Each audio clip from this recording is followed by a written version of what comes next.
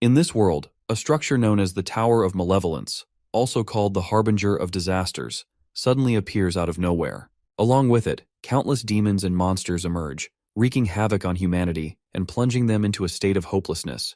Their devastation is so overwhelming that mankind is driven to the brink of extinction until the first generation of awakened, known as the Founders, rise to challenge them.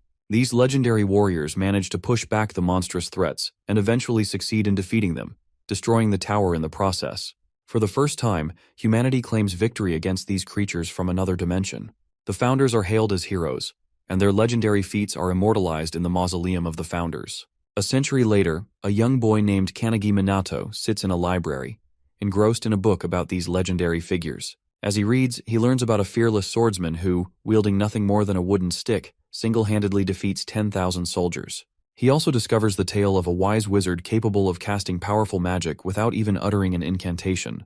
However, in the present era, these stories are regarded as mere legends or fairy tales, a far cry from the reality they once were. Despite this, Kanagi dreams of engraving his name in history, just as the Founders did.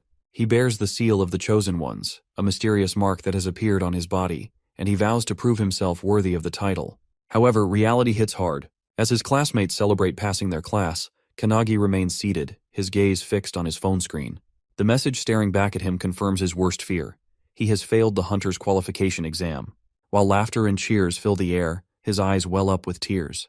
To make matters worse, his classmates begin mocking him, joking about throwing a party while sarcastically suggesting that he should clean up the trash instead. As someone who has awakened, he understands the simple rule: writing down a name would secure success in the test. Yet despite this knowledge, he has failed 3 consecutive years, earning nothing but ridicule and the label of disgrace. This is his final opportunity, and with it slipping through his fingers, he resigns himself to the idea that becoming a hunter is an impossible dream. Alone in the classroom, he silently gathers the discarded scraps of paper, his thoughts heavy with disappointment. Achieving a perfect score on the written exam and dedicating years to refining his aura has amounted to nothing. His crest, the supposed mark of strength, feels more like an empty scar than a gift. Clutching a trash can, frustration and sorrow well up within him until the words spill out. He too longs to stand among the Founders, to be acknowledged, to be more than a failure.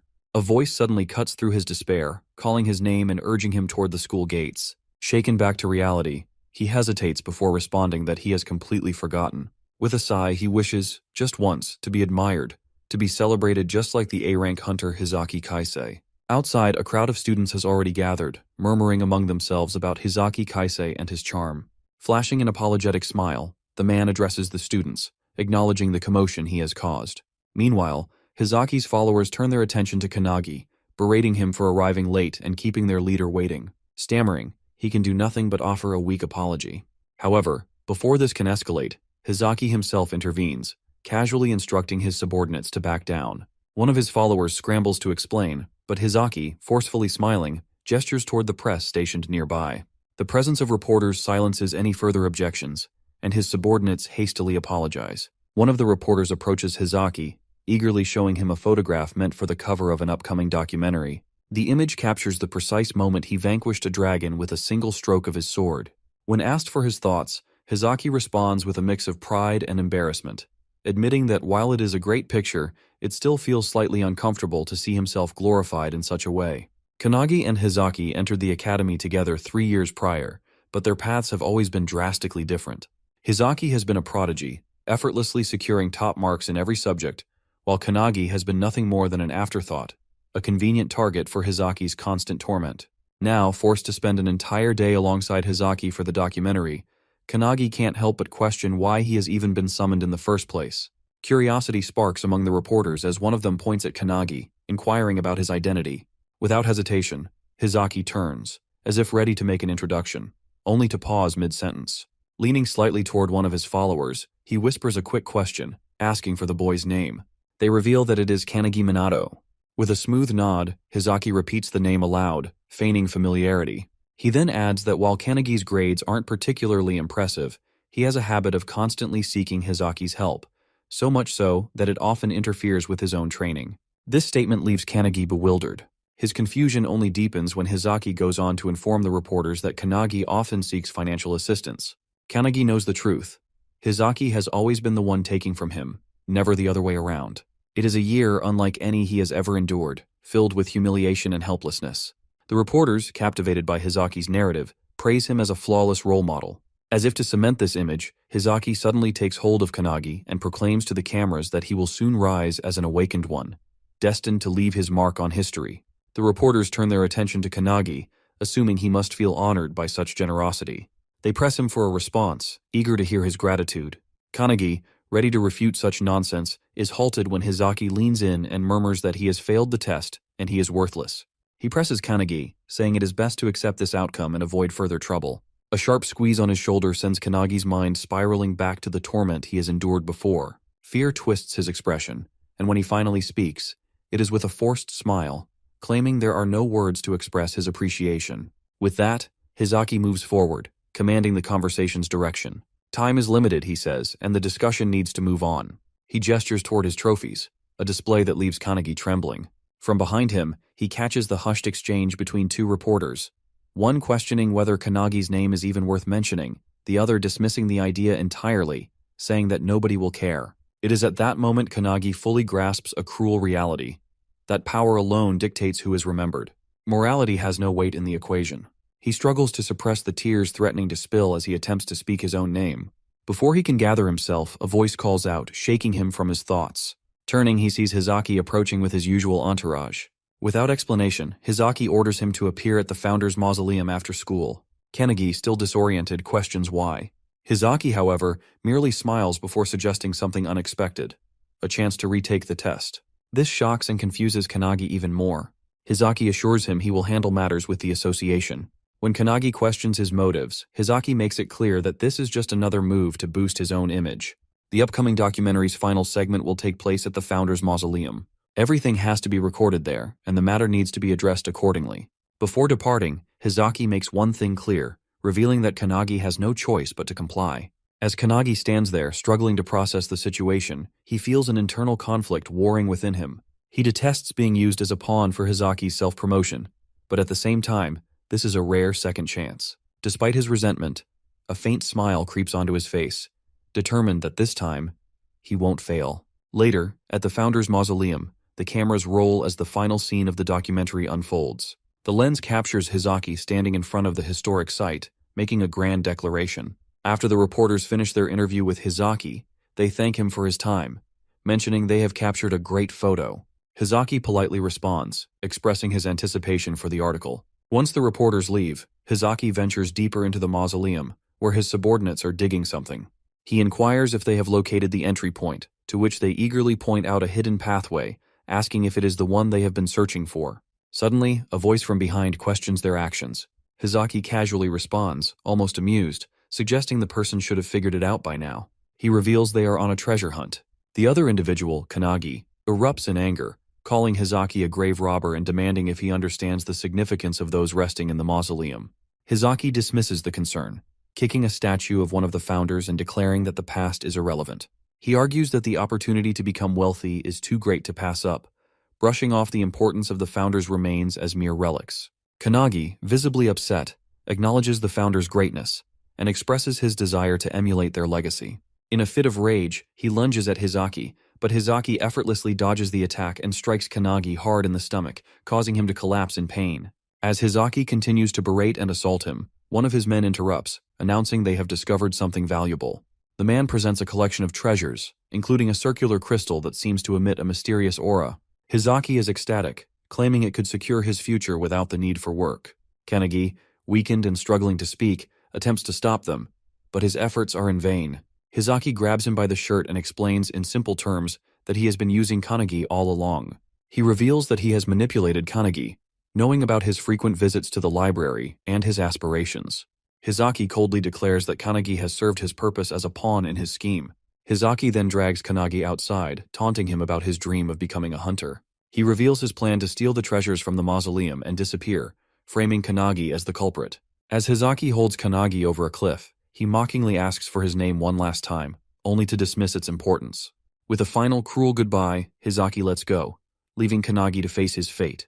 Kanagi plunges into the river, his thoughts swirling as he wonders if this is truly the end. His mind is racing with thoughts about all the years of training, the countless tests, and if they all have been for nothing. He feels himself fading, his existence slipping away without leaving a mark on anyone's memory. Just as despair begins to consume him, a strange glow surrounds him. Figures materialize, their voices echoing around him, speaking of a vessel and using Kanagi as one to fulfill their wish.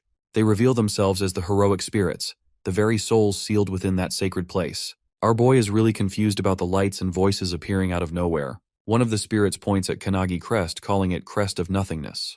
They explain that while it holds no inherent power, it has the potential to manifest abilities beyond imagination. The spirits offer him a choice: to form a contract with one of them and gain mastery over a specific art, whether it be magic, swordsmanship, endurance, or alchemy. They urge him to decide whose power he desires most. At first, Kanagi thinks of seeking strength similar to Hizaki, but his resolve shifts. He no longer wants to mimic others. He craves a power unmatched by anything in the world, a force capable of erasing every humiliation he has endured. When the spirits press him to choose, Kanagi declares he wants it all. He demands every ounce of their power, refusing to settle for anything less. The founders are taken aback, deeming his request impossible, as no vessel can withstand such an overwhelming influx of energy. Yet Kanagi yells at them and suddenly starts absorbing all of them. Getting inside him, all spirits are confused and shocked that a weak vessel like Kanagi has absorbed all of them. From atop a nearby hill, Hizaki notices a sudden burst of light erupting from the river. The water surges violently, as if an explosion has occurred beneath its surface. Moments later, Kanagi emerges, landing on the hill in front of Hizaki and his men's. Kanagi looks irradiating a powerful aura, and his vibes seem completely different. One of Hizaki's men sneers, mocking Kanagi for crawling back like a roach. Kanagi, undeterred, breaks off a small branch from a tree and swings it at his men. They laugh incredulously, questioning if he truly intends to fight them with nothing but a stick. Hizaki, growing impatient, orders his men to cut Kanagi's head off, ensuring he won't survive this time. One of the men, calling himself an A-rank swordsman, steps forward, channeling his energy into his sword. He arrogantly declares that Kanagi should feel honored to be cut down by someone of his caliber. With a swift motion, the swordsman lunges at Kanagi, his blade slicing through the air. But as he lands behind Kanagi, something goes horribly wrong. Blood begins to pour from the swordsman's body, as though he has been the one struck. He screams in agony, collapsing to the ground. Hizaki and the remaining man stare in stunned silence, unable to comprehend what has just happened. Kanagi stands calmly with the branch still in his hand, mocks the fallen man, asking him to teach him the sword skills he was yapping about. Hearing that the remaining man starts channeling a spell, however, before he could do anything, Kanagi counters it with his own. He channels the Thunderbolt Hadad spell with incantation, and it directly strikes Hizaki man, sending him defeated on ground. Hizaki stands in disbelief, struggling to process how Kanagi has effortlessly defeated his men, first with nothing more than a branch, and now with magic that requires no incantation.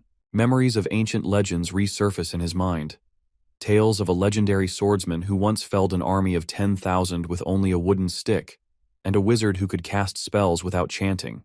These stories, long dismissed as myths, now seem to come alive in Kanagi. The souls of the founders, once dormant within the mausoleum, now reside within him. There are 106 souls in him of the great founders. Kanagi, recalling Hizaki's earlier boasts about marking his name in history, steps closer. He declares that his name won't be forgotten, that he will be remembered eternally, and that a new myth will be born from his actions. As he approaches, Hizaki struggles to accept the reality before him, that Kanagi has absorbed the souls of the founders through the crest of nothingness. Inside Kanagi, the founders express their joy and excitement, marveling at the freedom they now experience after centuries of confinement. They eagerly discuss who will take control of Kanagi's body, treating it as a competition. Among the founders, the great swordsman Hinoki Reichiru addresses Kanagi, expressing no surprise at being remembered after so long. He inquires about Kanagi's plans, dismissing Hizaki as insignificant, and directing Kanagi's attention to something far more ominous behind him. Kanagi, now focused, turns to Hizaki, who stammers in fear, warning Kanagi not to underestimate an A-rank hunter like himself. Without hesitation, Kanagi delivers a powerful jab to Hizaki's face, sending him flying through the air. Kanagi then turns his attention to a mysterious bag emitting a dark aura. As he focuses on it, a surge of immense power blasts out from within, catching him off guard. Hinoki, however, remains calm with a faint smile playing on his lips. Meanwhile, in the city, a three-headed wolf monster is wreaking havoc. A man calls out to Kisaragi, urging him to handle the beast. Kisaragi swiftly engages the creature. With a graceful leap, he positions himself above the three-headed wolf and strikes it with a waterfall impact attack from above. The crowd erupts in cheers, amazed by his ability to instantly defeat an A-rank monster. Kisaragi, an S-rank hunter, humbly accepts their praise, inquiring about Hizaki's whereabouts. A man mentions that Hizaki is likely occupied with an interview, adding that it must be nice to be hailed as a young hope. Kisaragi brushes off the comment, noting that Hizaki's rising popularity will benefit their guild's reputation. As they prepare to file a report and grab a drink, a deafening aura engulfs the city, accompanied by an overwhelming pressure. Panic spreads as people collapse, and even hunters struggle to withstand the force. Kisaragi turns to see his team in distress, realizing that A-rank and B-rank hunters are unable to stand against the source of the pressure. It is clear that an S-rank monster has arrived. On the streets, people collapse under the immense pressure that is emanating from the mausoleum of the founders. In the jungle, Hizaki, trembling and struggling to sit up, stares in shock as a massive monster emerges from the bag before them. He mutters in disbelief, questioning if it is a demon and what it could possibly be. Kanagi explains that Hizaki's actions have undone the seal, releasing one of the boss monsters from the tower that has been sealed away. Hizaki, observing the unfolding disaster, understands immediately what has transpired. The act of removing the relics has undone a powerful seal, allowing one of the tower's dormant monstrosities to break free. Hinoki, analyzing the beast with precision, recognizes it instantly. It is the embodiment of emptiness, classified well above S-rank danger. According to Hinoki, it can kill numerous humans within a few kilometers with its poisonous aura and was quite common during their era. Panic takes hold of Hizaki, who abandons reason and flees in desperation, convinced that staying means certain death. Kanagi, however, understands the predator's instincts and warns that movement will only invite disaster. The warning comes too late. The moment Hizaki breaks into a run, the monster reacts with predatory precision. It attacks Hizaki with its massive tentacles. Hizaki barely has time to raise his blade in defense before the tentacle strikes, piercing his chest with ease. Though he once slew a dragon with that very sword, it proves utterly useless against this ancient beast. The creature wastes no time spreading onto Hizaki's body and draining his very essence. His agonized screams echo through the streets, but Kanagi, having foreseen the inevitable, merely observes. Hinoki, standing beside Kanagi, takes advantage of the moment to place a hand on his shoulder. He proposes that he seeks complete control over Kanagi's body. He asks if Kanagi wants to see his one-handed sword style. But before the offer can be fully entertained, other founders intervene, grabbing Hinoki by his hair, accusing Hinoki of attempting to claim such a powerful vessel for himself. Caught in the act, Hinoki seeks to defuse the situation, though it doesn't help. It is Kanagi who disrupts the dispute, presenting his own terms. He will not grant control to a single individual. His body will be shared among them all. According to him, he will surpass them all and ascend to their level, proving his worth through strength alone. If they seek to use his body, they will need to show him what true power looks like. Hinoki, bewildered by Kanagi's audacity, readies his blade. Then, seizing the opportunity, he takes the first step in merging with Kanagi's body, rallying the other founders to do the same. As Hinoki lifts his sword, shadowing him, Kanagi does the same and targets the limbs of the monster. Hinoki's blade, guided by the expertise of another founder, severs one of the demon's arms in a single decisive strike. The beast retaliates with another violent swing, but Kanagi, now infused with yet another founder's mastery, evades with inhuman agility. Strength upon strength layers within him, each founder taking turns in controlling his movements. The old master's influence grants him the ability to seize the creature's own tentacles, using sheer force to slam the monster into the earth. The monster is sent flying by the attacks as Kanagi grabs a bow from the ground, allowing him to pierce the monster. He then uses every skill at his disposal, including whirlwind, fire breath, and ice attacks. Hinoki, seizing control once more, picks up Hizaki's broken sword from the ground. Just as the demon attempts a surprise attack from below, Kanagi's eyes glow yellow as the great wizard within him takes over, electrocuting the creature mid-strike.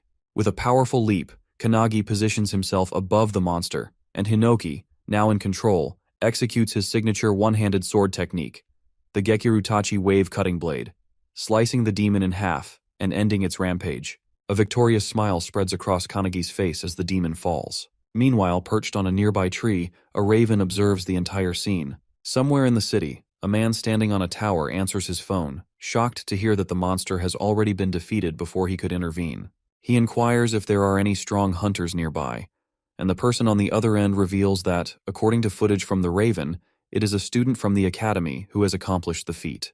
The man, Chihara Midori, the world's strongest awakened, expresses his desire to meet this student. The next morning, Midori sits atop a pile of monster carcasses, calling the academy's director, He informs him about the S-rank monster's defeat, but clarifies that it wasn't his doing. Based on the Raven's footage, it is Kanagi who has slain the creature.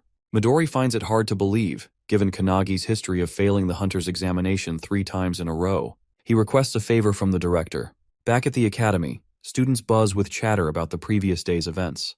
The overwhelming aura has left many unable to move, and now they speculate about who could have defeated the monster. One student jokes with his friend, claiming he was the one who did it, but his friend dismisses the idea, pointing out that it has been a decade since the last S-rank hunter emerged. However, rumors are circulating that the Slayer is indeed a student from their academy. Kanagi, leaning on a stick for support, walks through the campus with his trembling body. He overhears the conversations, amazed that the incident has become the sole topic of discussion. Suddenly, a man bumps into him, knocking him to the ground and scoffing at the idea that someone like Kanagi could be the S-rank Slayer. Kanagi knows the truth. He has defeated the demon, but only by lending his body to the founders. Now his body aches terribly from the recoil of their power. As he struggles to his feet, a voice echoes in his mind, mocking him. It is Hinoki, who reminds him of his ambition to surpass them. Hinoki's tone is both challenging and encouraging, pushing Kanagi to regain his composure and strive for greater heights. Kanagi recalls his words from the previous night and responds with quiet confidence, affirming his determination. He forces himself to stand, ignoring the lingering pain in his body. Hinoki, residing within him, chuckles lightly, urging him to show his resolve. As Hinoki observes the students around them, he can't help but feel a sense of disappointment. The awakeners of this era seem no stronger than ordinary humans, a stark contrast to the warriors of his time. He muses that if the tower were to reappear now, the world would undoubtedly face its end. However, his thoughts are interrupted when he senses a powerful aura nearby. Kanagi notices Hinoki's sudden shift in demeanor and asks what's wrong, but Hinoki brushes it off, though he can't shake the feeling of the immense energy he just detected. At that moment, a professor calls out to Kanagi, instructing him to hurry over. Kanagi, assuming it is about his letter of resignation, so he approaches hesitantly. He is well aware that he has exhausted his 3 chances to pass the hunter's qualification test, and failing means starting over from scratch. To his surprise, the professor orders him to go to the field for a re-examination. The news leaves Kanagi stunned, as such opportunities are almost unheard of. Meanwhile, students gather by the windows, whispering among themselves. None can recall a hunter re-examination ever being conducted before. On the field, Kanagi is in position for a sprint. He is still not in perfect condition, but is determined to prove himself. The first challenge is a 100-meter sprint, with an average completion time of 3.6 seconds and a record of 2.7 seconds. The student who bumped into him earlier trash-talked Kanagi, calling him a failure. As he begins to run, the students watch in disbelief as he crosses the finish line in just 1.2 seconds. The next test is a 3,000-meter sprint, with an average time of 4 minutes and 20 seconds and a record of 3 minutes and 17 seconds. Kanagi shatters expectations again, completing it in 1 minute and 17 seconds. The following tests, push-ups, bench press, and others, yield similar results.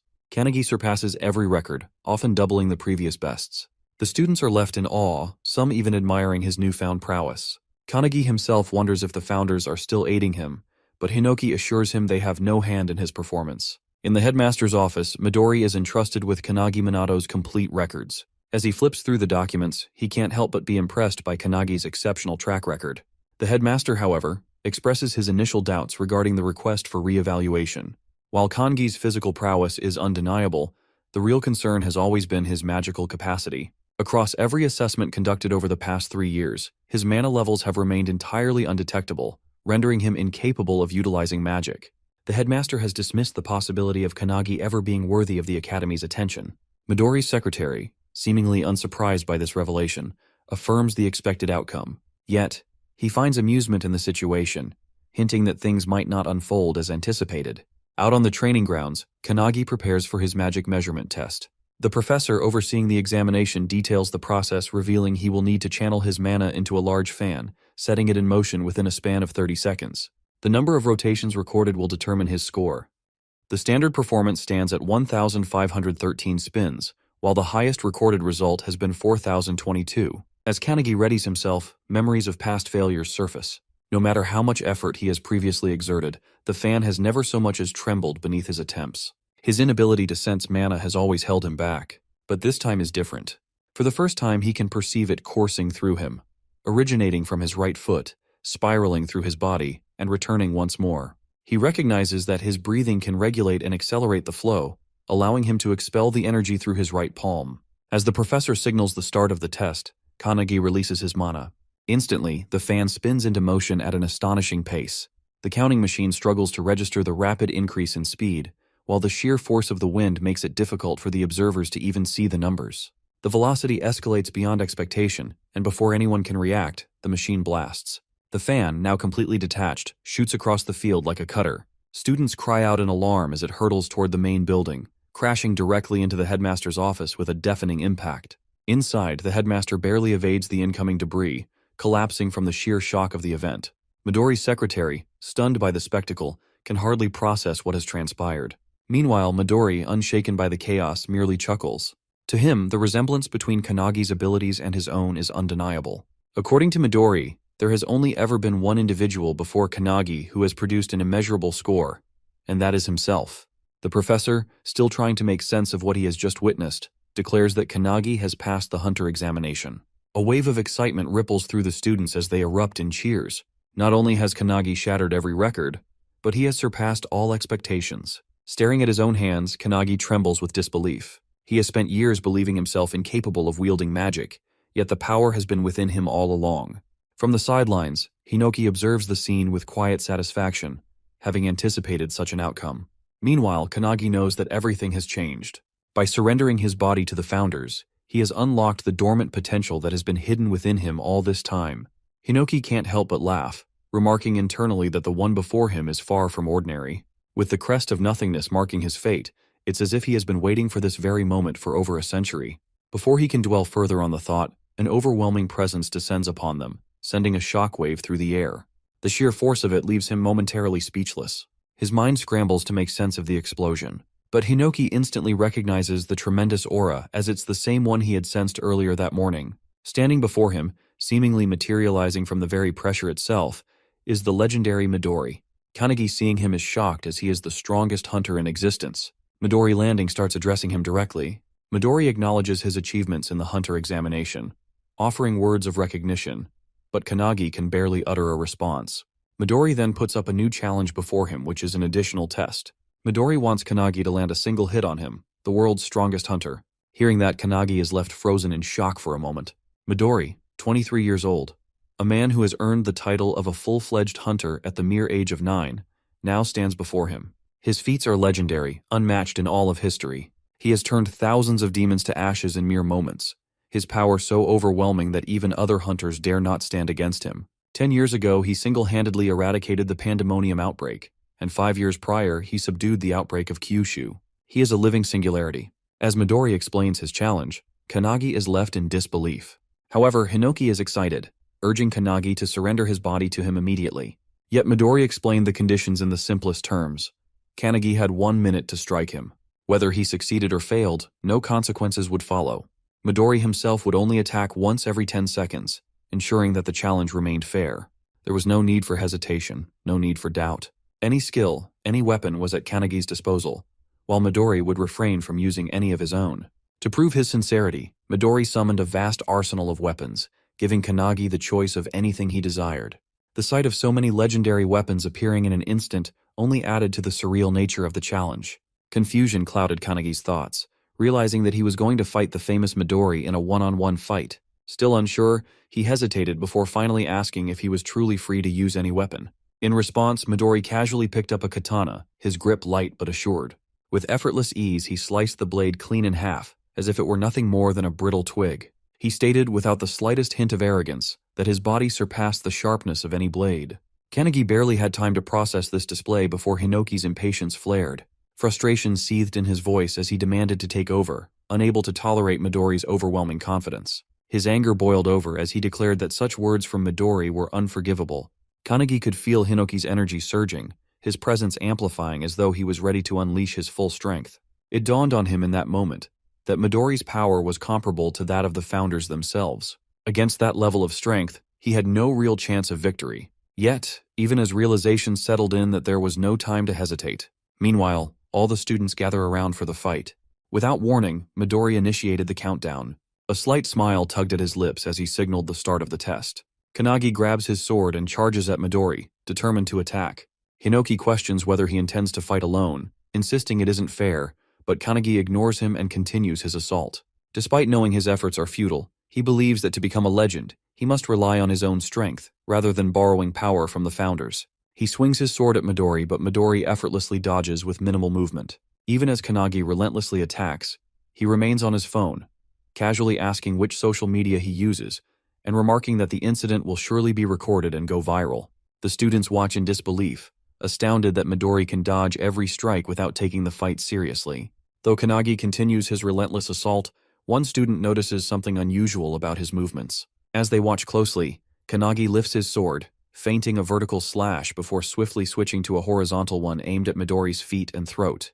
The execution is flawless, and Kanagi is amazed at how naturally his body moves. Realizing he isn't tiring, he wonders if this is the effect of lending himself to the founder's power. His thoughts are abruptly cut off when Midori places a finger on his head, preparing to flick him, and casually mentions that 10 seconds have already passed. Kanagi narrowly dodges, but the power Midori releases obliterates the field. Seeing the destruction, Kanagi realizes that if the attack had connected, his head would have been gone. Midori glances at his hand in confusion, sensing no malice from Kanagi, and wondering if he had miscalculated his own strength. Panic grips Kanagi as he understands that he will die at this rate. Desperately, he tries to recall the sensation of his stronger self. As he focuses, a powerful aura surges from him, catching Midori off guard. Kanagi launches another attack, his speed increasing rapidly. The students are in awe, shouting that the camera can't keep up with their movements. Midori notices the shift in Kanagi's presence and wonders if there is a specific condition to activate this power, or if Kanagi is deliberately keeping it a secret. Realizing another 10 seconds had passed, Midori decides to strike Kanagi lightly this time. He bends down, positioning his finger to flick again, but instead, he hits Kanagi in the chest, sending him crashing hard into the wall. Kanagi coughs up blood, yet he finds the experience incredible, marveling at the fact that he is fighting the world's strongest awakened. He understands that if his body were the same as it was yesterday, he would already be dead from that blow. This realization makes him smile, knowing it means he is growing stronger. However, he also acknowledges that his current skill is not enough to pass Midori's test. Determined, he chooses to push forward with brute force and charges at Midori once more. Suddenly, Midori appears beside him with unbelievable speed, causing Kanagi to stop in his tracks. Apologizing, Midori tells him he has seen enough. He then states that the 30 seconds are up before striking Kanagi at the nape, making him slowly lose consciousness. As Kanagi collapses, Midori observes that he is indeed a genius, but not on the same level as his comrades. In the end, Kanagi is unable to fully unleash the power Midori had sensed. Calling his secretary, he informs her that they should head back, expressing his disappointment in the outcome. Just then, Kanagi grabs his sword, and Midori immediately senses an intense aura from behind him. Midori glances back and sees Kanagi's body radiating with power. Hinoki, now speaking through Kanagi, remarks that the stubborn brat is already asleep, allowing him to finally take over. Stepping forward, Hinoki suggests they extend their fight a little longer. Meanwhile, Kanagi's spirit, separated from his body, panics at the sight of Hinoki controlling it. Yet Midori merely smiles, recognizing the presence he had sensed earlier. He wonders if this is an entirely different person, or merely a skill at play. Regardless, he understands one thing: Kanagi is now a monster. Kanagi, under Hinoki's control, suddenly launches an attack, shouting at Midori not to space out. Midori notices immediately that his movements have changed. His speed and strength have reached another level. Suddenly, a sword nears Midori's face, and he ducks just in time to avoid it. Kanagi swings again, forcing Midori to leap away to create distance. Still in shock, Midori watches as Kanagi swiftly positions his sword for another strike. He swings once more, but Midori bends down just in time, causing the attack to land on the building behind him instead. The students inside scramble in panic, realizing the danger. Midori notices that Kanagi's slashes have become unpredictable, yet he can still anticipate the flow of his movements. It reminds him of ancient swordsmanship, like a relentless torrent of water. Raising his palm, Midori laughs and remarks that such skill is necessary to defeat an S-rank like him. He then lifts his hand again, intending to put Kanagi to sleep once more, noting that only 40 seconds have passed. However, Kanagi suddenly moves forward at an incredible speed, swinging his sword and shouting that Midori won't be able to hit him. Midori swiftly jumps back to evade the attack, laughing as he acknowledges Kanagi's impressive skill. The students can hardly believe what they are witnessing as Midori is on the defensive. Kanagi shouts that Midori is boring and insists that he shouldn't hold back. He warns Midori that if he looks down on him, he will beat him up. Without hesitation, Kanagi leaps forward to attack, but Midori only laughs and responds with confirmation. With a swift kick, Midori sends a stone flying toward the weapons behind him. Instantly, the weapons float into the air. He jumps, catching Kanagi off guard, and grabs one of the weapons hovering above them. Excitedly, Kanagi exclaims that Midori is finally going all out. They then engage in an intense mid-air battle, clashing foot against foot, stunning the students who watch in awe. They seize every weapon within reach, shattering them into pieces with their sheer strength. Meanwhile, inside Kanagi's body, the founders observe Hinoki unleashing his full power. They are impressed that Midori is able to keep up. Old Man Spirit suggests joining the fight, but another founder scolds him, calling him tactless. The Great Wizard, watching in silence, suddenly realizes that Kanagi has been studying Hinoki's movements, trying to learn from them. He notices Hinoki shifting his center of gravity as he pounces from below, but the sword in his hands shatters once again. Frustrated by the poor quality of the weapon, Hinoki feels a surge of anger. Midori, on the other hand, finds the battle exhilarating and fun. However, he soon realizes that there are no swords left and wonders if Kanagi will resort to firearms. With a taunting smirk, Midori shouts that only 10 seconds remain and teasingly asks what Hinoki plans to do now. Hinoki glances toward the building behind him before leaping toward it. He heads straight for the man who had pushed Kanagi earlier and snatches his sword. Just then, Midori jumps closer, launching his fist at Hinoki. The impact causes a loud explosion against the building. Fortunately, Hinoki dodges in time and reappears in front of Midori. They resume their mid-air clash, exchanging blows. Midori shouts that the fight is fun and suggests they continue a bit longer. Meanwhile, the students notice that the building is on the verge of collapsing. As the battle reaches the rooftop, Midori's secretary watches nonchalantly. Midori then places his hand on a massive fan and grabs it, causing cracks to form on its surface. He retrieves the fan from the building and aims it at Hinoki. With a powerful throw, he sends it hurtling toward him. However, he is taken by surprise when Hinoki, wielding his one-handed sword, slashes through the fan like dice with his dice-style sword art. The fan shatters into tiny fragments, and Midori reacts with excitement, praising Hinoki's skill. However, Hinoki wastes no time and launches his sword at Midori. To his shock, the sword shatters upon impact. Midori raises his hand, aims at him, and calmly acknowledges that 60 seconds have passed before striking Hinoki with his palm, sending him crashing down. Hinoki curses under his breath, but before he can react, Kanagi suddenly leaps onto his back and pushes him back toward the other founders. As Midori's attack nears, Kanagi manages to deflect it aside with a gentle motion, successfully dodging the strike. The unexpected maneuver leaves both Hinoki and Midori stunned. However, the impact breaks one of Kanagi's hands. Despite that, he remains focused on his goal and delivers a punch to Midori's face with his remaining good hand. From the inside, the battle between the singularities feels endless, a fierce clash over a seemingly small outcome, much like a chess match where both players are equally skilled. Despite its intensity, Hinoki knows it has lasted only a brief moment. Watching with quiet pride, he realizes that Kanagi has carved open a new path to victory. Kanagi, however, is left in shock when he sees Midori halt his fist just in time. Frustration fills him as he realizes he has failed to land a clean hit. But then, to his surprise, Midori smiles and deliberately pulls Kanagi's fist toward his own face, acknowledging the effort. Without hesitation, he confirms that Kanagi has passed. Before either can react further, both collapse onto the ground. The students observing the battle murmur in confusion, struggling to comprehend what has just happened. Midori, still holding Kanagi's unconscious body, calls for his secretary, Rin, and informs her that they should leave. Rin arrives beside him and inquires about the outcome. Midori confirms that Kanagi has passed and admits finding him interesting. However, he acknowledges that he has accidentally broken Kanagi's arm and requests Rin to heal him. She agrees without hesitation. The students, overhearing the conversation, struggle to believe that Kanagi has succeeded.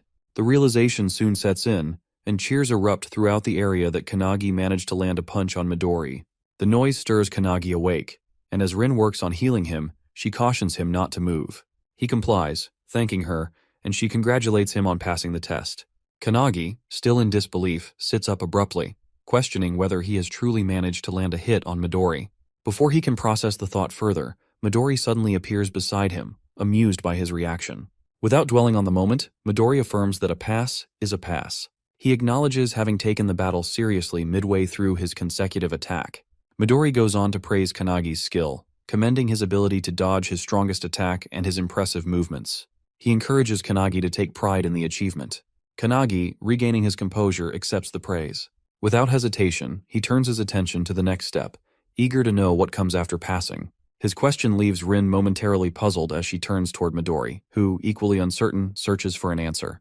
Later that night, Kanagi at home assists his mother with cleaning as she prepares food in the kitchen. She casually asks how many guests will be arriving.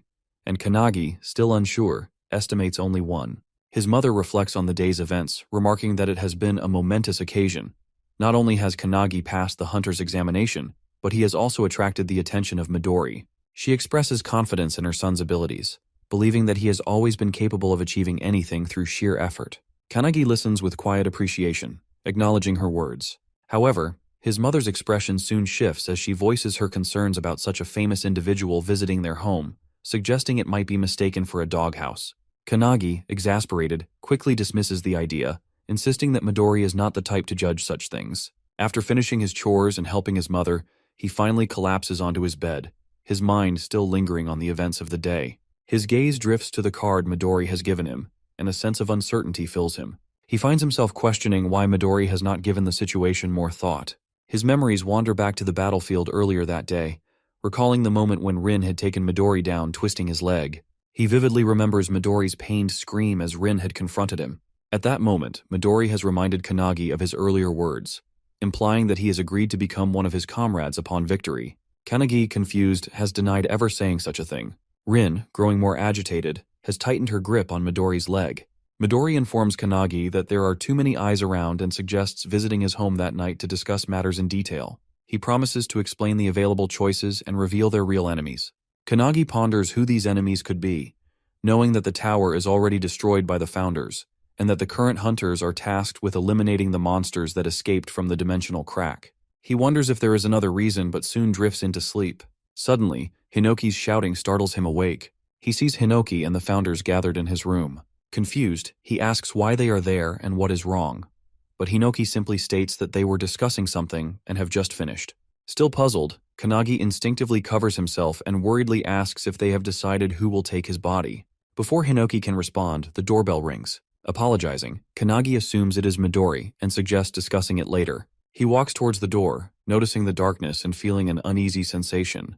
To his shock, he finds his mother collapsed on the floor. Panic grips him as he calls out to her, rushing forward but stopping abruptly when he notices someone sitting in the kitchen. The stranger eats the food his mother has prepared, complimenting it while ignoring the mess around him. With a mocking tone, the man remarks that Kanagi should discipline his mother and insists that if he wants to impress customers, they should get better quality food. Kanagi demands to know who the man is and what he has done to his mother. The man, unfazed, shouts at him to watch his tone and introduces himself as Haitani Goru, an S-rank hunter and a comrade of Midori. Haitani then orders Kanagi to grab his luggage, announcing that they are moving to their base. Rage boils within Kanagi, and without hesitation, he launches a punch at Haitani. However, Haitani easily dodges and appears behind him, questioning if Kanagi is challenging him.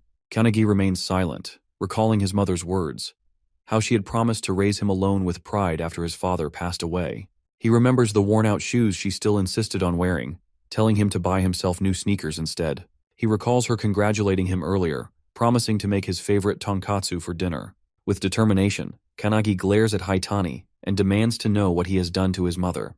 Hinoki, observing the situation, recognizes that Haitani is an S-rank hunter from the previous era. Annoyed by the sight of someone he considers a rip-off of Midori, Hinoki declares that it is time to act. The founders, having witnessed Kanagi's fight with Midori, understand how they should treat him moving forward. Haitani, amused, taunts Kanagi, calling his angry expression pretty cute. He raises his hand to slap him, but Kanagi remains still, unfazed.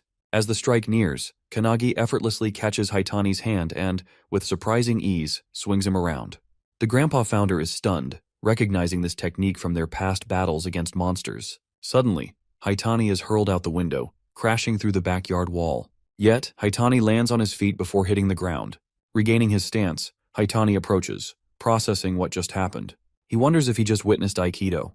Recalling Kanagi's fight with Midori that afternoon, he had observed not only Kanagi's immense aura and swordsmanship, but also a peculiar power.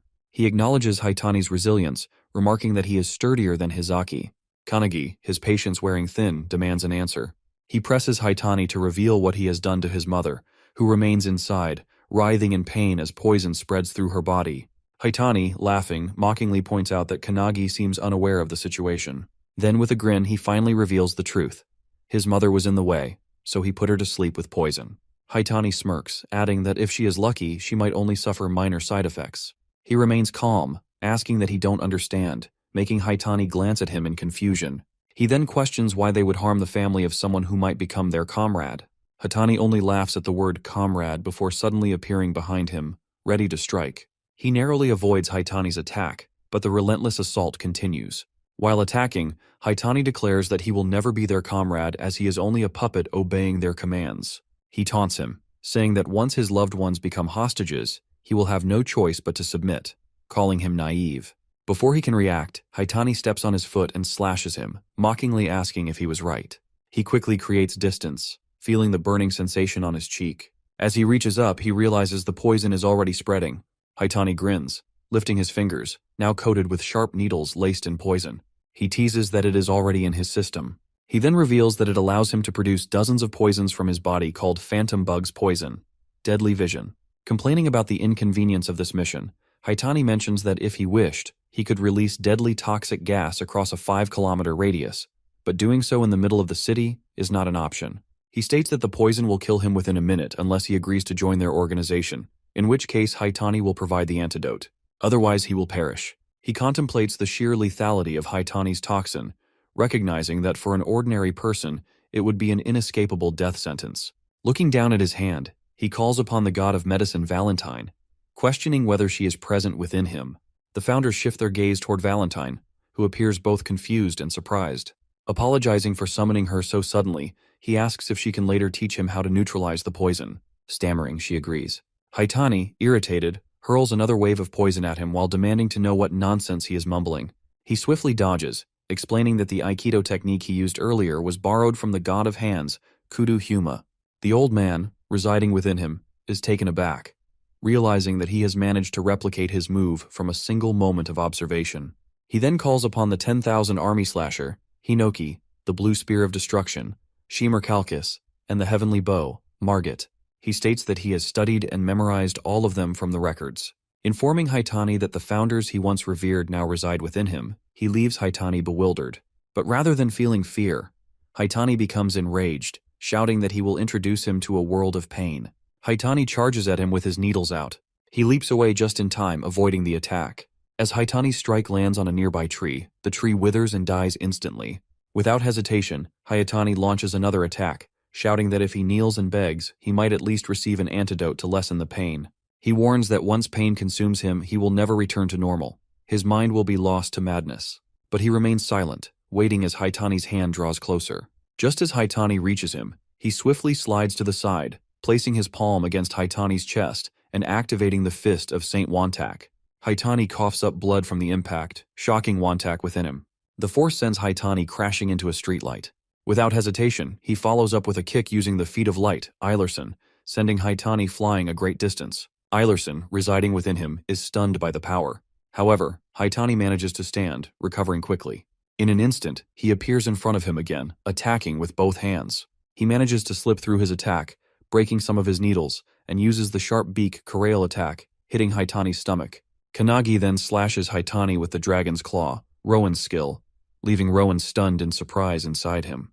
Haitani grabs him and activates the Flipper of Lilac, throwing Haitani around in midair. Floating, he wonders what is happening. He knows that poison should cloud judgment, and it should have already affected the nervous system, but Kanagi is still moving, strong and unharmed. Kanagi activates the Magus of Truth, Meltius Silentius, and releases it on Haitani, causing a loud energy blast that leaves everyone in shock. Hinoki asks the founders if they saw that, and tells them that just after defeating Haitani, Kanagi started copying all their moves, both physical and magical. He adds that he doesn't care whether Kanagi's power comes from the crest of nothingness, but he finds him interesting. The founders agree. Hinoki suggests they train Kanagi, believing that if the founders train him, he will become the strongest awakener. Somewhere else on rooftops, hooded individuals are running and jumping. One of the individuals urges everyone to hurry, revealing that Nemours guilds are after Kanagi, so they should move quickly to catch him before they do. Suddenly, Midori appears behind him, asking if there are really that many. The man is shocked, and Midori calmly tells him that if there are 15, he should be the last one. He points a finger near the man's forehead, flips his head, and slams him hard onto the building's roof. Midori contacts Rin through his Raven's call, and she answers immediately, informing him that she has arrived. She reassures him that no awakeners are nearby, but her next words catch him off guard. Someone else has already been there. Midori remains silent, waiting for her to continue. Rin then reveals that the intruder was Haitani, an S-rank hunter known for his mastery of poison. He had come looking for Kanagi but had been utterly defeated. Midori's gaze shifts to the rooftop, where Haitani lies sprawled out, mouth slightly open, making Midori wonder what had happened. A short while later, they arrive at Kanagi's house. Midori claps his hands together, a bright grin forming as he praises Kanagi. He expresses genuine admiration, admitting that he never expected Kanagi to take down an S-rank hunter. Without hesitation, he asks if Kanagi had been exposed to the poison. Kanagi scratches his cheek, offering a small, sheepish response. Both he and his mother are fine. Hinoki crosses his arms, unimpressed. He reminds Kanagi that without Valentine's intervention, he wouldn't have made it through the night. At the mention of her name, Valentine groans in exhaustion, only for Hinoki to acknowledge her quick work. He notes that finishing everything in just 5 seconds is no small feat. Valentine shrugs, muttering that it wasn't difficult. With the poison's creator lying there, all it took was a few well-placed jabs to extract the necessary blood samples and find the antidote.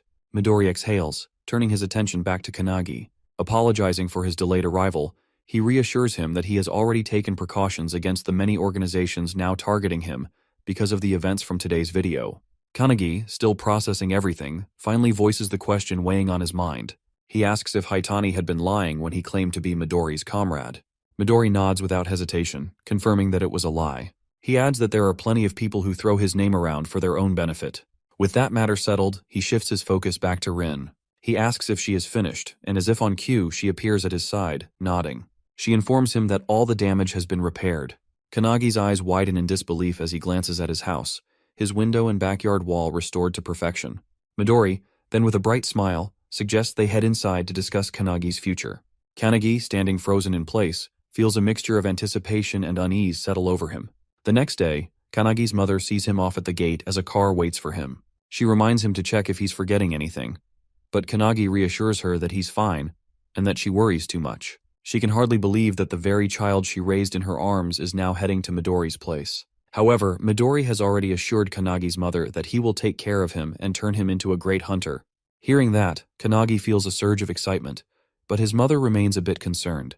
Hiding her worry, she hands Kanagi his lunch, urging him to eat since he skipped breakfast. Even though he doesn't really need it, Kanagi takes it without argument. Then his mother voices her concern directly to Midori, asking if her son will face danger.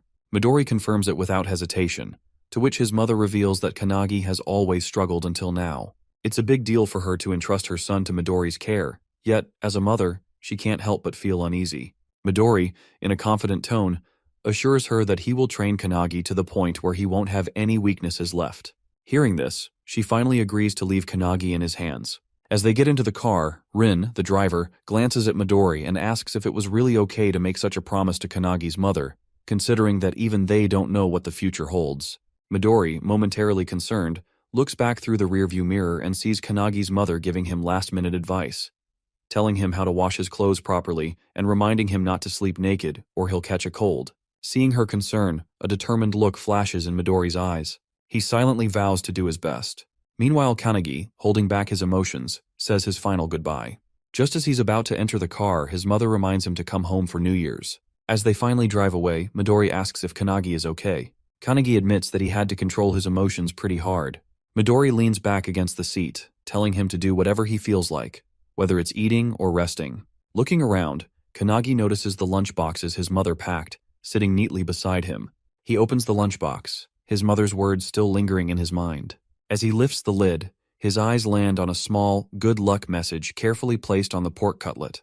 The simple gesture strikes him deeply, stirring emotions he hadn't expected. He pauses for a moment, reflecting on all the care and sacrifices she has made for him. A quiet gratitude settles in his chest as he begins to eat, though the meal is accompanied by the sting of unshed tears. Rin and Midori, seated nearby, exchange glances but remain silent, allowing him to process the moment in his own way as the journey continues. Upon arriving at their destination, Kanagi is shocked as he takes in the sight of the impressive anti-prophecy headquarters building. Midori welcomes him, explaining that only a select few awakeners are ever permitted inside.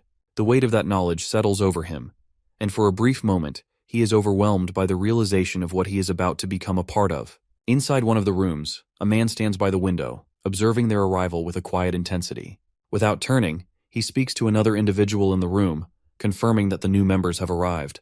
A girl, her expression unreadable, questions whether this is truly about the newcomer. A young man responds, remarking on how rare it is for them to gain a new comrade.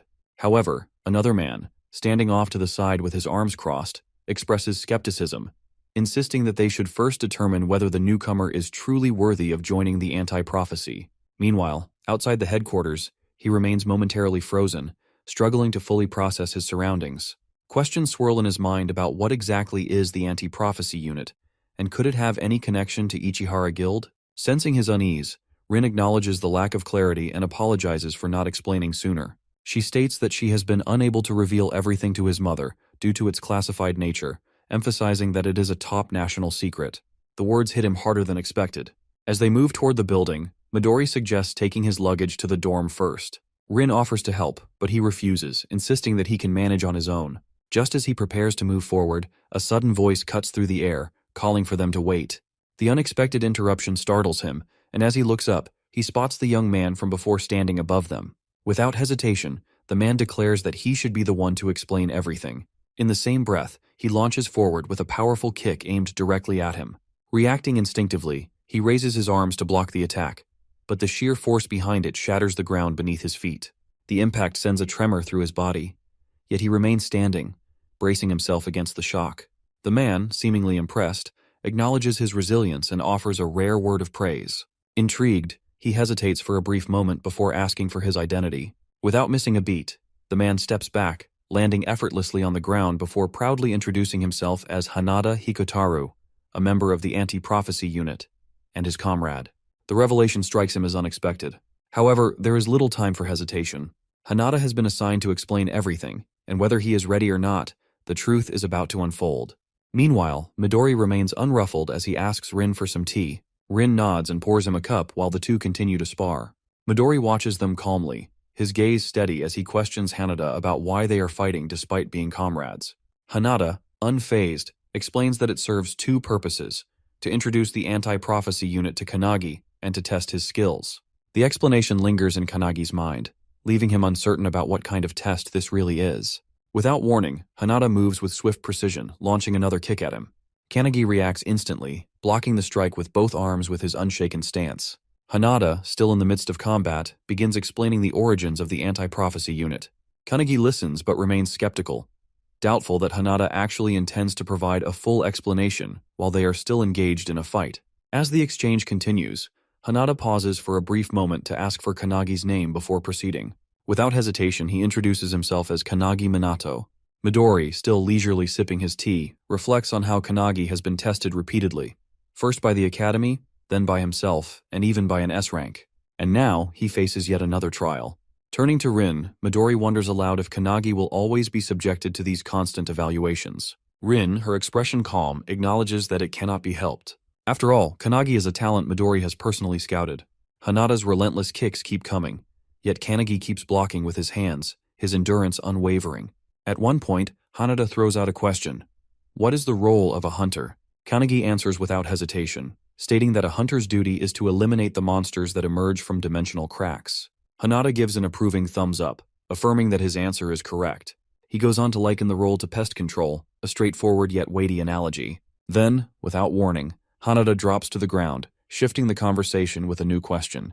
He asks Kanagi about the other dangers that exist outside of dimensional cracks. The question catches Kanagi off guard. He hesitates before asking Hanada to clarify what he means by other dangers.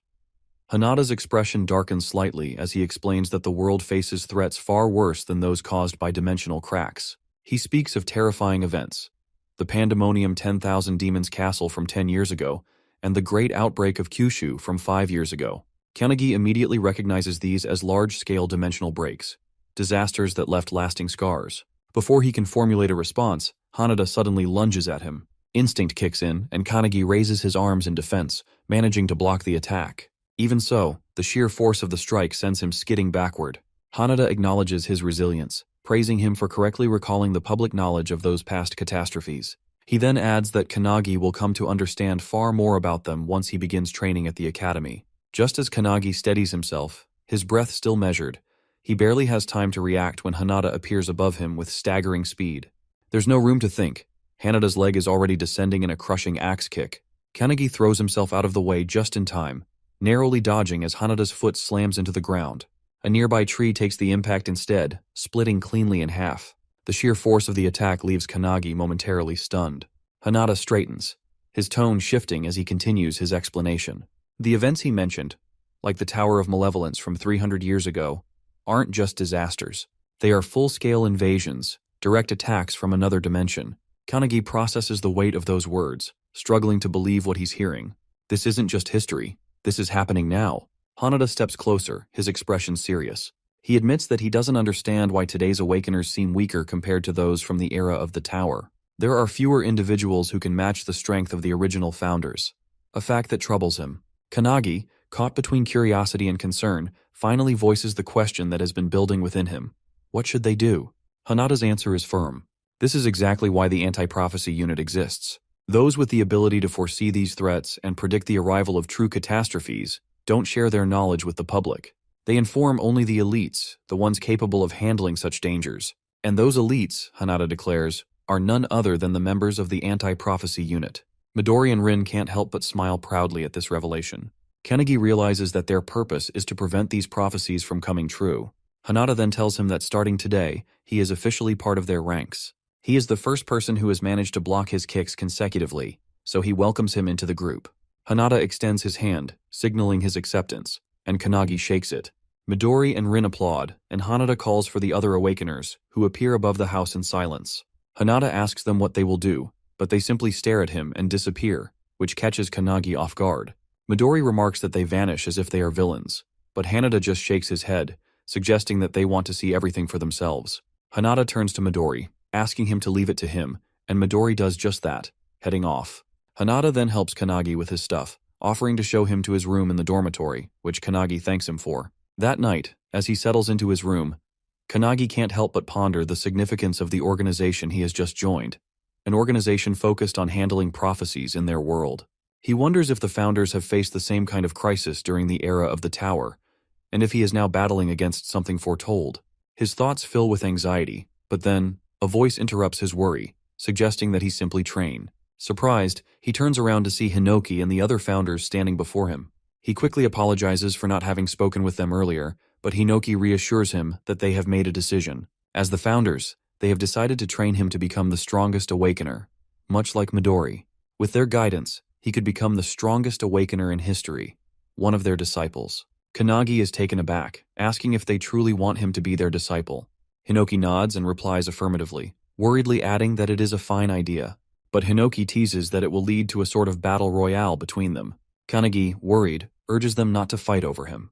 Hinoki explains that things have started that way, but after observing him more closely, the founders have changed their minds. Rather than using his body for their own gain, they find the idea of training him far more intriguing. Hinoki then shares that when Kannagi defeats the poison user, he manages to copy all their moves, even though he cannot replicate them at the same level of proficiency. Nevertheless, Kannagi grasps the basics quickly. Hinoki asks if Kannagi understands the significance of his achievement, pointing out that it is possibly a result of his crest of nothingness. But more importantly, it is his speed of learning that makes him stand out. This ability, Hinoki explains, is stronger than any of the founders' talents. As Hinoi speaks, Kannagi feels tears welling up in his eyes. He remembers the looks of disappointment from his previous trainers, the ones who told him that it seemed like he had no talent.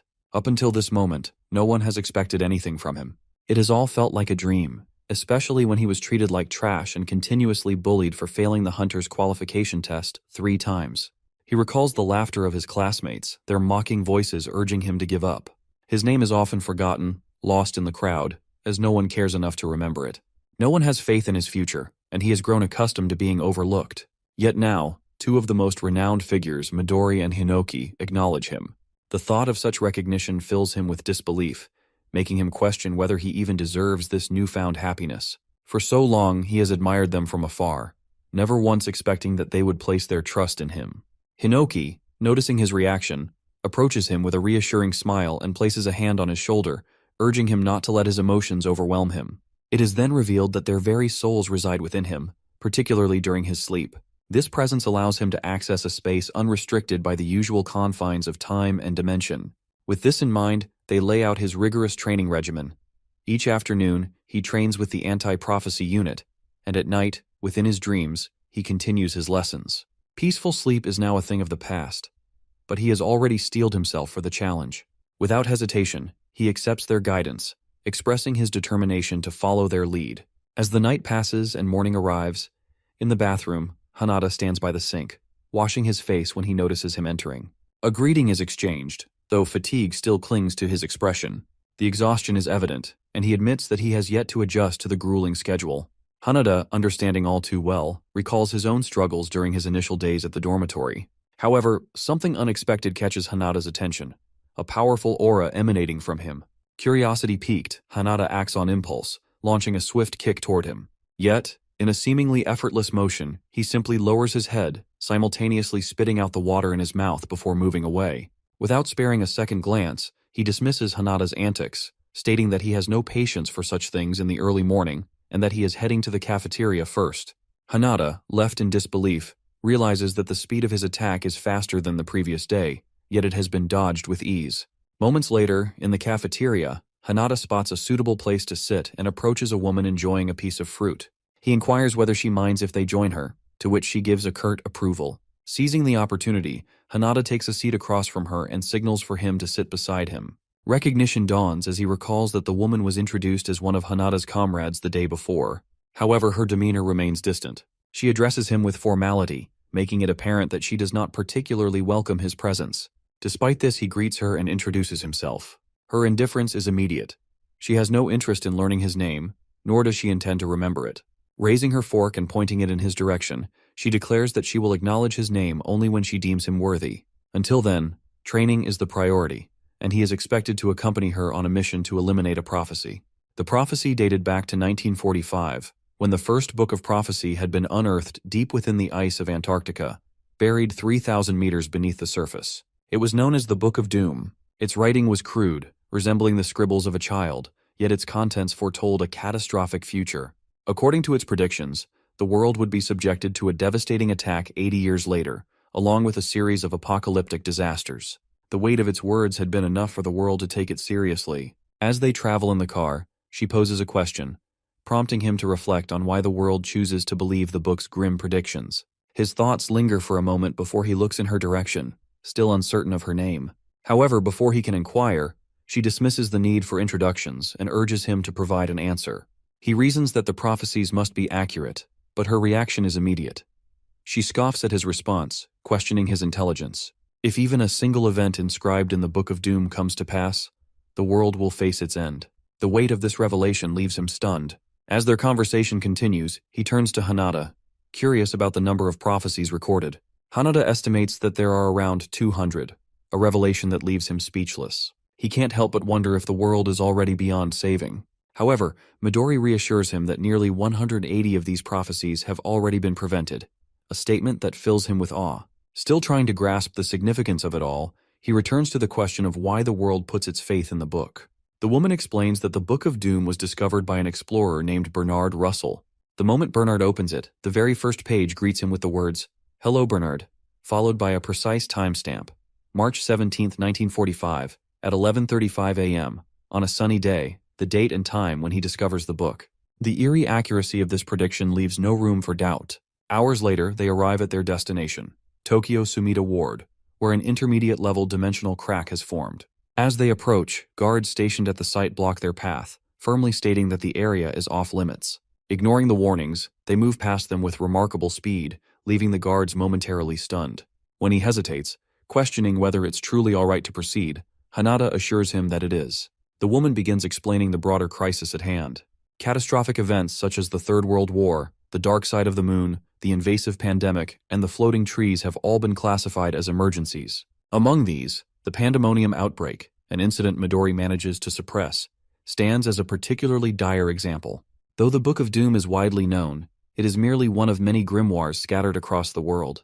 The Anti-Prophecy Unit exists specifically to gather intelligence, analyze predictions, and take preemptive action.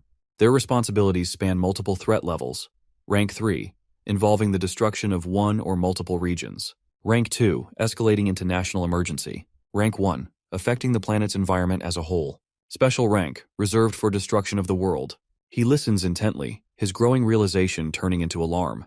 With urgency in his voice, he asks if these missions are now solely their responsibility. The woman, unshaken, confirms that such duties naturally come with being a member of the anti-prophecy unit. Not long after, Kisaragi and his team spot them crossing the yellow caution line and immediately confront them. Assuming they are civilians, Kisaragi warns them to turn back, explaining the dangers of their location. However, she dismisses his concerns, stating that today's prophecy is a rank 3 event. Though the dimensional crack before them appears to be an intermediate B rank, in reality, it poses a much greater threat. A rank 3 disaster, codenamed Yellow Journal. She is certain that the crack will expand further, and almost as if on cue, it begins to widen at an alarming rate. Kisaragi turns, eyes widening in horror as the fissure tears open completely. A wave of creatures begins pouring out, each one more monstrous than the last. With a sharp command, he orders his squad to prepare for battle. But the response is immediate and brutal. The creatures overwhelm his forces within moments, cutting them down with little resistance. Panic sets in as he curses under his breath, realizing that even B and C rank hunters are struggling to hold their ground. Then, his attention shifts to an even greater danger, the immense pressure radiating from a boss-level monster. Watching the newcomers stride forward, Kisaragi tries once again to intervene, warning them to stay back. But before he can say more, the woman presses her hand to the ground and casts a spell called Trismegistus. Instantly, spears erupt from below, impaling the creatures in a swift, merciless strike. Their bodies collapse, lifeless, as blood pools around them. Hanada too launches his own attack. With a burst of speed, he moves fluidly through the battlefield, knocking down every enemy in his path with precise, calculated movements. Kisaragi, witnessing the display of skill, is left speechless. He has always considered himself formidable as an S-rank hunter, yet these individuals far surpass him. He can't comprehend who they are or where they have come from. Then, the woman turns to Kisaragi and, with unwavering certainty, orders him to fall back. From their perspective, he is the civilian in this situation. Kisaragi's gaze drops to her hand, where an emblem is imprinted on her skin. Recognition flashes across his face. Their presence here isn't random. They are government operatives. Before he can process the implications, a massive hand emerges from the dimensional crack, ripping it open even further. As the rift widens, a towering beast steps forward. Gilia Olnir, a being far beyond S-rank, looms over them, its monstrous form radiating an overwhelming presence. Without hesitation, the woman lunges forward, preparing to strike. Kisaragi shouts, warning her against a reckless attack, but his words fall on deaf ears. Together, they launch their assault, unflinching in the face of the threat before them. Hanada swiftly unleashes a series of kicks at the beastman, only to realize with shock that his attacks have no effect. The creature's anti-physical armor renders his strikes useless, forcing him to retreat just as it lunges toward the woman. Without hesitation, she gathers energy in front of her, preparing a counterattack. However, before she can react, Kanagi appears between them, stopping the beastman's assault with nothing but his bare hand. The impact causes the beastman to explode in a burst of energy, leaving everyone momentarily stunned. As the dust settles, Hanada recognizes the attack as a penetration shock. What truly shocks him, however, is that he has taken down an S+ rank monster with a single blow. The realization strikes him that Kanagi's strength has increased significantly overnight. Though the woman calls out, stating that such force was unnecessary, he knows that when facing an enemy with high physical resistance, striking from within is the most effective approach. He learned this from Wantak, the Fist Saint, who taught him the basics of penetration attacks just the night before. With that, Kanagi turns towards the girl and asks her name, noting that he saved her, so at least he deserves that. She excitedly reveals that her name is Akane. With no time to dwell on the moment, Hanada turns back toward the battlefield, enhancing his physical abilities to engage the new wave of monsters emerging from the crack. The woman, undeterred, unleashes her own attack, drenching her opponents in liquid mercury before igniting it into a powerful explosion with her Mercurius reject skill. Together, they press forward, recognizing that just as Kanagi pointed out earlier, breaking their enemies from the inside is proving far more effective. Determined to move forward, she signals to Hanada, and without hesitation, they both advance toward the dimensional crack. Behind them, Kisaragi can do nothing but watch in disbelief. He knows that the world beyond the crack is entirely different, an unknown realm filled with unimaginable dangers. To venture inside is madness. Yet, before he can react, the two have already rushed ahead, leaping through the crack without a second thought, leaving him surrounded by the lifeless bodies of A-rank monsters. The realization strikes him. These two are not ordinary fighters. They have to be part of the rumored secret organization. As they enter the dimension, an overwhelming swarm of creatures awaits them. Assessing the situation, Akane raises her hand, noting that the monsters are identical to those outside. With precision, she conjures a barrage of mercury spears, impaling the creatures instantly. Kanagi, while running, observes her technique, acknowledging her immense power.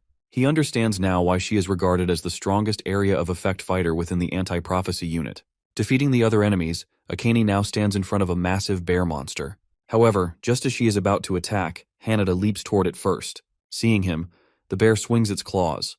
But Hanada dodges by, jumping onto the roof, and then follows up with a barrage of kicks all around the beast. Kanagi watches in amazement as Hanada effortlessly moves and simply giggles. However, to his shock, Kanagi suddenly rushes toward the bear and unleashes a barrage of kicks just like he did, asking Hanada if it looked similar to his own technique. Hanada is taken aback but smiles in amazement. After defeating the monster, they venture ahead. Akane notices that as they go deeper, the number of enemies decreases. They finally reach a huge open space that resembles an arena. Suddenly, they feel a powerful aura around them, realizing that something is coming. To their shock, a massive Minotaur warrior monster jumps in front of them, completely enraged. It is a boss-blind Minotaur with a triple S rank power level. While Hanada and Kanagi are taken aback by its towering presence, Akane stands nonchalantly before it, questioning if this is really the boss. Numerous spears emerge from the portal as Akane yells at the others to unleash their strongest attacks. She will handle the final blow. Hearing this, Hanada begins channeling his energy while Kanagi stands in the background, amazed by both of their attacks. However, deep down, he knows it might not be enough to defeat the beast. When Hanada hears this, he is taken aback that Kanagi doubts their strongest attacks. Despite being bombarded by magic attacks, the beast swings its massive weapon, creating a crater in the ground and sending powerful shockwaves throughout the arena. As the dust settles, they are shocked to see that the beast remains completely unscathed, even after their most powerful strikes.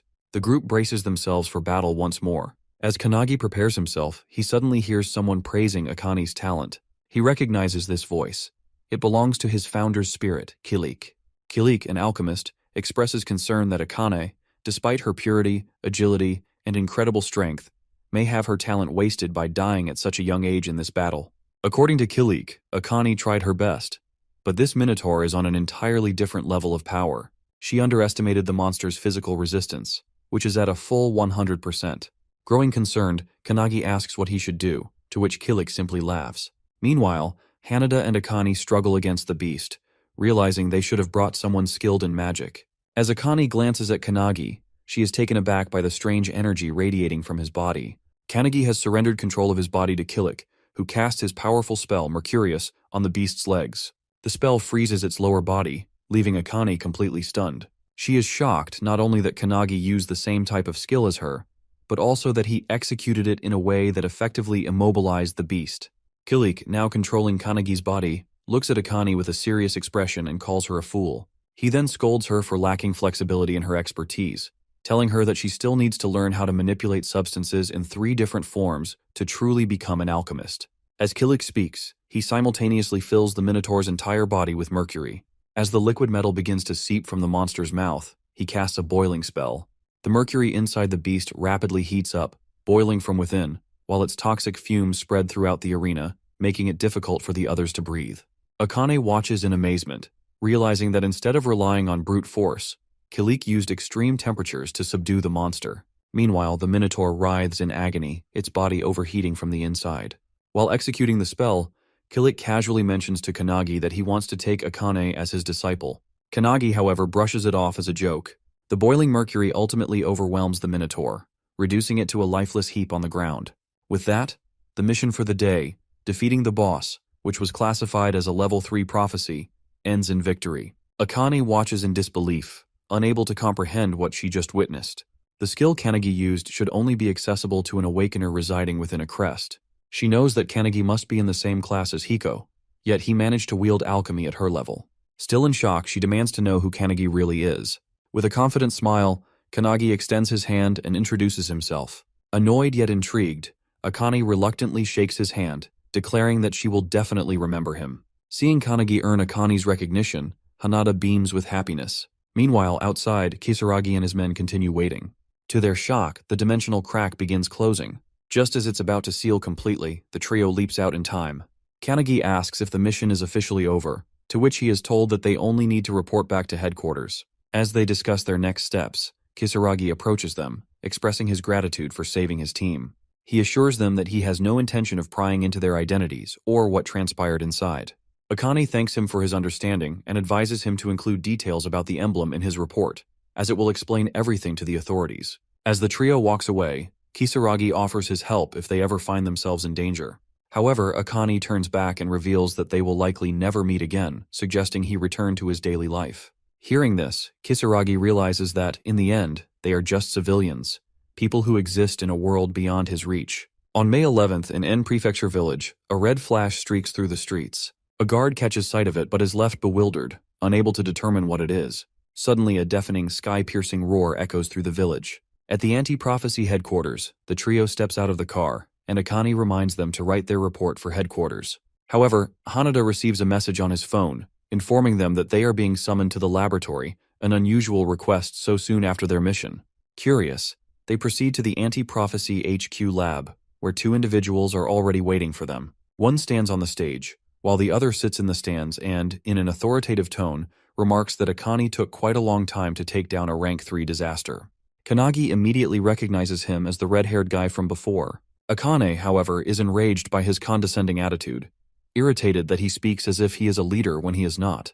Hanada quickly steps in, trying to diffuse the tension, and asks what Director Kurihara needs from them. The man standing on the stage is none other than the director. As everyone settles down, he plays a video sent by the analysis team. The footage reveals a glowing red-hot charcoal piece, which, according to the director, is a prophecy grimoire. He explains that it was discovered in a volcanic region and has been under analysis ever since. Kanagi wonders if it's even possible to decipher a grimoire in such a state. However, the director, adjusting his glasses, reveals that with the help of AI and X-ray technology, they managed to extract some information, though the contents remain unclear. But what they did decipher was a single prophecy that explicitly mentions Japan. Everyone in the room is taken aback, especially Akane, as this is an entirely new prophecy, one they have never encountered before. The director further explains that anti-prophecy research is highly advanced, gathering information from across the globe, making the discovery of an unknown prophecy highly unusual. But in this case, the situation is different. The red-haired man immediately understands what this means. The four of them must investigate the matter. The director praises his insight and reveals that this mission would typically be assigned to the usual members, but they are currently unavailable. Hearing this, Kanagi realizes that this must be why Midori wasn't present when they returned. The director then orders them to depart immediately and assures them that further details will be sent via email. Kanagi is stunned that they received another mission so quickly, but the red-haired man simply tells him that he'll get used to it. Feeling a wave of unease, Kanagi grips his fists, a creeping realization settling in. This time, the fate of the world might truly be at stake. Suo slams his hand on the table and stands up, announcing in an authoritative voice that he and his 3 subordinates will be taking on the mission. Akane, seeing him act like a boss again, is visibly annoyed. As they leave, the director gives them a final warning, advising them to be cautious since the severity of this mission is unknown. He also reminds them that even if the prophecy begins to unfold, they must wait for the main force before taking any drastic action. In the car, Kanagi feels uneasy about the unknown dangers of the mission. From the front seat, Su suggests they get some rest, noting that Kanagi has just completed his first mission. Akane, driven by pride, refuses and insists that he has no right to give her orders. However, to her surprise, both Hanada and Kanagi immediately accept the offer and doze off within moments. Determined to stay awake, Akane struggles to fight off sleep. But as the night deepens, exhaustion finally takes over, and she too drifts off. Sometime later, the car comes to a halt. Akane stirs awake, noticing that the vehicle is now empty. Alarmed, she rushes outside and finds the others standing on a cliff, staring down at a glowing light below. What she sees leaves her in utter disbelief. A massive magic circle sprawls across the ground, its scale beyond anything they had imagined. Hanada quickly grasps the gravity of the situation. It is far worse than expected. The prophecy is nearly complete. Emerging from the ground, skeletal figures remain trapped within enormous crystals, their eerie glow casting an ominous light over the entire area. The sight sends chills down their spines, as they realize they might already be too late. These skeletons are the 23 residents of the village mentioned in the report. Suo recalls a similar incident from the past. 30 years ago, the Wakayama mansion mysteriously vanished, and a dimensional rift nearly opened. As he explains, the massive pillar at the center of the magic circle begins to erupt with bursts of energy. Noticing this, Suo urges them to move quickly. Hanada, drawing his sword, asks what they should do, to which Su reveals that they will have to stop it. Akane quickly reminds him of the director's orders. They were explicitly told to wait for further instructions. However, before they can debate further, they sense an overwhelming aura behind them. As they turn, they see Kanagi engulfed in tremendous energy, already prepared for battle. The group immediately realizes that Kanagi feels stronger than before. Despite this, Suo remains unfazed. With a smirk, he leaps forward and orders the others to follow. Everyone rushes after him, though Akane warns him not to act recklessly. As they charge down toward the magic circle, Hinoki and the mage suddenly recognize a scent in the air, a smell that feels eerily familiar. They have encountered it many times before in their lives. Just then, the ground trembles violently, and with an explosive burst, a massive hand erupts from beneath the earth. Hinoki's eyes widen in shock. He now understands exactly what they are smelling. It is the stench of a forbidden technique. This is the prophecy written in the Book of Scorching Heat. According to Hinoki, an awakener named Bandu Shijima, the leader of the Dark Magus, committed genocide during the Epsi period. He was eventually slain by the Onmyojis, but in the process, an entire village was dragged into the ordeal. Shijima collected the blood of the fallen villagers and used it to draw a magic circle, ensuring his reincarnation 1,000 years later. His goal: to devour everyone and reign over the world as a demon king. Before his demise, he left behind a forbidden technique that reveals how living beings would be sacrificed for his resurrection. Now in the present, Shijima has been reincarnated as a boss of unknown rank. His mission is clear: to fulfill the prophecy of scorching heat. Looking down at his hands, he scowls, realizing he has been revived with far less power than expected. He wonders if there weren't enough sacrifices for the ritual. As he surveys his surroundings, he notes with amusement that, even after a millennium, the place remains unchanged. However, his lips curl into a maniacal grin when he sees the anti-prophecy unit approaching, thinking that it is more sacrifices for him to claim. Channeling his dark arts, he unleashes Plate of Yin, causing a massive explosion beneath the charging anti-prophecy unit. Kanagi watches in alarm as the blast engulfs Hanada and Akane, but as the dust settles, they emerge unscathed. However, Kanagi's expression darkens when he notices a dark magic circle forming beneath their landing spot. It is the dark art, Death Realm. From the circle, hundreds of spirits emerge, their ghastly hands reaching out to ensnare Hanada and Akane. They struggle against the grasping spirits, quickly realizing that Shijima is far more skilled than they anticipated. As Shijima watches his spell take effect, he suddenly senses movement behind him. It is Kanagi launching a surprise attack.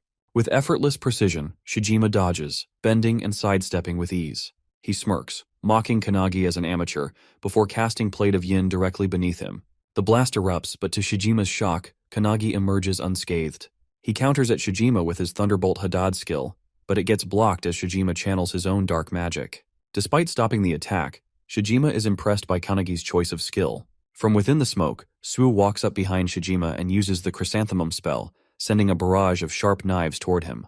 Shijima is taken aback but easily dodges it by jumping into the air.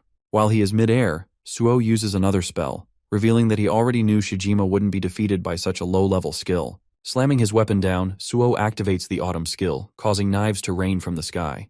However, Shijima simply smiles, calling it a rain of mere lights. He then morphs his hand into a sword and attacks Suo, who blocks it with significant recoil. After being blocked, Shijima realizes that Suo is likely the strongest one in the group. Kanagi, standing to the side, finds Shijima's power bottomless, as he is completely different from the enemies they have faced so far. Shijima feels stronger than even the founders. As Kanagi ponders this, he hears his comrades calling to him from behind. Turning around, he is shocked to see Akane and Hanada being blasted by black art skills. Managing to escape the attack, both Akane and Hanada begin charging toward Shijima, who is still fighting Suo. While engaging them, Shijima summons 3 skeleton demons to deal with Akane and Hanada, who are still charging toward him. Hanada, seeing a demon summoned in front of him, launches a kick, but to his shock, it does nothing. The monsters' bodies are as tough as the minotaurs they faced earlier. One of the skeleton demons stands in front of Kanagi, blocking his path. Meanwhile, Suo and Shijima continue to exchange a barrage of attacks. Shijima mocks Suo, claiming he won't get any help from his comrades. However, as soon as he says this, Suo slashes straight at Shijima's shoulder, declaring that he doesn't need any help. He then points at Shijima, warning him to stay away, stating that the only thing he can rely on is his own ability. Wiping the blood from his wound, Shijima begins to yell maniacally, claiming that he too doesn't need anyone and will devour everyone. With that, he charges at Suo, who barely manages to block the attack just inches away from his body. As Suo struggles to hold off Shijima's assault, he hears someone call him from behind. It's Kanagi, who is charging toward Shijima. Shijima is amazed to see him, as he had sent a demon to stop him. However, when he looks back, he sees the others still fighting the demons, while the one he sent to Kanagi lies cut in half. As Shijima processes this, he is struck by a powerful punch to the face from Kanagi, sending him dragging across the ground.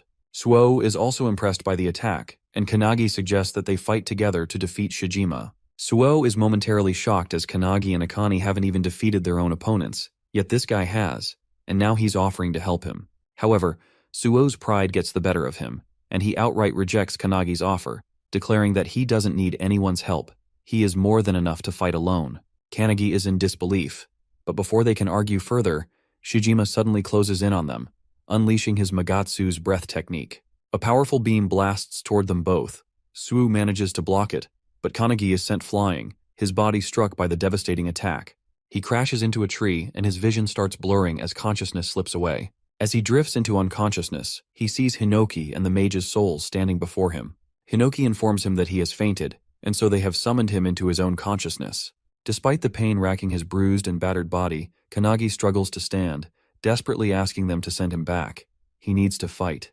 However, before they can respond, a deep and authoritative voice echoes through the space, commanding him to step back from the battle.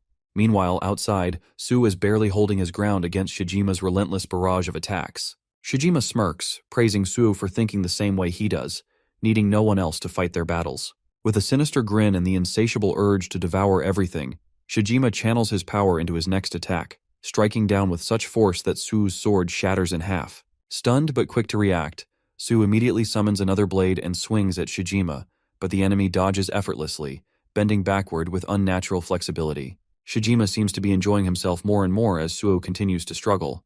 Back in the spiritual realm, Kanagi's spirit form watches as the battle unfolds. Shijima is stronger than anyone there. Hinoki states that this is far beyond what Kanagi can handle. The mage adds that Shijima's precision is terrifyingly high. If there had been more humans living in this place, he might have already ascended to the rank of a demon king. She warns Kanagi that if Shijima consumes his life as well, he will become even stronger and unleash havoc upon civilization. She calls their discovery of the grimoire nothing more than a mere coincidence. Hinoki then steps forward, requesting that Kanagi lend them his body so they can handle the matter themselves.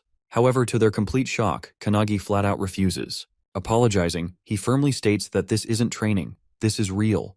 He must overcome this obstacle on his own, just as he will in the future. With unwavering confidence and determination, he looks at them and asks if they agree with him. The mage tries to argue, but is interrupted by Hinoki, who laughs out loud. He tells Kanagi that he has already defeated them. Placing a hand on Kanagi's shoulder, Hinoki reminds him of his claim to surpass the founders. With that, he urges Kanagi to go, use everything he's learned, and do things his way. This boosts Kanagi's confidence, and with a determined look, he faces the battlefield, asking the founders to watch over him. Without hesitation, he dashes toward the field where Shijima and Suo are still locked in combat. Suo looks battered and beaten. As he opens his eyes, Shijima strikes again, sending him airborne. While in the air, Shijima readies his final blow to end him. But just as Suo braces for impact, someone grabs him mid-air. His sword and body are seized by Kanagi. Mid-air, our boy burrows Suo's sword, and with a swift motion, he throws him toward the ground, away from the incoming magic beam from Shijima. Suo lands hard on the ground, and Shijima turns his attention back to the airborne Kanagi.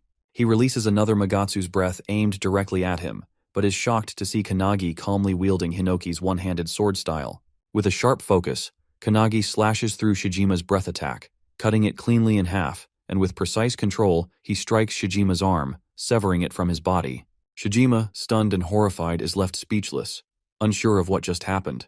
Shaking with fury, he yells about his identity, but Kanagi, his face set with unwavering determination, responds coldly that he is the one who will surpass the founders.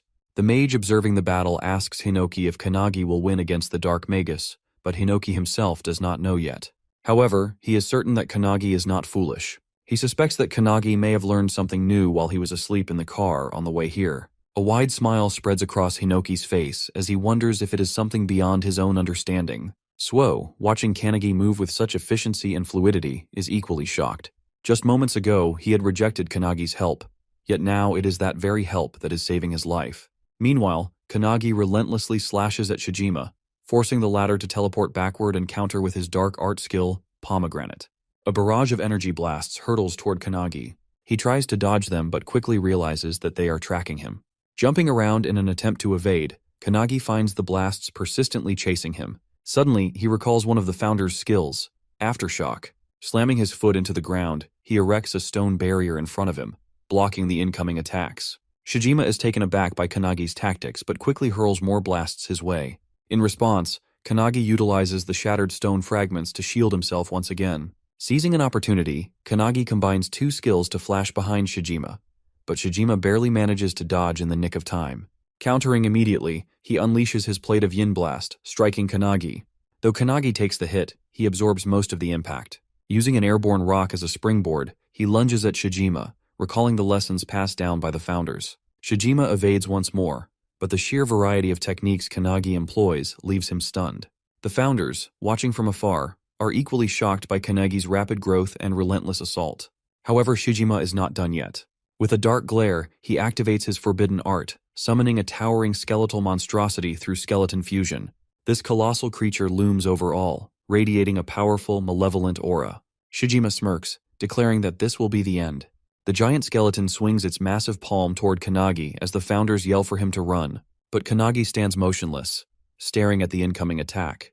Deep in thought, he acknowledges that even if he goes all out, he still lacks the power to defeat Shijima. He realizes he needs something more, something beyond his current limits. Recalling the lessons from the mage and Hinoki, Kanagi remembers how to wield Shining Flame and Hinoki's one-handed sword technique. He recalls Hinoki teaching him the wave blade attack and various slashes. Drawing upon both teachings, Kanagi channels Shining Flame into his hand while infusing his sword with Hinoki's skill, transforming his weapon into a blazing blade. The mage and Hinoki watch in shock. Kanagi has just achieved the impossible. Holding his newly empowered weapon, Kanagi stands ready. The technique he has just executed is called Blazing Fire Cutting Blade. Without hesitation, he dashes toward the skeletal beast, swinging his fiery sword as Shijima watches in utter disbelief. Remembering Hinoki's teachings about the blade and mage's magic arts, Kanagi desires more than just those two. With that determination, he manages to use the Blazing Fire Cutting Blade skill, engulfing his sword in flames. With a swift swing, he cleaves through the skeleton, splitting it from head to toe, while also slashing Shijima in half. Everyone is shocked by this feat, combining two magic skills in such a way. The alchemist founder is particularly amazed, calling Kanagi an irregular for his ability to switch and combine all kinds of skills. He never expected Kanagi to be capable of merging techniques so effortlessly, and he suspects there may be even more to his potential. Suddenly, the alchemist vanishes, leaving Hinoki confused. Mage, overhearing his words, agrees, realizing they may have underestimated Kanagi's abilities. She now feels a twinge of concern, wondering if it's wise to raise someone like him. However, Hinoki is thrilled by Kanagi's power and eager to see just how far he can grow. As Kanagi lands on the ground, exhausted, he is shocked to see Shijima, who had been cut in half, beginning to regenerate from his own blood. Furious, Shijima snarls that if the attack had hit his head, he might have died. Channeling a dark energy, he forms a death ball, vowing to end things himself. But just as he speaks, Su suddenly slashes his throat from behind. Shijima is decapitated, caught completely off guard. As his body collapses, Suo grabs Kanagi, who has fallen unconscious. Holding him, Su recalls a distant memory.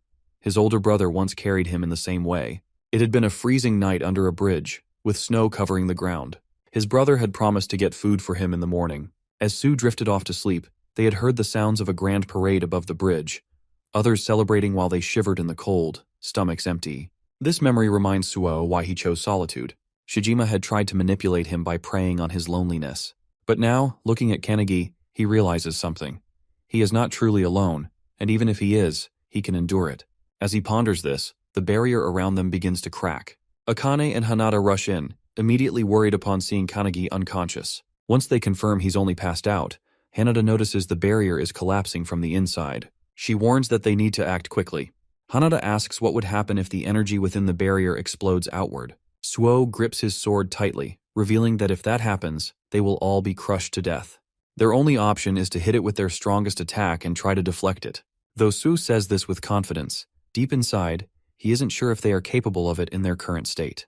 But they have no choice. As they brace themselves, Kanagi, still unconscious, suddenly lifts his sword, channeling energy into it. Suo notices this in shock. Inside Kanagi's mind, Hinoki takes control, guiding his body. As the barrier explodes, everyone unleashes their full power, while Hinoki executes his one-handed style's Splitting Cloud attack. Outside the barrier, a red-haired man rushes toward the scene, accompanied by two men. His subordinates warn him that the barrier is about to collapse. Suddenly, it bursts open. The men fear they might be too late, but to their astonishment, a brilliant beam of blue light shoots into the sky from Kanagi's sword.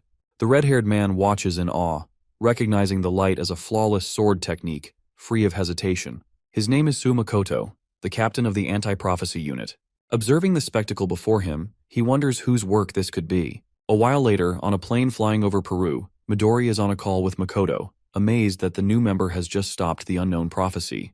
Meanwhile, in Japan, Makoto, still on the call, is facing a rank 1 prophecy, one that, according to him, is on a much higher level than what they encountered before.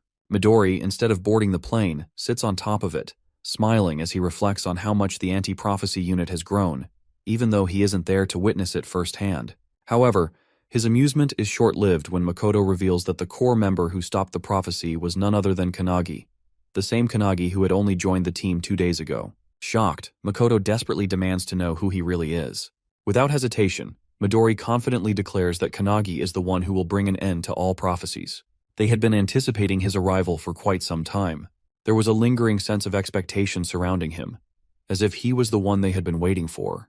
Makoto, skeptical of such high hopes, questions whether their faith in him is truly justified. Instead of arguing, he is simply told to see for himself. Changing the topic, Makoto urges Midori to return. His presence is needed, as facing an opponent of equal strength without him is proving to be a challenge.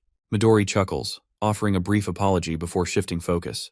Meanwhile, Rin reaches out, his voice carrying urgency as he speaks of a grand prophecy unfolding before them. It is a colossal enemy, a super-rank prophecy, the boss of suicidal infection, Ishtam. As the monstrous being charges toward him, Midori tells Makoto to hold on, assuring him that he will finish up soon. Without hesitation, he extends his hand and unleashes divine wind turbulence. At that very moment, in a hospital ward, Kanagi's eyes snap open. A startled cry escapes his lips as he abruptly sits up. A nurse, noticing his sudden movement, leans over to reassure him. She informs him that he has finally regained consciousness. He has been in the anti-prophecy infirmary, asleep since the end of his mission. Hearing this, Kanagi wonders if he had merely lost consciousness. His sleep had been so deep that he hadn't even entered the spatial realm to train with the founders. The nurse assures him that he is fine, drawing back the curtain before reminding him to call if he needs anything. As the curtain lifts, Kanagi notices Suo sitting nearby, arms crossed, silently watching him. Seeing him, Kanagi wonders if he had been watching over him the entire time he was unconscious. Kanagi looks around and notices that Hanada and Akane are missing. Curious, he asks about them, to which Suo reveals that they are training, frustrated by their perceived uselessness in the last fight. With an accepting tone, Su calmly states that Kanagi's power was overwhelming. Hearing this compliment from a man like Suo shocks the overpowered boy, but before he can fully process it, Suo suddenly stands and aggressively demands to know who he really is. In less than 2 days after his arrival, Kanagi has already defeated a rank 3 and a potential rank 1 boss, while using a rare fusion spell that Su has never seen before. Pressing the question again, Suo demands to know Kanagi's true identity and how he too can become like him. As Su insists on getting answers, Makoto suddenly arrives, asking if Kanagi is the one he's looking for. Kanagi confirms, but Suo is taken aback by his older brother's unexpected arrival. Makoto walks past Suo, barely glancing at him, while Kanagi hesitantly asks if he really is Suo's big brother. The moment the question leaves his lips, Makoto suddenly draws his sword and swings it inches away from everyone in the room. Both Su and Kanagi are caught off guard. Dodging the attack, Kanagi wonders if it's some kind of test, while Makoto, equally surprised, marvels at how a mere trainee managed to evade his strike. Makoto confirms that it was indeed a test, and Kanagi has passed. Without hesitation, he introduces himself as the captain of Su's squad, Su Makoto. The realization hits Kanagi hard. Makoto truly is Suo's older brother. After a brief pause, Makoto announces that due to Kanagi's extraordinary performance against the rank 1 disaster, he will be joining his squad temporarily. The announcement stuns Kanagi, but Suo is even more shocked. A tinge of jealousy creeps into him. Despite being Makoto's younger brother, even he is not allowed to join his squad. Wasting no time, Makoto orders Kanagi to follow him for a briefing, while in the background, Suo clenches his fist so tightly in frustration that his knuckles begin to bleed. Meanwhile, in the training area, the anti-prophecy unit duo is training hard. Akane wields multiple weapons while Hanada focuses on blocking her attacks. However, no matter how much they push themselves, they know that reaching Kanagi's level is nearly impossible. As they continue practicing, Midori suddenly walks in, announcing his arrival with chocolates from Peru. To his shock, they completely ignore the chocolates and rush toward him, eagerly asking how long he will be staying in Japan. When Midori reveals he will be there for a week, the duo immediately insists on training under him during that time. They refuse to let Kanagi surpass them without a fight. Taken aback, Midori hadn't expected them to be this determined.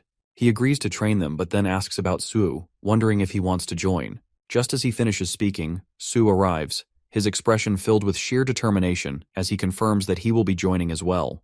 Meanwhile, in the hall, Kanagi keeps pace with Makoto's fast strides as he leads the way. Back in the training room, the group is shocked to see Suo just as determined to join them. Suo reveals that Kanagi has been scouted by his older brother to temporarily join his squad. This revelation stuns the duo, making them realize just how far Kanagi has progressed. Being personally recruited by Makoto is no small feat. However, Suo sees this as a sign of his own shortcomings compared to Kanagi, believing he must improve himself even more. Meanwhile, in the hallway, Kanagi, growing curious, asks Makoto about the meeting. Makoto reveals that it concerns their next mission, for which they will depart the following morning. As they walk, Makoto suddenly stops and asks if Kanagi is close to his younger brother. Recalling their last battle together, when Suo lent him his sword, Kanagi excitedly confirms that he is. Though Makoto acts indifferent, he secretly worries about his brother, but never shows it. This has led Suo to mistakenly believe that his brother hates him and doesn't care about him. The truth is, when Makoto visited them before, he didn't ignore Suo. He simply couldn't bear to look at his wounds. However, this misunderstanding made Suo believe his brother was disregarding him, fueling his determination to risk his life and grow stronger just to get Makoto's attention. On the other hand, Makoto doesn't want Suo to become stronger. He just wants him to be safe. This deep misunderstanding drives Suo's resolve to surpass Kanagi, believing that only then will his brother acknowledge him. One day he hopes to defeat Makoto himself. Meanwhile, Kanagi, still curious, presses Makoto further, and Makoto finally admits that he truly does care about his little brother. Kanagi finds this heartwarming. Back in the training area, as Suo explains everything to the group, Akane finds it confusing. Even though Suo talks about surpassing his brother and proving himself, he still respects him deeply. Continuing her training with Hanada, Akane remarks that, in the end, Suo just wants his brother's attention. Hanada finds this touching, but Akane's words trigger something in Suo, making him enraged. Meanwhile, in the meeting, Kanagi learns about the 3 core rules of the squad. First, be swift. Second, maintain offensive pressure. Third, overcome weaknesses. Within the Counterforce division, Makoto's squad is considered the strongest in terms of combat ability. The squad operates with a minimum of 7 members, designed to be a small but elite force. Their primary targets are rank 1 and above-level threats. Aboard the helicopter, as Makoto's squad is escorted to their mission, a squad member named Jakeru casually remarks that 90% of the team's power comes from their captain, while the rest are just extras. Since Kanagi is only a temporary member, he isn't expected to do much. However, while Jakeru is explaining this, Kanagi is distracted, busy on his phone. Jakeru points this out, prompting Kanagi to apologize, explaining that he needs to contact his friends. Jakeru, confused, asks what he means by contact. Kanagi is trying to contact the other members of the anti-prophecy group, as the founders keep nagging him about it. While the group is training, they receive his message, and reading it shocks everyone, especially Suo, who wonders what the hell Kanagi is thinking by sending it. They immediately show it to Midori, who discovers that the message contains 3 separate pieces of advice, each tailored for a different person. The detailed guidance on how to get stronger impresses Midori. With a smile, he extends his hand and asks if they will follow the advice or reject it. Seeing it as a challenge, everyone accepts, especially Suo, who is enraged that Kanagi has essentially salted their wounds. Back on the plane, Jakeru informs Kanagi that they have arrived at their destination. Wiping the window, Kanagi is amazed by the sight of a vast snowy mountain terrain with enormous crystal spikes jutting out of the ground. Their mission is to deal with a rank 1 prophecy, Frozen Earth. This disaster threatens to freeze the entire planet, as the affected areas are expanding at an alarming rate. If left unchecked, the whole Earth could be consumed, ending all life. This phenomenon is occurring simultaneously in 17 different locations across multiple countries, many of them in urban areas, which only worsens the crisis. Vice Captain Kashi briefs the squad on the situation, stressing that they cannot afford any delays, as reports indicate the freezing effect is spreading faster than anticipated. Leading the mission, Makoto orders the squad to jump from the helicopter's back hatch, as it can no longer proceed safely. Before they jump, he reminds them that no human lives should be harmed. To motivate everyone, he commands them to chant the 3 squad rules, and they all shout them in unison. Standing at the back, Kanagi reflects on his last battle, where he once again relied on Hinoki in the end. Determined to grow stronger during this temporary mission, he sees this as a valuable opportunity to learn from the other members. As everyone leaps from the helicopter, Kannagi resolves to complete this mission on his own. This is his first Rank 1 prophecy. At 10:17 a.m., everyone lands safely on the ground. The air is freezing, and despite being an awakener, Jakaru catches a cold, questioning how the temperature is affecting him. Kashi explains that the cold is far worse than the reports indicated, which might be the reason. He also informs the squad that the area is vast and suggests setting up a camp midway. Hearing this, Makoto considers something but keeps his thoughts to himself. Meanwhile, Kannagi asks Jakaru if the prophecy, Frozen Earth, is recorded in any prophecy book. Jakaru denies it, revealing that the anti-prophecy unit predicted it using their unique skills. While many prophecies exist, this is the first time a member has successfully identified a Rank 1 prophecy. This is why Makoto's squad was chosen for the mission, given its severity. Kannagi's question is answered, but Kashi notices that he seems slightly nervous. Kashi reassures him that nervousness is better than letting his guard down, but he shouldn't let it become a burden. Jakaru places a hand on Kannagi's shoulder, repeating Kashi's words and reminding him that he is moving with the best crew of the anti-prophecy unit. Kashi yells at Jakaru for being too relaxed, prompting Jakaru to apologize instantly. Suddenly, Jakaru raises his hand, reporting that his radar has detected enemies at 2 o'clock, approximately 200 meters away. Kashi acknowledges the report and vanishes in an instant, only to reappear moments later. She confirms that she scouted ahead and saw 30 monsters with an estimated rank of S++. These creatures belong to the ice gargoyle race of the Tice tribe. Hearing this, Makoto immediately orders his unit to annihilate the enemy. The squad charges toward the incoming monsters in a highly coordinated manner, their teamwork and situational awareness leaving Kannagi in awe. They operate on an entirely different level compared to trainees, making him realize that these are elite warriors, far beyond the regular members. Eager to join the fight, Kannagi asks for permission, which Makoto grants, dismissing the enemies as nothing more than S++ rank. With permission secured, Kannagi launches forward and kicks a monster in the head. However, to his shock, the creature explodes, sending shards flying in all directions. Kashi, skillfully evading a flashy monster's attack, warns everyone that some extremely powerful monsters are mixed in with the rest. Meanwhile, Kannagi activates his fire-cutting blade and completely obliterates a monster with a fiery attack, sending it flying. Witnessing this, Jakaru is stunned that someone like Kannagi used a Fury Sword skill. Kashi is impressed, while Makoto, with just a few swings of his sword, effortlessly slices through the remaining monsters. He also takes note of Kannagi's fiery sword and realizes that the blue light beam he saw earlier must have come from it. With the monsters defeated, the squad sets up camp in the mountains and begins eating. During their meal, Kashi asks Jakaru what else he saw on his radar. Jakaru reports that there are no boss-level threats within a 10-kilometer range. Hearing this, Kashi sighs in relief, confirming that they can spend the night there. However, she soon wonders, where have Kannagi and the captain gone? On the other side, Kannagi sits by his own campfire, attempting to fuse his spells together just as he did before. However, as he focuses on the process, the captain suddenly arrives from behind and calls him out for his enthusiasm about training.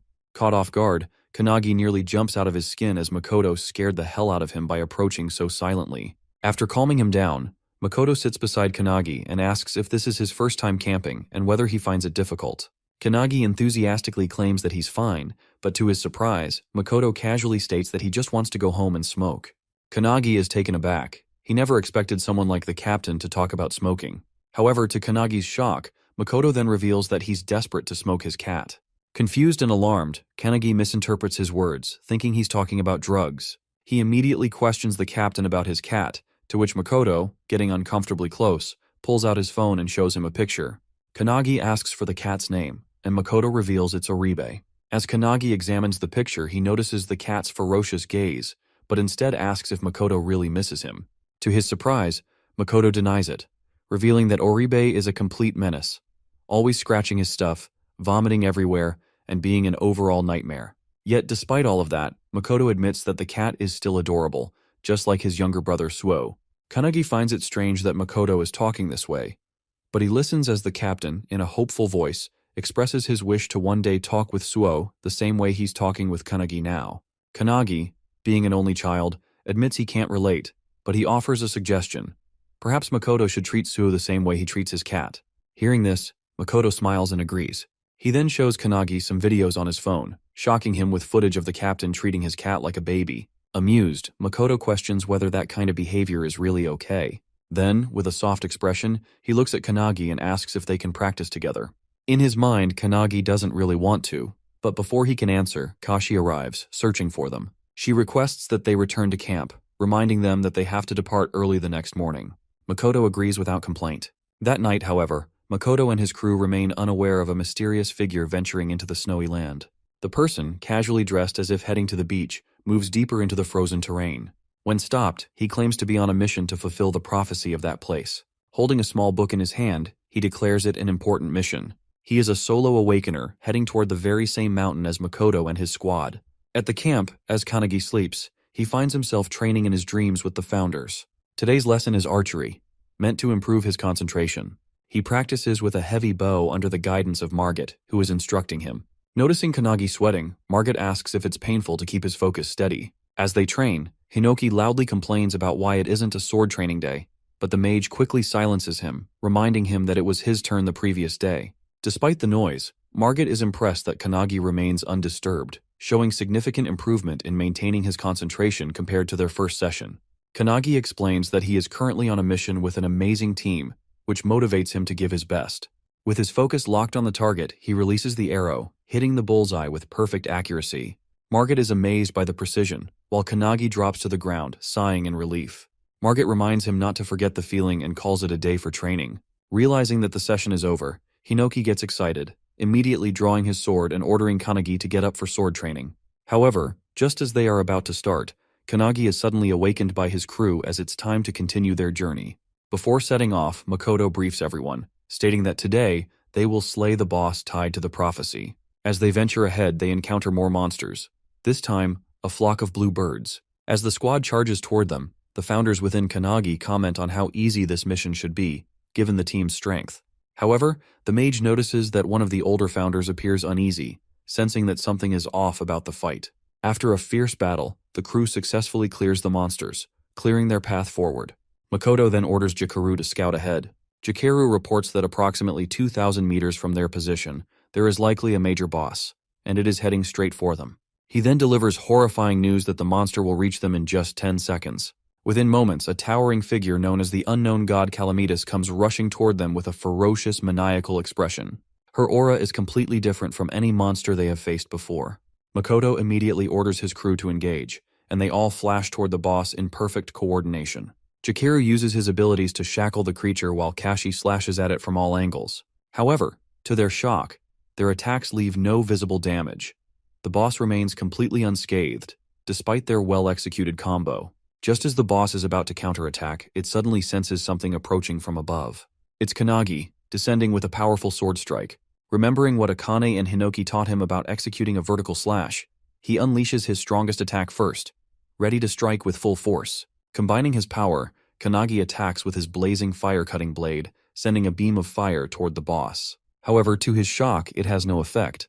The boss immediately counters, swinging her own sword and sending Kanagi crashing into the ground. Hearing the powerful impact, Jikaru momentarily believes Kanagi has just died. However, Kanagi survives, having landed on an ice crystal that cushions his fall. Meanwhile, Kashi, still fighting, realizes why this boss is ranked number 1. She glances toward Makoto. It is now up to him to save them. Makoto draws his sword, and as he does, Jikaru instantly shackles Kanagi and lifts him out of the fight, claiming that if they interfere, they will only get in their captain's way. As they retreat, the boss swings at Makoto with all her might. The sheer force of the attack creates a powerful shockwave, making Kanagi worry for Makoto's safety. However, to his astonishment, Makoto stops the attack inches away from hitting him. The boss swings again, and once more, Makoto blocks it effortlessly. Without hesitation, he counters with a devastating slash, severing one of the boss's arms. Watching this, Hinoki is beyond impressed, exclaiming that he wants to do the same. However, Kanagi, growing concerned, firmly refuses to let Hinoki take over his body. Meanwhile, standing before the wounded boss, Makoto calmly declares that he had wanted his crew to gain experience fighting a boss of this level.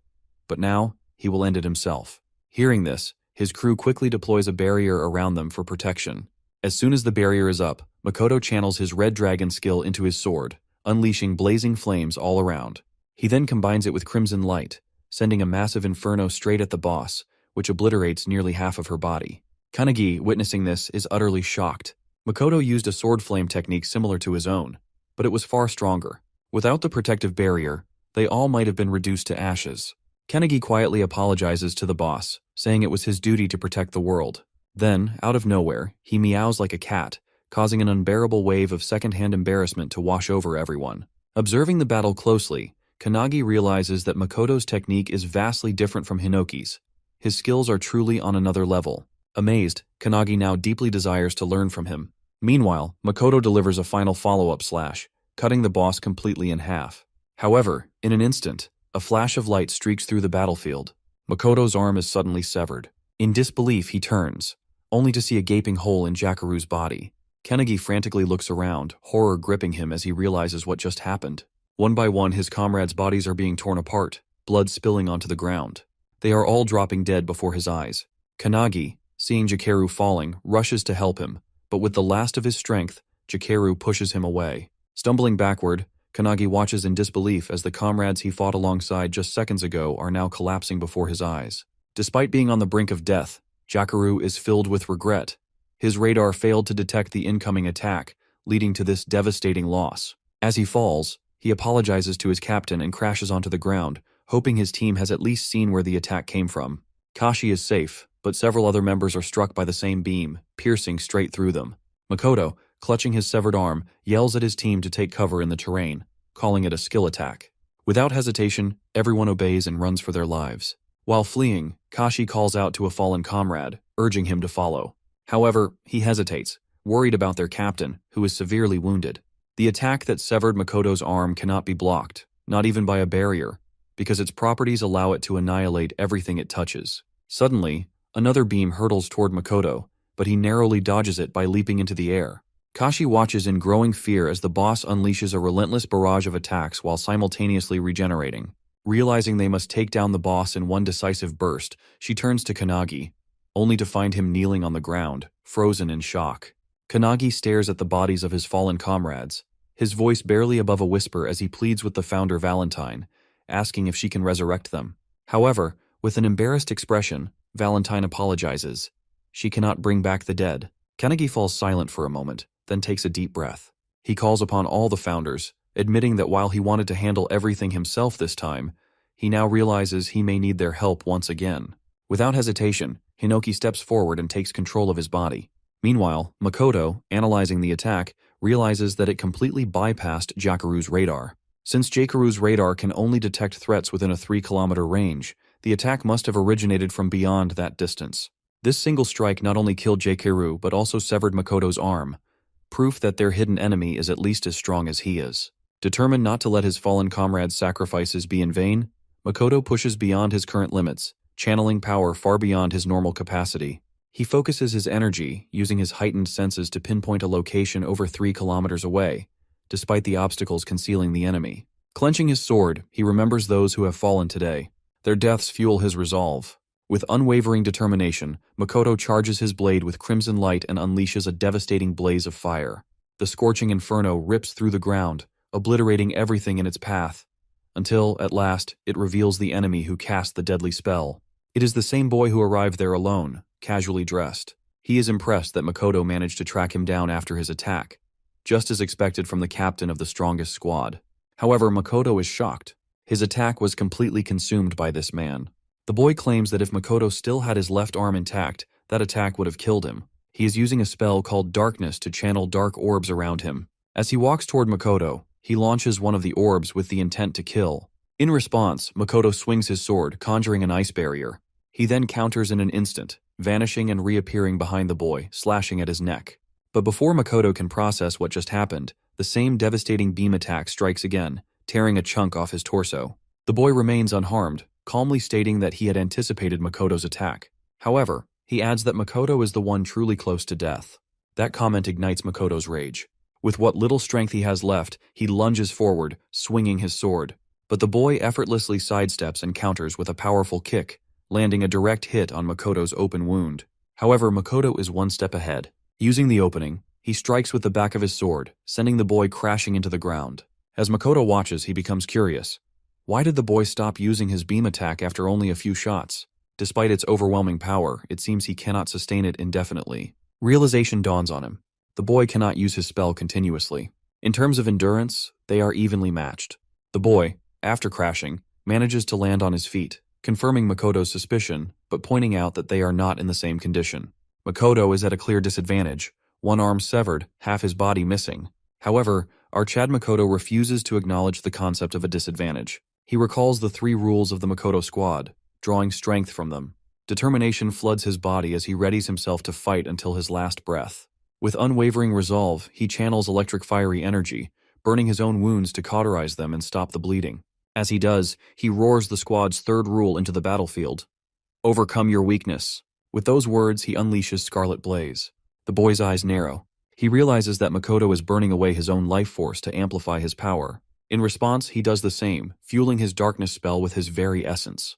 Makoto, calling upon the spirits of his fallen comrades, glares at his opponent. His voice booms across the battlefield, warning him not to look down on his squad. Meanwhile, in the back, as Kanagi calls upon his funders for help, his hair turns white as Hinoki takes control of him.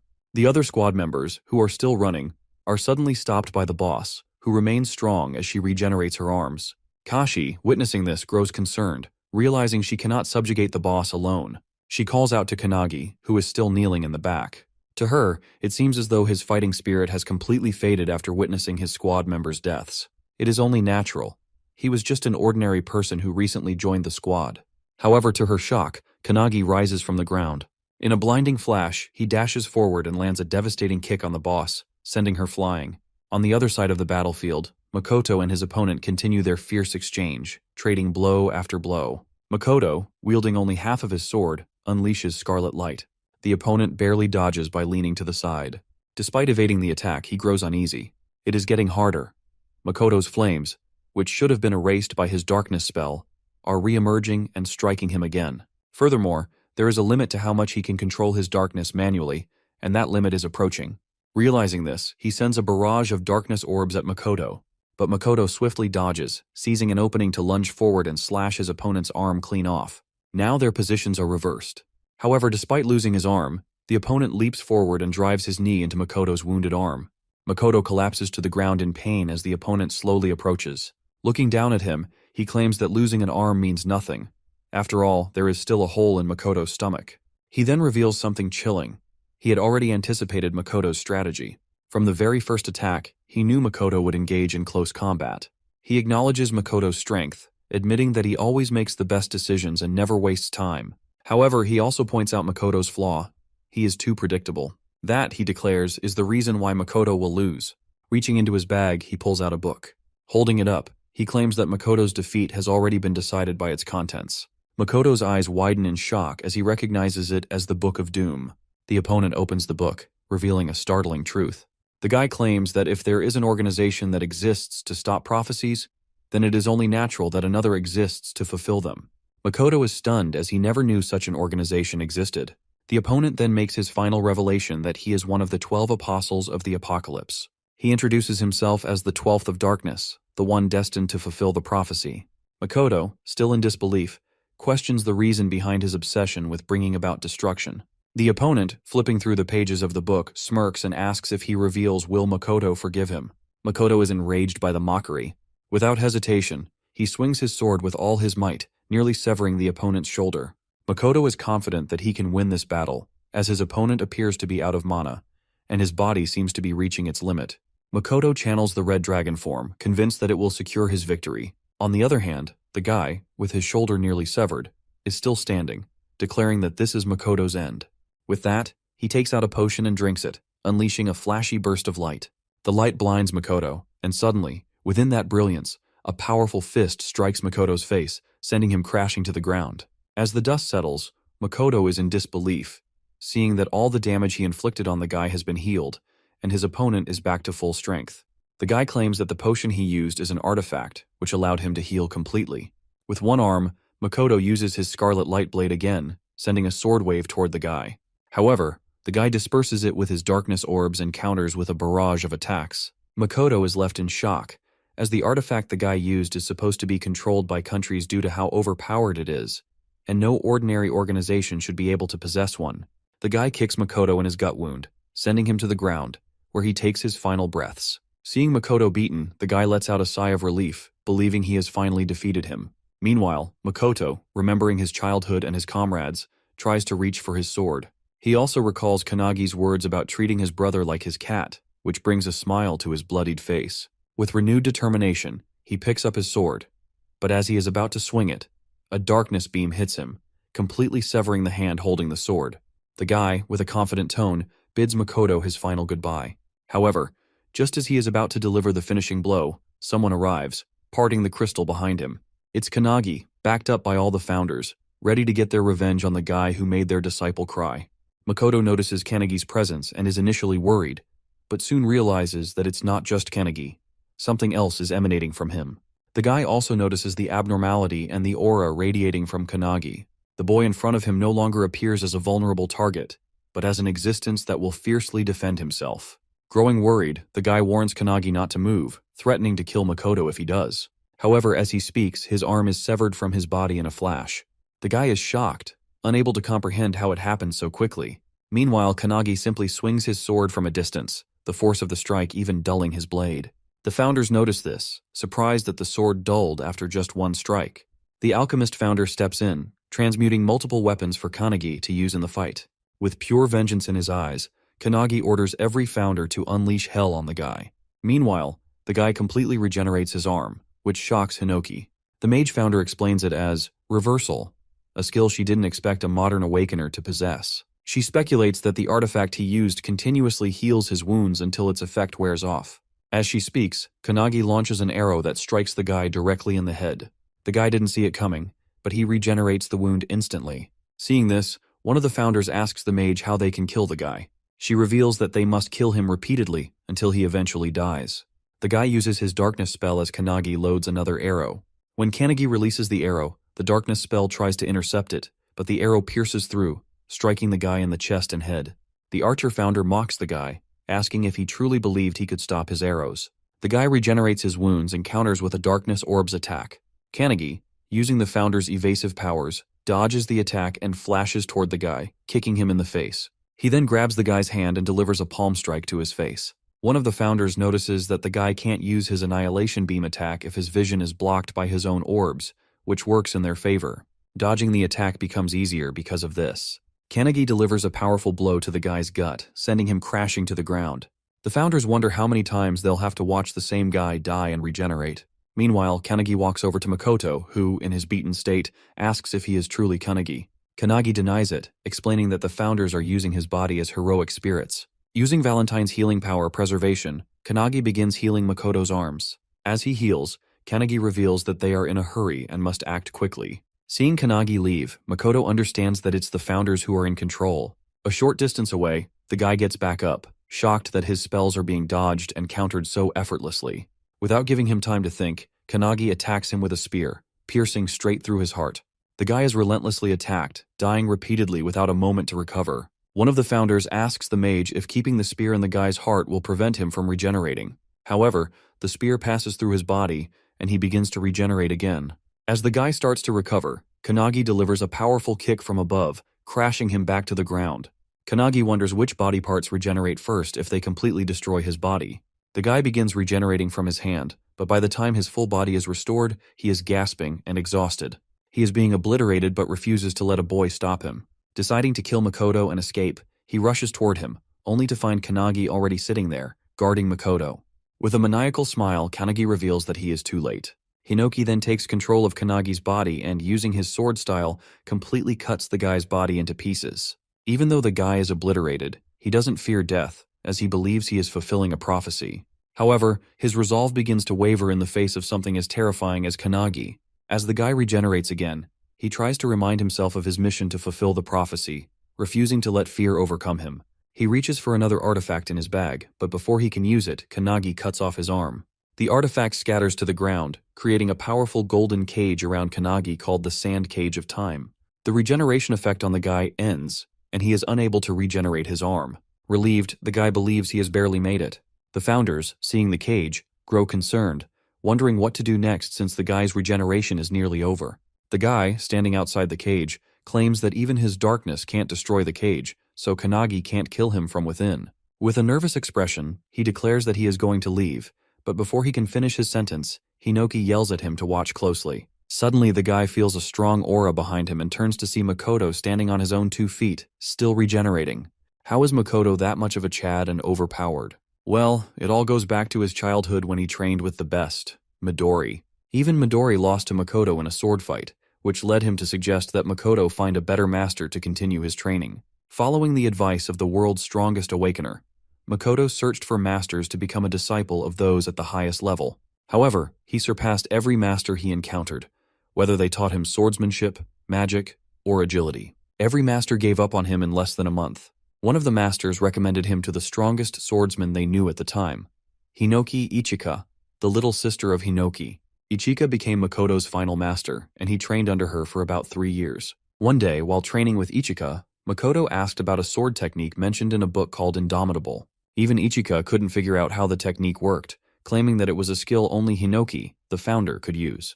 Makoto found it fascinating, as he had read about it in the book. However, Ichika soon realized she had nothing left to teach Makoto, as he had already mastered Hinoki's one-handed sword style. Makoto wanted to grow even stronger, but Ichika didn't know how he could progress further. She compared him to an unblooming bud, stating that even with all his training, blooming in this lifetime would be difficult for him. She hoped that one day, a stronger swordsman would appear before him. In the present, Makoto realizes that this moment is happening right before his eyes. He notices Kanagi using sword techniques he didn't even know existed. According to Ichika, such an opportunity might come only once in a lifetime, and he shouldn't miss it. Grateful for the chance, Makoto thanks Ichika in his heart and begins touching his severed arms together. Seeing this, all the founders are confused about what he's trying to do. Kanagi is also worried about his captain, who is outside the cage with the enemy. Makoto begins emitting the same aura as Kanagi. Meanwhile, inside the training ground of the anti-prophecy faction, Midori, who is training with Suo, senses a powerful aura. Suddenly, an explosion rocks the area, and as the dust settles, they are shocked to see a massive hole in the wall, and Midori is gone. Back on the battlefield, the guy is confused, seeing Makoto able to perform such a feat despite his condition. He is certain that he will be cut down. Witnessing this, Hinoki explains to Kanagi that people are like flowers, blooming at their true potential when they reach their peak, whether physically, spiritually, or through mastering an ultimate technique. For Makoto, this is the moment of his true potential. Hinoki, standing behind Kanagi, advises him to engrave what he sees deep in his mind. Kanagi realizes what Hinoki is trying to say.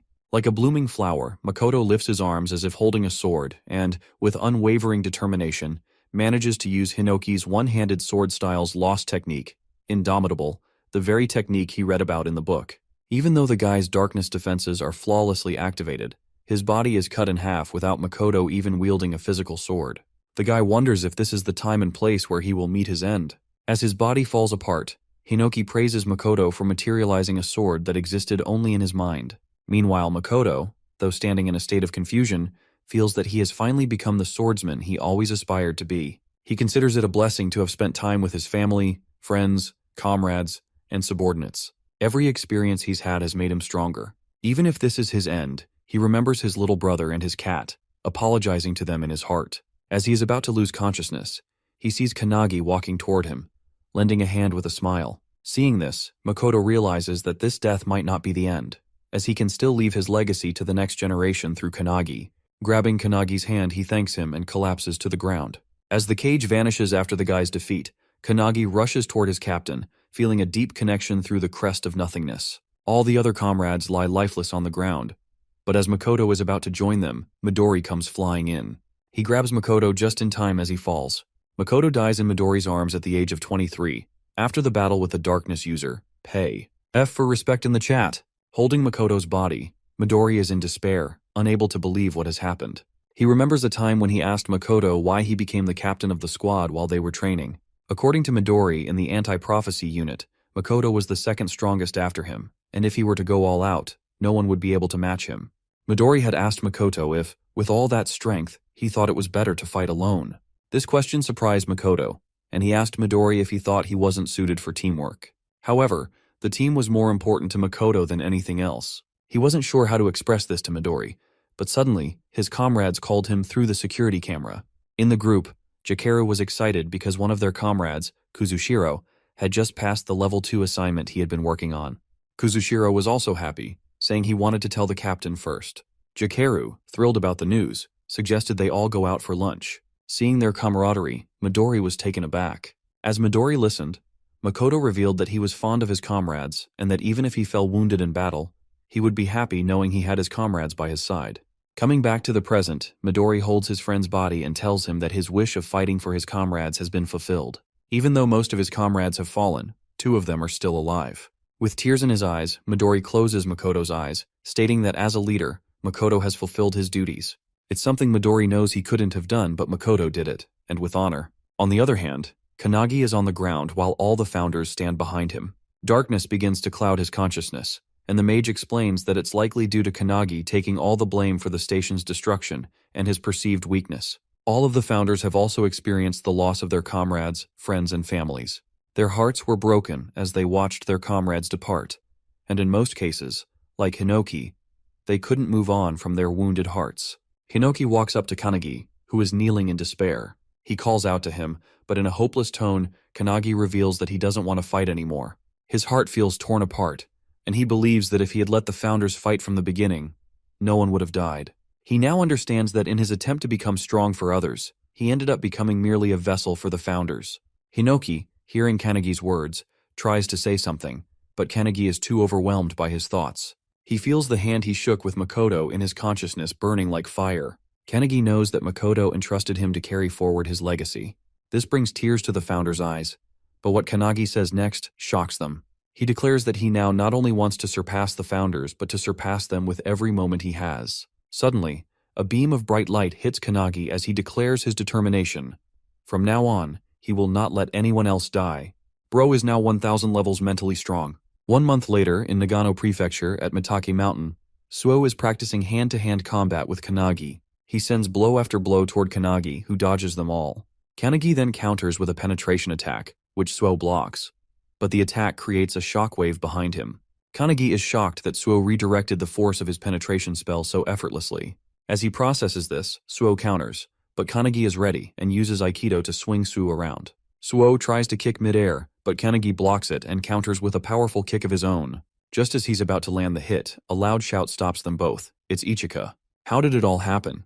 Well, the annihilation of the squad has left a deep scar in the anti-prophecy unit.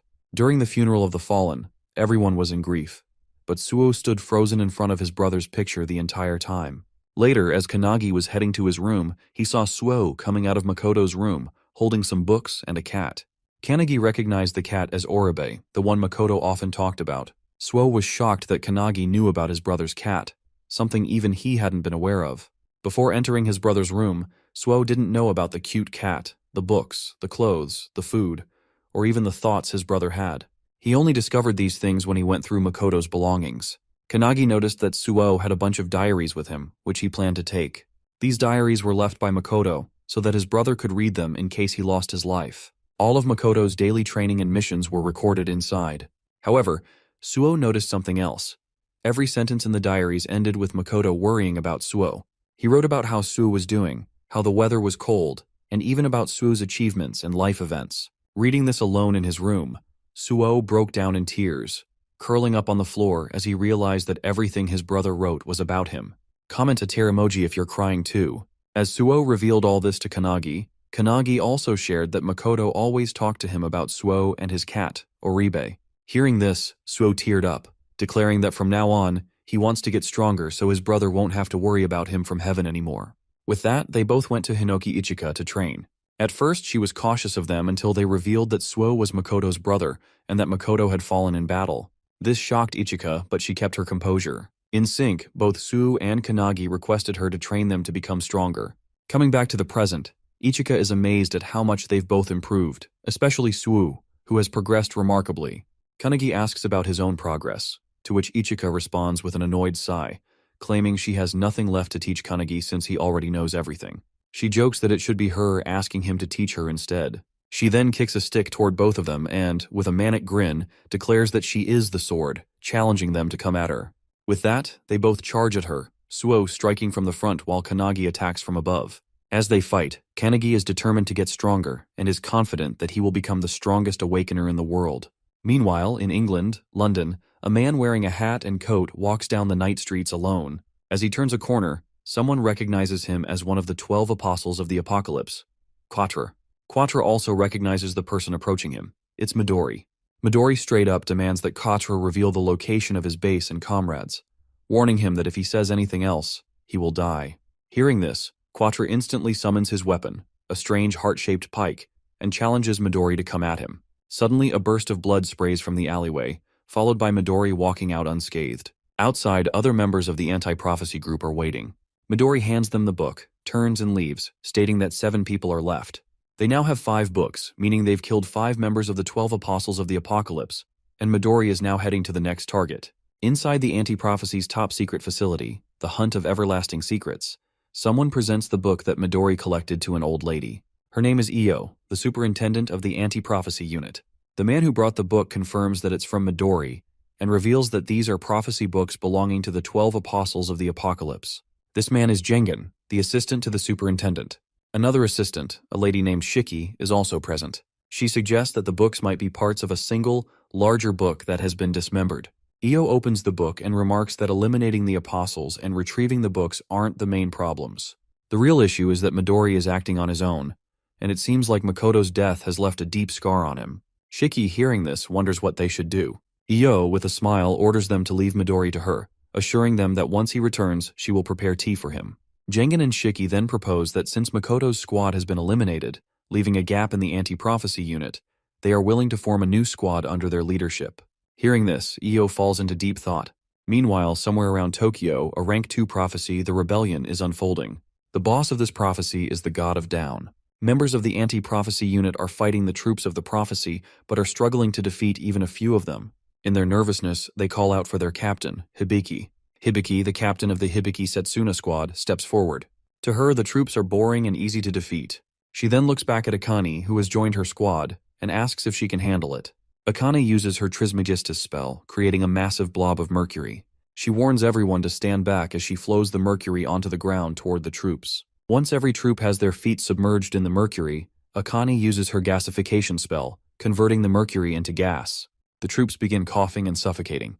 Akane then follows up by converting the gas back into liquid mercury, which is now inside the troops' bodies. She uses crimson heat to boil the mercury within them, and finally she solidifies the mercury, instantly killing all the troops by forming spikes inside their bodies. The entire squad is shocked, as Akane has just wiped out all the troops in a matter of seconds. Akane snaps her fingers and turns toward the group, announcing that she's finished. Hibiki walks toward her, clapping, and praises Akane for using all 3 states of matter and executing 4 attacks in a single skill. She holds Akane's chin and remarks that it's a shame Akane is only a temporary member of their group. Hibiki proposes that once Akane finishes her training, she should join their squad permanently. Akane, excited, replies that she'll think about it. The other squad members are also impressed by Akane, wondering if she'll really join their squad, given how cute and strong she is. However, to their surprise, Hibiki wants Akane to join because she wants their battles to be even easier. As soon as Akane leaves, she calls Kanagi, informing him that she has completed Lesson 7 about controlling the 3 states of alchemy, and asks him to send her the next lesson. Kanagi, who is trying to keep his lunch safe from the cat, agrees. The founder alchemist, hearing this, is amazed that Akane has finally mastered level 7. Kanagi requests the founder to prepare 3 more lessons for Akane, which he gladly agrees to.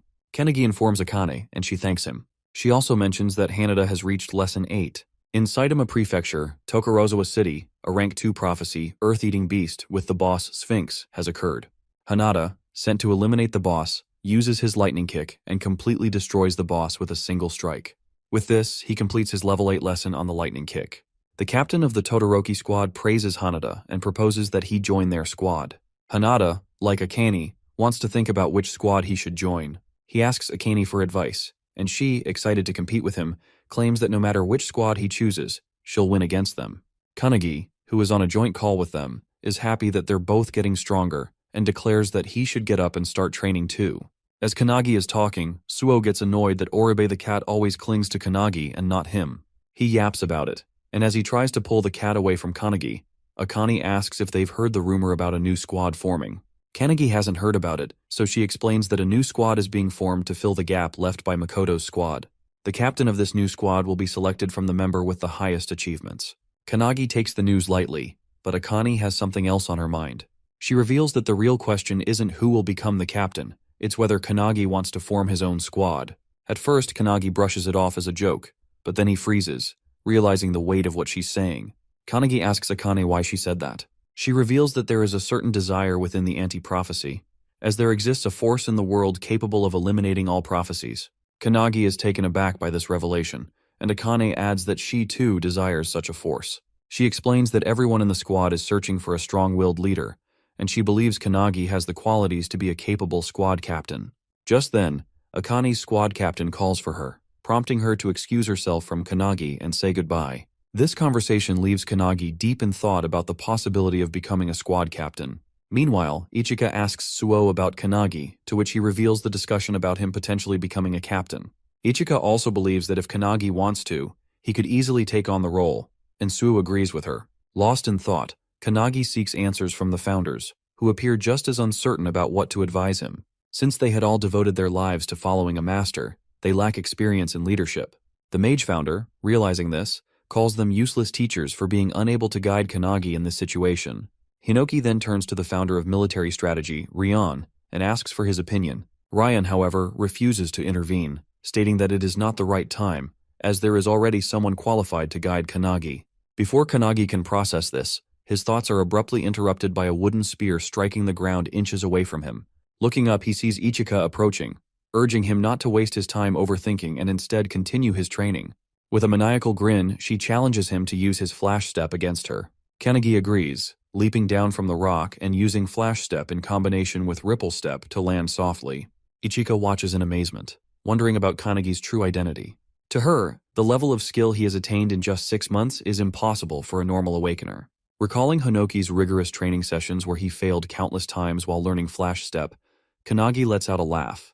However, before he can dwell on the memory, he senses an aura of energy surging toward him. Noticing Ichika charging at him with her wooden staff infused with energy, he swiftly dodges.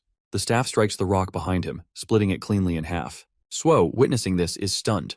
Ichika, undeterred, reminds Kanagi that she doesn't care whether he is focused or not.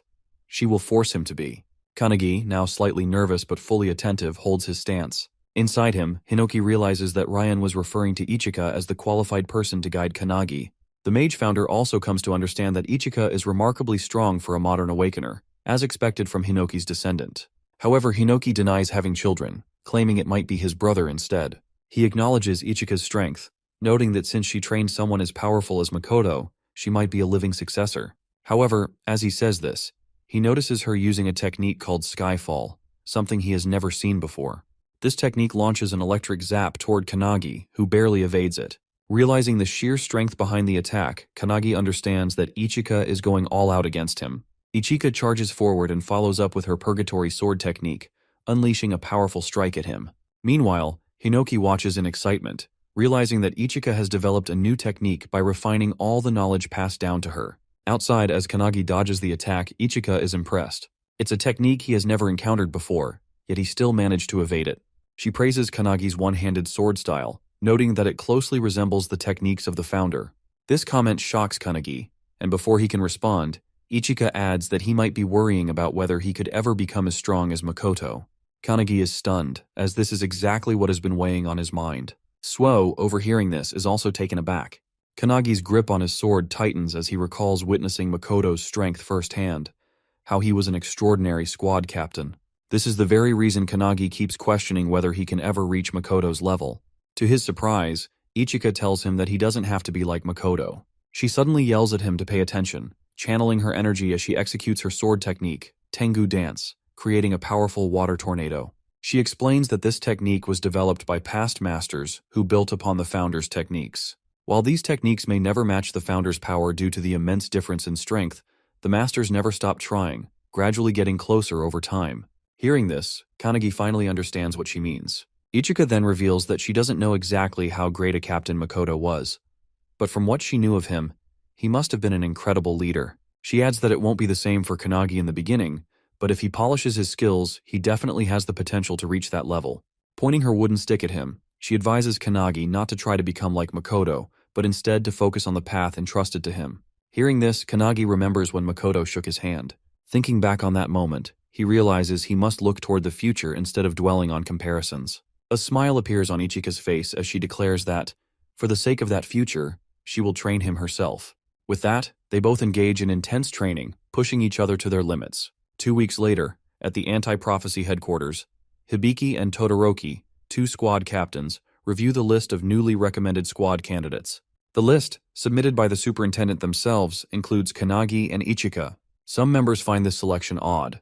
Meanwhile, outside the HQ building, a dark figure speaks on a cell phone, informing someone that they have successfully infiltrated the facility and that the new squad captain exam will take place in 3 days. This figure carries the Book of Doom and boldly declares that they will soon become the new squad leader of the Anti-Prophecy. This figure is none other than Eva, a member of the 12 Apostles of Apocalypse. Eva possesses a skill called Heavenly Demon, which allows her to replace the existence of anyone she kills. Her goal is to become the captain of the newly formed squad of the Anti-Prophecy and destroy the organization from the inside. As Midori continues his killing spree against the 12 Apostles, more than half of them have already fallen. Since they cannot defeat Midori head-on, they have decided to sabotage the Anti-Prophecy from within. Their motto is that they will do anything to fulfill the prophecy. 3 days later, at the grand training field of the Anti-Prophecy, the selection examination for the captain of the new squad is underway. As all participants gather, the instructor announces that there will be 4 tests, with only 4 people advancing to the final stage. The exam follows a point system. First place in each test earns 3 points, second place earns 2, and third place earns 1.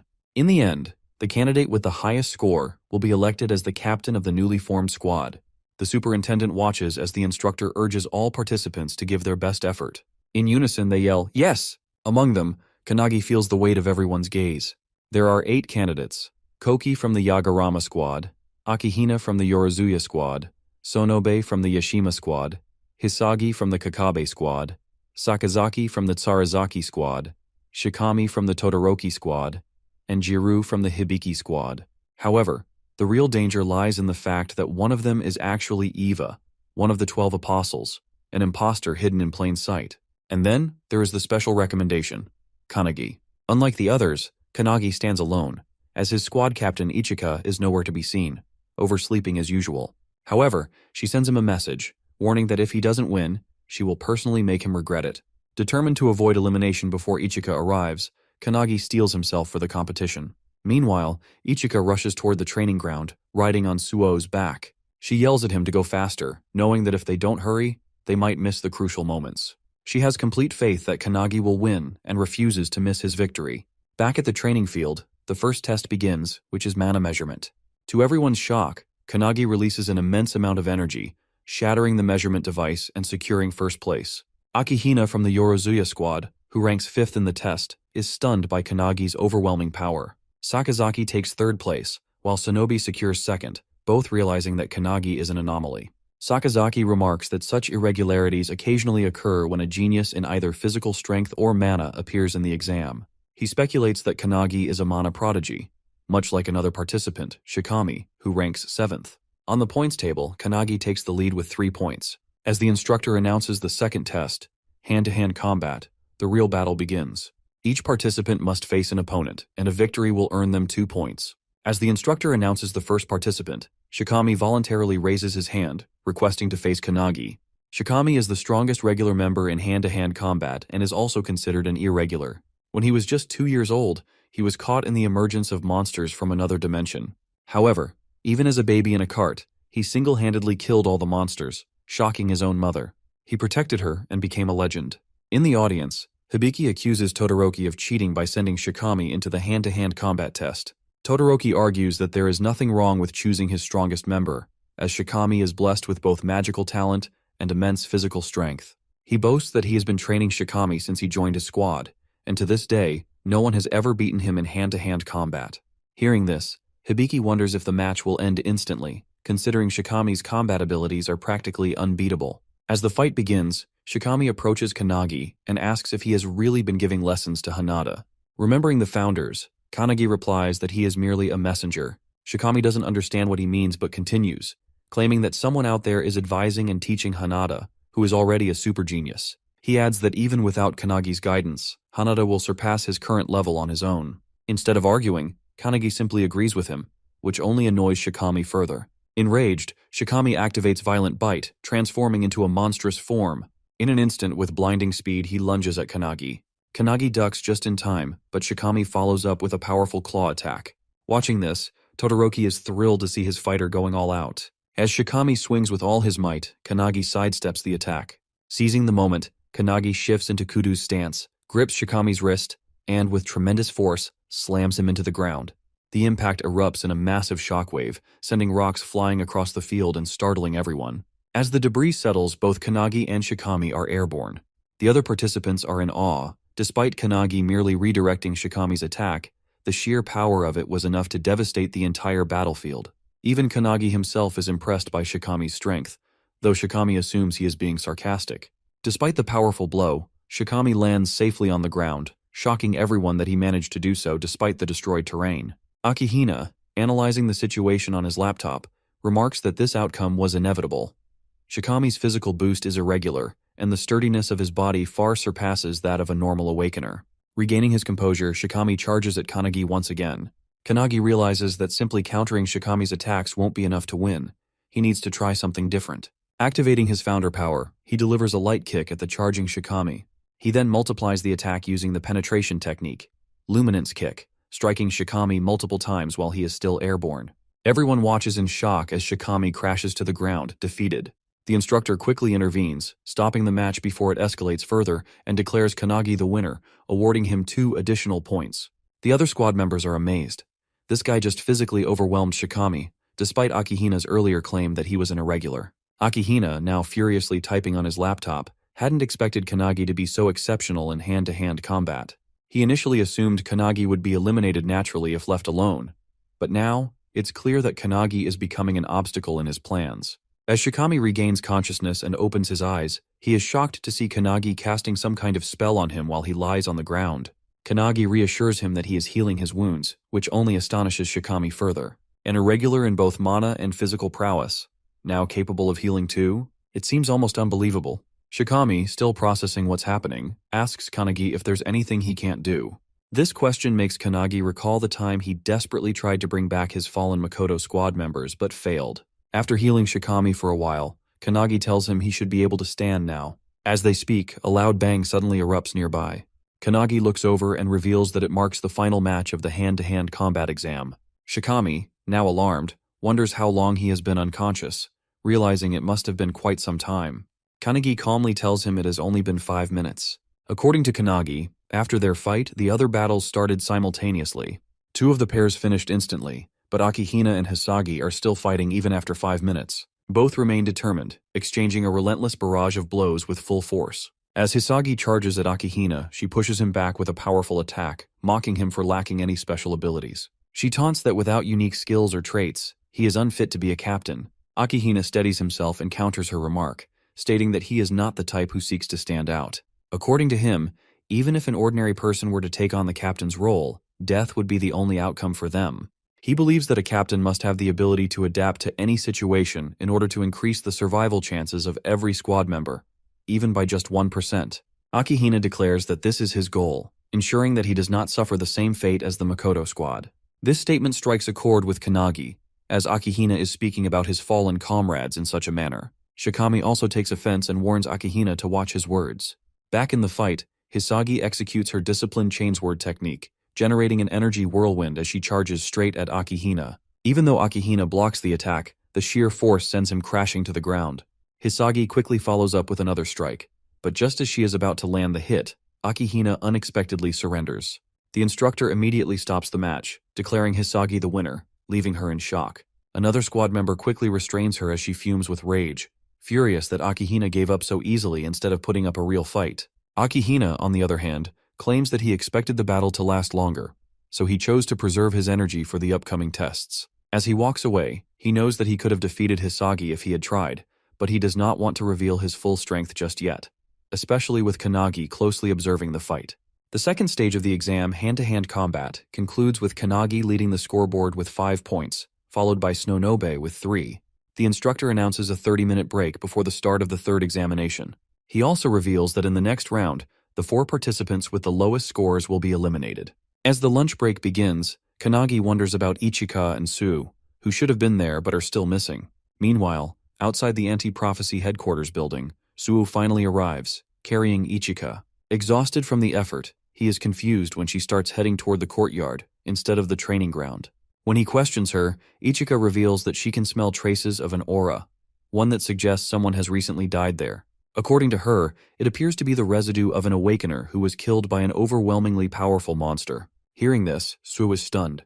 If an awakener was truly killed here, it means someone may have infiltrated the anti-prophecy headquarters, despite this place being a well-kept secret.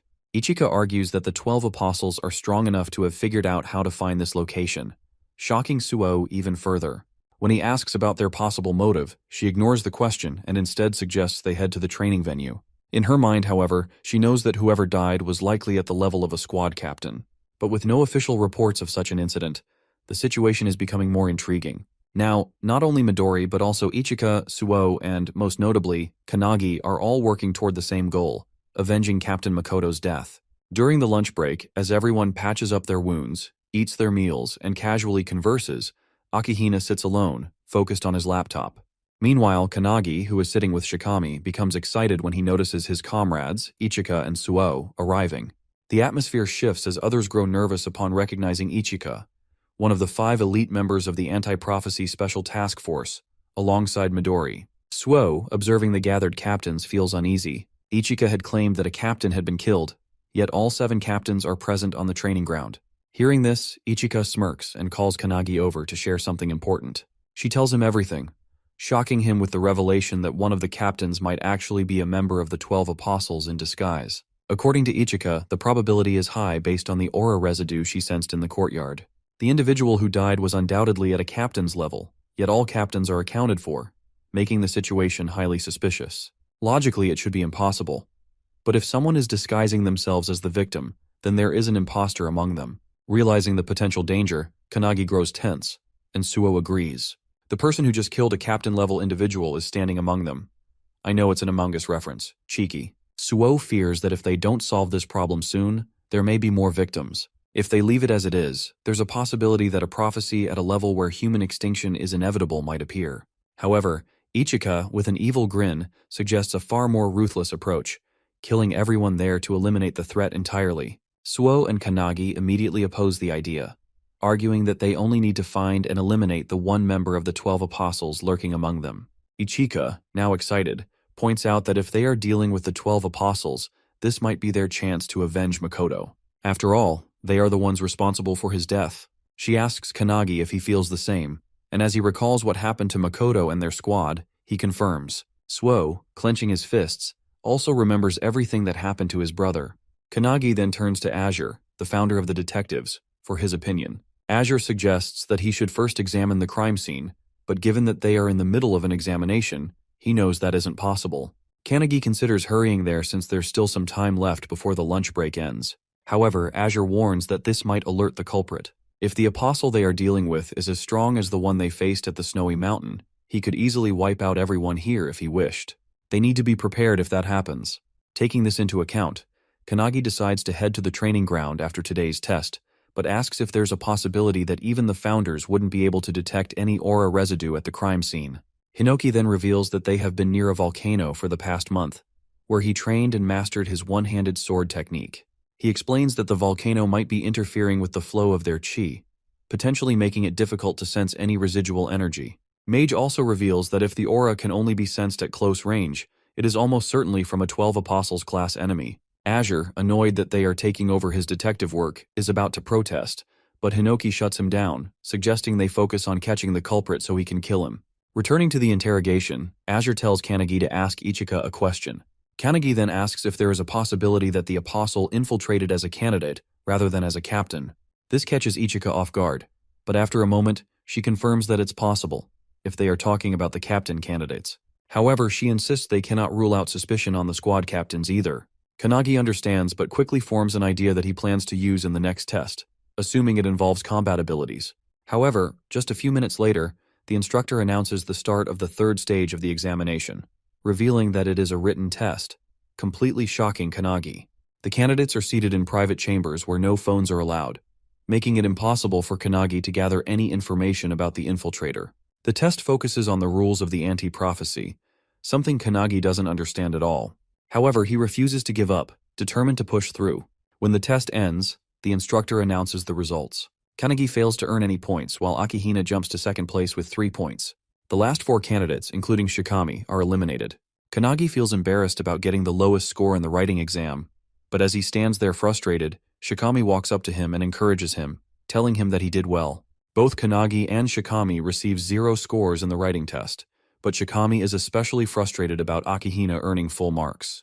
Despite this, he praises Kanagi for maintaining first place and assures him that he will be cheering for him in the second half of the exam. He wonders who will be selected as the new captain and adds that after the captain is chosen, the superintendent will also evaluate whether the newly formed squad will function properly. Shikami explains that the minimum number of members in a squad is 7, meaning the captain must recruit at least 6 more members. He advises Kanagi to start considering which candidates he will recruit once he becomes a captain. Placing a hand on Kanagi's shoulder, Shikami offers himself as a squad member, emphasizing his strong physical abilities. Then with a grin, he walks away, wishing Kanagi the best for the rest of the exam. As Shikami leaves, Azure approaches Kanagi and tells him to visit the crime scene. However, something in Azure's confident tone makes Kanagi realize that he has already identified the culprit. Azure confirms this, but states that he still needs solid evidence to make an official deduction. He then declares that they will now go on the offensive against the 12 apostles. The mage explains everything that has happened so far, and mentions that Detective Azure assists Kanagi with his deductions and methods. This annoys Hinoki, as the mage speaks in a roundabout manner, but she does so intentionally to lighten the mood with her narration. They are at the crime scene, where Azure takes over for Kanagi and begins examining the area. As expected, everything aligns with his suspicions. With the victim's identity confirmed, he now also knows who the culprit is. Hearing this, Hinoki realizes that their opponent is indeed one of the 12 apostles, which means he might have obtained the Book of Doom, the same one the last apostle possessed. The mage then asks what they should do next. Just as Kanagi is about to respond, he suddenly feels a surge of energy and is transported into a cloudy realm. There, he encounters an old lady who, when asked, simply claims to be a random granny passing by. She inquires about his investigation, and Kanagi reveals that a murder has been committed. The culprit has taken on someone else's form and appears to be highly skilled. Upon hearing this, the granny asks if they should find the culprit now. However, Kanagi explains that they already know who it is, not by mere guesswork, but with solid proof. Despite this, he admits that he cannot expose the truth just yet. The granny is confused, as she believes that revealing the culprit and eliminating them immediately would be the best course of action. However, Kanagi argues that while it may seem that way, there are actually 2 culprits instead of 1. He insists that it would be better to take them both down at once when they are in the same place. He decides to deal with it in the morning, but requests that the old lady, who is actually the superintendent, refrain from interfering and simply observe. She smiles, wishes him luck, and reiterates that she is just a passing granny who will not interfere. As she is about to leave, Kanagi reveals his name to her, prompting another smile from the old lady. Suddenly, a strong surge of energy rushes through him, and he regains control of his body. In a top-secret location, the assistant questions the superintendent, asking if it was wise to leave things as they are. The granny, however, assures her that she doesn't mind, as Kanagi seems close to the truth and appears to have a plan. She claims that she is merely interested in seeing what he will do next. She then orders the assistant to instruct the other officers to provide backup for Kanagi if anything happens. The assistant agrees but admits that even after walking near the residual traces, she didn't find anything particularly interesting. Still, the superintendent places her trust in Kanagi's words. The assistant is puzzled as to why the superintendent has so much faith in him. In response, the granny reveals that it is because of the confidence and determination she saw in his eyes. The next day, as Kanagi walks through the woods, Shikami joins him, explaining the details of the next test. This test will evaluate their performance based on how well they would function as a squad captain. Shikami already expects Akihina to rely on his strategic skills, but he expresses his support for Kanagi instead. Kanagi thanks him, but suddenly, out of nowhere, asks why Shikami deliberately dropped out of the examination. After a brief yet sinister pause, Shikami turns to him and claims that he changed his strategy midway. Instead of becoming a captain himself, he now prefers to operate in his own way under the command of a strong captain. Kanagi narrows his eyes in suspicion and accuses Shikami of doing it so he could eliminate all the promising members of the squad.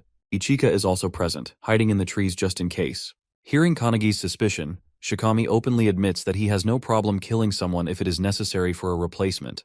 He explains that during the third test, he struggled to write anything because his brain could only process and retrieve the information already stored in it, which is why he ended up with a score of 0. Calling himself a fool, he accepts that it would be better for him to simply eliminate Akihina's body instead. As they step into an open field, all the squad captains and members surround them. In the center, Todoroki is chained to the ground, while Hibiki and another captain stand beside him. With her usual casual and cocky demeanor, Hibiki refers to Shikami as Mr. Apostle and asks him to introduce himself. Realizing his disguise has been exposed, Shikami deepens his voice and reveals his true identity, Eva, the ninth apostle. Eva then explains her ability, adding that she can also extract information directly from a host's brain. She claims that she killed Shikami because he possessed the strongest physique among the contenders. Hibiki smirks and asks if Eva's goal is to sabotage the anti-prophecy from the inside. Eva confirms this, but admits that since she has failed, she now has no choice but to kill everyone present. However, before doing so, she wants to know who first discovered her true identity. Hibiki points toward Kanagi, who is standing right beside Eva. With an evil grin, Eva glares at him and remarks that she never expected him to have the audacity to stand so close to her. Turning to face him, she radiates immense energy and demands to know who the hell is he. But how did all of this happen? Right before Shikami's body was taken over by Eva, Todoroki had told him that he would recommend him as a candidate for the new squad captain. This news excited Shikami greatly, though Todoroki cautioned him that the information was still a secret and would only be officially announced the next morning.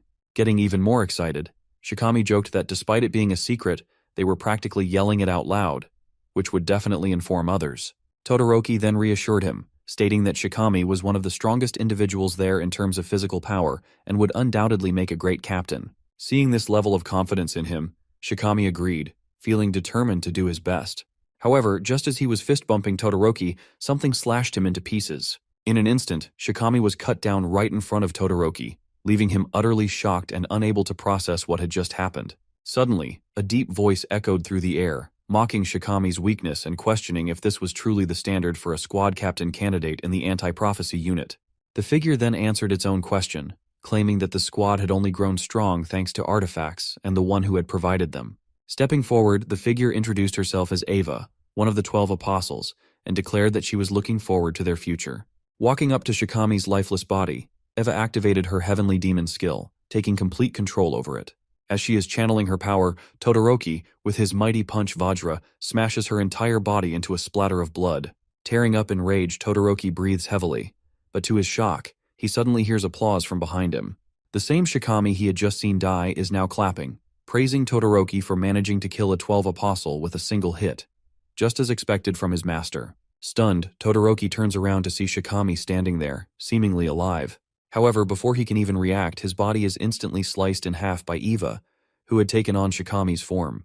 With a wicked grin, Eva then activates the Necromance Dance artifact, resurrecting Todoroki as a corpse slave bound to her will. Now under Eva's control, Todoroki agrees to serve her, addressing her as Eva, but before he can say anything else, she slaps him so hard it nearly knocks him over. Correcting him, she demands that he call her Shikami, ensuring that no one grows suspicious of her disguise. Todoroki nods, complying, and the two share a dark, twisted laugh.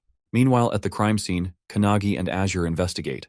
Using his unique skill, Theatrical Detective, Azure rewinds time to witness everything that transpired there.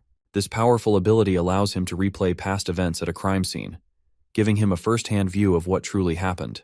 The only condition is that Azure himself must possess the evidence and personally deduce the culprit, not just by looking at the clues, but by reaching a conclusion on his own. Additionally, this ability allows him to predict future crimes before they happen. However, there is a significant drawback. If Azure ever fails to deduce a case correctly, the skill will be permanently lost. This means that for the rest of his life, he will never be able to use it again. As Azure explains this ability to the founders, they are disgusted by how underhanded Eva's technique is, killing someone and taking control of their body. However, the room falls into shocked silence as everyone turns their gaze toward Kanagi, who is overflowing with mana, his rage uncontainable. With fiery determination, he vows not to forgive the apostle. Back in the present, still burning with fury, Kanagi launches a devastating attack, a flash reflection punch, enhanced by his penetration spell, aimed directly at Eva.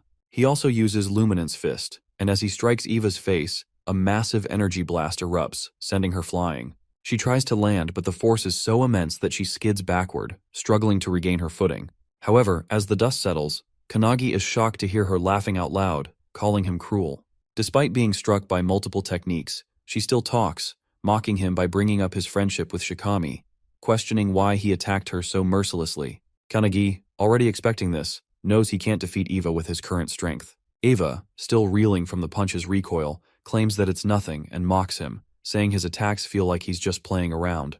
As the recoil fades, Eva yells that these kinds of attacks won't do anything against her.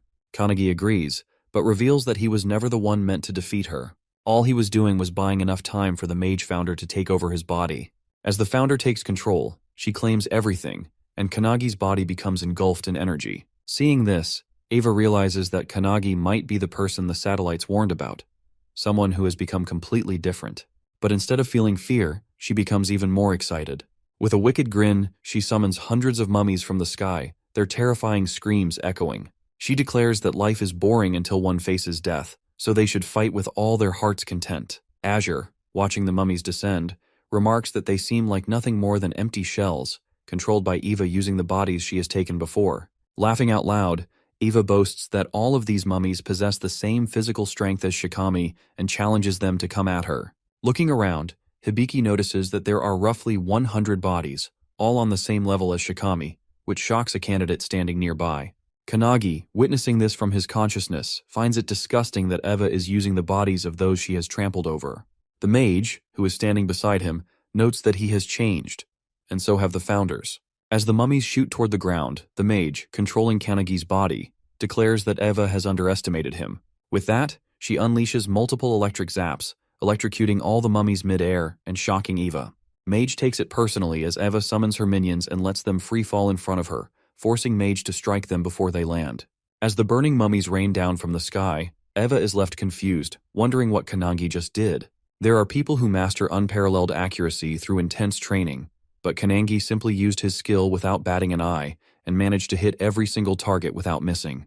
The mage instructs Kanagi to stand beside her and study her actions. Our boy finds it amazing that even though she is using a weak body, she can still cast all of her spells efficiently. Calling him closer, Mage explains that while Kanagi was only seeking power for himself, the founders, on the other hand, were eager to use their power through his body. Kanagi is confused, unsure of what she is talking about. Mage continues, stating that even after everything, Kanagi, drunk on immense power, still felt closer to his goal, which was simply to become stronger. Meanwhile, all the founders are also drunk on Kanagi's unparalleled talent. However, after experiencing the tragedy of losing a friend, someone who trusted Kanagi with the future, Mage concludes that Kanagi is angry from the bottom of his heart. Pointing at the founders, who are all excited, Mage claims that they all like the current version of Kanagi. Eva, hearing this, is confused. She charges at Kanagi, yelling that the rule of the world is simple: the weak get trampled by the strong. Just as she is about to strike, an electric spark erupts in front of her, stopping her mid-charge. Eva, bewildered, looks around and notices the sky raining down with thunderstrikes. Mage reveals that many people think like Eva, but he remembers witnessing an existence powerful enough to destroy the tower, only to be toyed with and devoured by beasts from another dimension. Mage, who observed her comrades fall, now stands for those who were weak, vowing to avenge them. As she walks toward Eva, Mage, still in control of Kanagi's body, calls Eva frustrated, mocking her for lacking the strength to fight. Eva, on the other hand, can't get back on her feet as she is continuously blasted by the thunderstrikes. Mage knows that even though Kanagi trained in the mountains, laughing on the outside, deep inside, he wanted revenge. She ensures that all the founders share the same belief, that Kanagi will one day reach the same peak as them. Extending his hand forward, Mage assures him that if he ever needs help, they will lend it to him, and if he feels sadness, he should point to what caused it, and they will put an end to the prophecy. Without hesitation, Kanagi points at the airborne Eva, and suddenly, she is struck by lightning bolts that tear her body into pieces. Everyone is left in shock, while the instructor realizes that Kanagi resembles Midori when he was a child, a monster in the making. As Eva lies in pieces on the ground, she can't comprehend how this young boy not only destroyed all her minions, but also obliterated her body. Kanagi, walking toward her, asks if she now understands their strength and states that he has a lot of questions to ask her. He adds that he knows many people skilled in interrogation and wants to talk to Eva about everything that happened. However, in a deep voice, Eva reveals that she can't fight Kanagi in her current form and admits that her boss was right about it. Suddenly, a coffin emerges from the ground and Eva calls it her trump card. Kanagi is shocked, while Eva explains that, hundreds of years ago, one of the founders, known as the 10,000-man army slasher, was responsible for destroying the tower. To Kanagi's horror, Eva unveils the body of Hinoki Reichiru inside the coffin. All the founders, especially Hinoki's spirit, are stunned that she has possession of his corpse. Without a word, Mage casts a thunderbolt spell, striking down the coffin. This shocks Hinoki, but Mage states that this is now the real deal, as Eva has already taken control of Hinoki's body. In front of them, Hinoki's corpse stands, gripping his blade. Eva, thrilled by her newfound power, declares that she can now fight them on equal footing. Kanagi, taken aback by the overwhelming pressure filling the air, realizes that this aura is even stronger than what he felt while training with Ichika. But that's not all. With a snap of her fingers, Eva summons hundreds of minions from the ground, calling it the second wave. Kanagi begins to worry, but Mage reassures him that it's nothing. As Eva continues summoning her minions, a sudden explosion erupts behind her. Turning around, she sees Kanagi's friends arriving. Ichika, Suo, and the others, standing ready for battle. He is not alone! Eva feels annoyed, believing Kanagi to be alone in this ordeal. As she observes him speaking, Kanagi realizes that the corpse's voice and speech pattern are identical to Hinoki's. Despite their friends joining the battle, they struggle to defeat the minions, as Eva remarks that these ones are far stronger. This time, the minions possess a physical hardening skill, and even when one of the members unleashes their full power, the attack leaves the minion unscathed. To their horror, each minion possesses a unique skill, making them formidable opponents. With their overwhelming numbers, the anti-prophecy members find it increasingly difficult to fight them head-on. Hibiki, who has been closely observing the battle, activates her sound visualization release skill, summoning a sound phoenix that obliterates a group of minions in an instant. However, despite her powerful attack, she remains wary, realizing that each minion's strength is enhanced by their individual skills. As if things weren't chaotic enough, Todoroki suddenly breaks free from his chains and slam dunks one of the younger members with crushing force. However, Hibiki reacts just in time, rescuing them from certain doom. Amidst all that, Eva is reveling in the chaos, thoroughly enjoying herself. She smugly declares that in a battle like this, only the squad captains have a chance of survival. Hearing this, Kanagi turns to the other founders for their opinions, but they all remain silent. He then faces Mage and asks her to let him take control of the body for a moment. She is surprised by the request but ultimately agrees. Taking control, he confidently mocks Eva, accusing her of underestimating his friends, something she should not have done. Meanwhile, Hanada finds himself surrounded by minions, but he recalls Lesson 7 from Kanagi. Channeling his fist technique, he summons a dragon, using it as both a power source and a foundation for his attacks. With explosive force, he kicks the hell out of every minion charging at him. A while ago, Founder Spirit Wantak had observed Hanada's muscular yet flexible build, noting his tendency to rely on single-point concentrated strikes paired with his agility. Another founder, Eilerson, had argued that while it was not a bad technique, it could be far more effective with their guidance. Now, in the present, Hanada flawlessly integrates all the techniques they have taught him, moving like a coiling snake, striking from every angle and obliterating the minions with precision. At the same time, Akane stands her ground, ready to face the horde of minions rushing toward her. She remembers Kanagi's advice about the transmute technique, which converts an imperfect substance into perfection. In the past, she could only produce cheap, low-quality weapons, but now, she uses her alchemical prowess to defy limitations, crafting stone golems from the earth itself. This is something she mastered in Lesson 8, and with it, she can even destroy the hardened physiques of the minions with ease. Kanagi asks Hinoki about Suo, but Hinoki assures him that Suo is holding his own. While he may not be as brilliant as his brother, he has his own talents. At this moment, he is skillfully wielding Hinoki's one-handed sword style combined with the Sky Fall skill, cutting down a swarm of minions with a single powerful swing. He then enhances the attack by merging it with Calendula, creating a flower-shaped slash that strikes the minions in a wide area of effect attack. Watching this, Ichika feels a sense of pride, impressed by how her student is seamlessly combining techniques and skills. However, in her opinion, Kanagi's feats remain unparalleled due to the complexity of his combinations. As she continues cutting down minions, lost in thought, she suddenly notices a massive fire tornado forming before her. The sight startles her as this can only mean that the battle between Kanagi and the 12 Apostles has already begun. However, as she focuses on the fiery vortex, her shock intensifies when she realizes that Kanagi is fighting none other than the legendary founder, Hinoki. Eva charges at Kanagi, wielding Hinoki's one-handed blade style combined with the wave-cutting blade technique. However, our boy effortlessly sidesteps the attack with the precision of Goku in Ultra Instinct. Despite missing her target, Eva's strike completely obliterates the ground beneath them.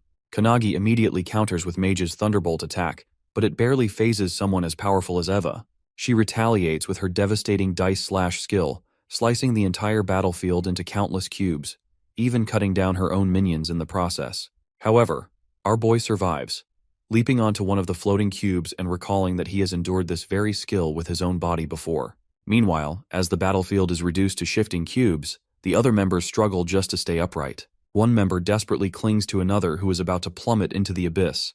But before they can pull them up, the dice slash severs his arm, sending her tumbling down.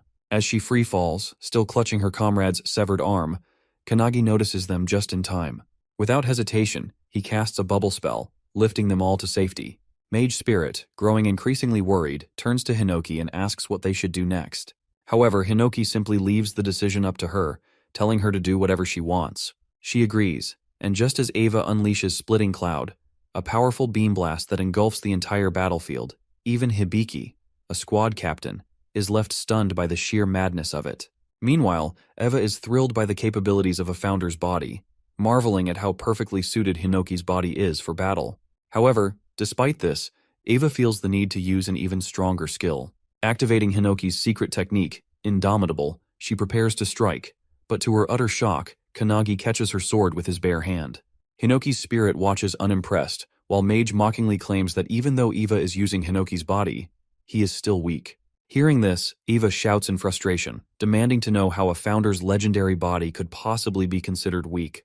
Desperate for a stronger skill, she frantically searches through Hinoki's memories, trying to extract something more powerful. As she forces his way deeper into Hinoki's mind, her eyes begin to tear up, as if she has just seen something truly terrifying. Eva's tears stem from the overwhelming memory of Hinoki's past, back when he was still alive during the time of the towers.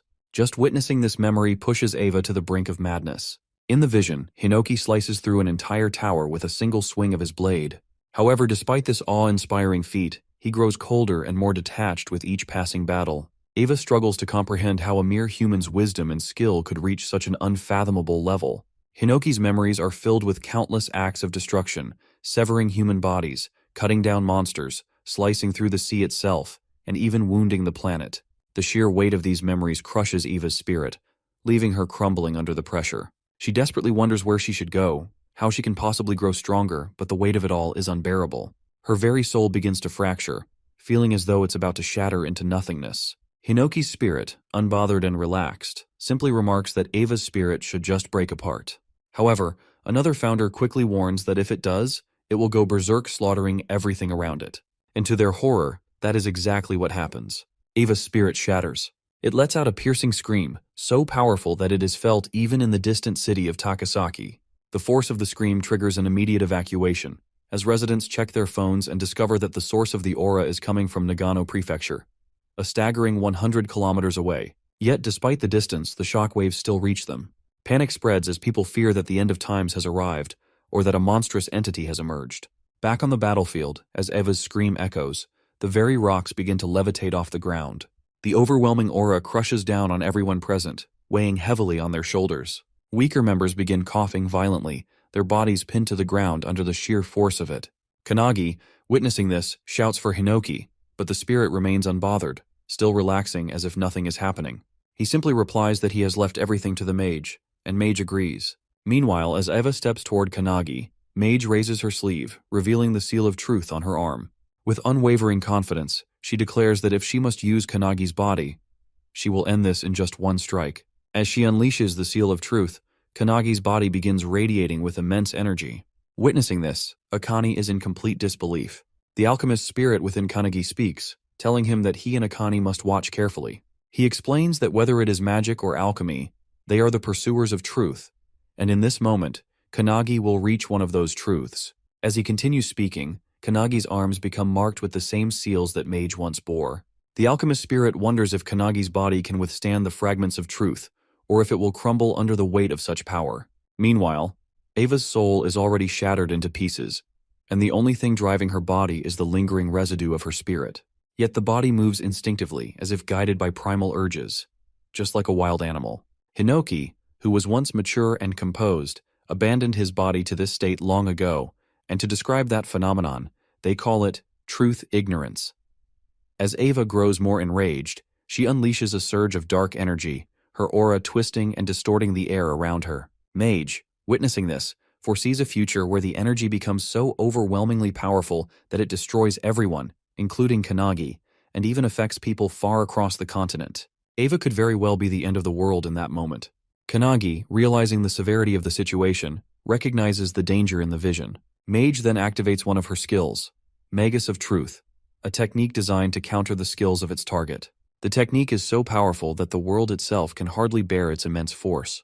As Eva loads dark energy into her arm and swings it at Kannagi, he effortlessly stops the attack. To her shock, he grips her hand firmly. In that moment, Mage channels a burning light attack, creating a powerful burst of light between them, engulfing the entire area. As the dust settles, Eva is reduced to nothing more than a charred skeleton, while Kannagi still grips her hand. Mage, using Kannagi's body, calls out a final goodbye to Eva's dying soul as her ashes are swept away by the wind. The other founders watch this with determination, but Hinoki rises, clearly annoyed by the fact that his soul and body are now completely separate entities. Mage smiles and turns toward Kannagi, asking if what he has just witnessed will help him in his training. As Kannagi takes control of his body again, he is shocked to see that the field is clear, with all of his comrades cheering for him, as if he had won against the monster. Ichika, however, is worried that he didn't use his sword at all, making her teachings seem to have had no impact. Hanada sighs in relief, while Suo praises Kannagi, saying that he burned that powerful enemy with just one attack. However, Akane has a deeper insight.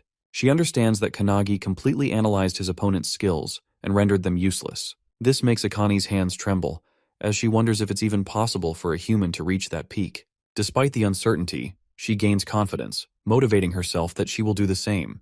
The instructor is now worried about the massive hole in the field, as it was only an examination. But things went south quickly and spectacularly. Even Todoroki is dead, which makes the instructor annoyed, knowing that he now has to conduct another exam like this. As the members are gathering themselves, one notices a strange, bright circle and becomes terrified. The instructor is also shocked, but to everyone's surprise, it's the superintendent.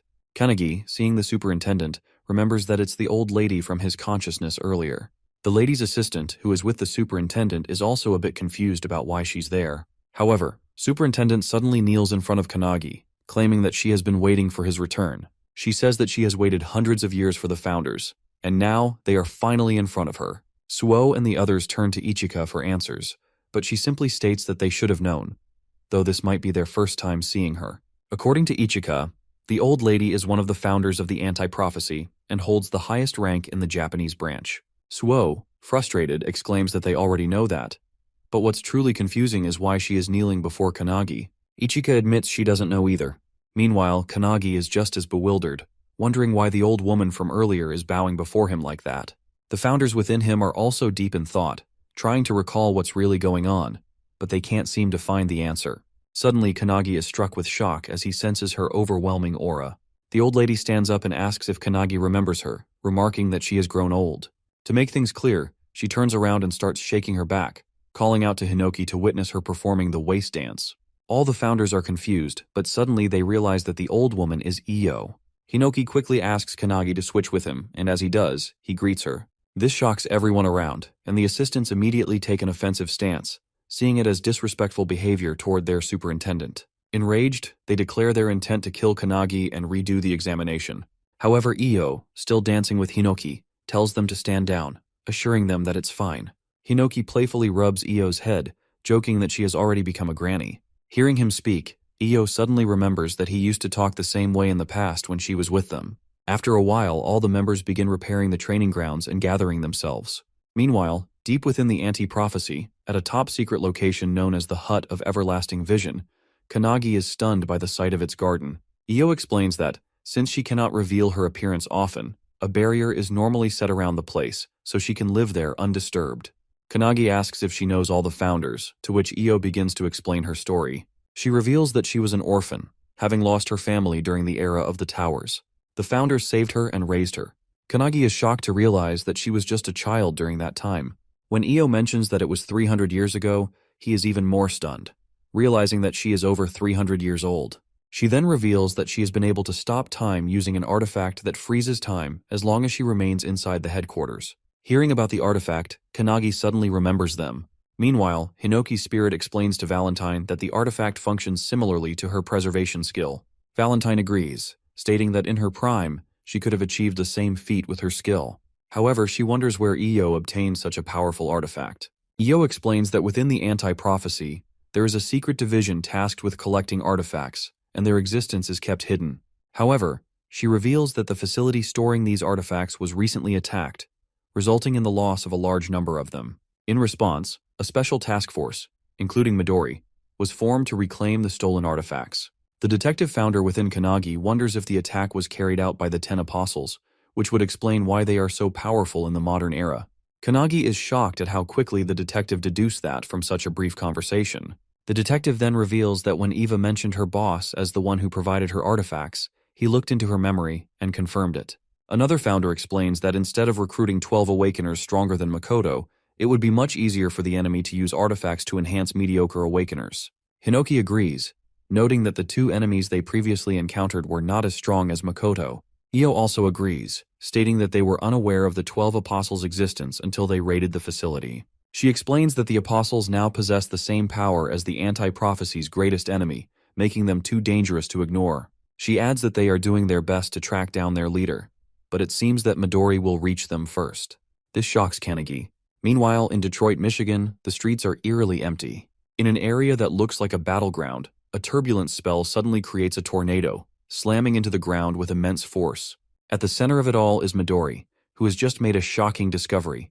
They had assumed the 12 apostles consisted of 12 individuals, but there is also a 13th member. Watching him through an orb, a man lounging on his couch smirks, impressed that Midori has arrived earlier than expected. With a sinister tone, he casually asks whether Midori prefers a cup of coffee or black tea. Without hesitation, Midori chooses him to die, calling him by his true title, Number 0. Midori launches another turbulence beam toward the floating Number 0. The beam is so massive that, far away, another member of the Special Task Force, Nishina, notices it. Mikado, who is also with him, remarks that the city is already abandoned, so they should be fine, but he is puzzled as to why Midori is using such a powerful attack. As they discuss, they suddenly sense a strong attack coming their way. Just in time, they leap off the building, which is instantly sliced in half. The structure completely shatters into pieces. Landing on the ground, they decide to leave Number 0 to Midori, while they focus on handling Kamaragi, one of the 12 apostles. Meanwhile, Midori grows frustrated, unable to pierce the bubble surrounding Number 0, even after using his strongest wind attacks. He wonders if it's the effect of a skill, or perhaps an artifact. Finishing his tea, Number 0 steps out of the bubble himself, mocking Midori and asking if he's done. Without hesitation, Midori instantly casts Wall of Cutting Pearls, launching massive rocks toward Number 0, triggering a devastating explosion. However, to his shock, Number 0 emerges unscathed, casually comparing himself to a whale among fish in front of Midori. Midori quickly realizes that Number 0 has other means of defense, even without the protective bubble. Seeing Midori standing before him, Number 0 begins to taunt him. He claims that under normal circumstances, Midori would be so powerful and terrifying that he wouldn't even consider him an enemy. Yet now Midori is grieving the death of his friend. To Number 0, this makes him a pathetic creature. He goes on to say that from the moment Midori was born, he was nothing more than a monster designed for battle. And yet, despite being made for war, he still failed to protect his precious friends.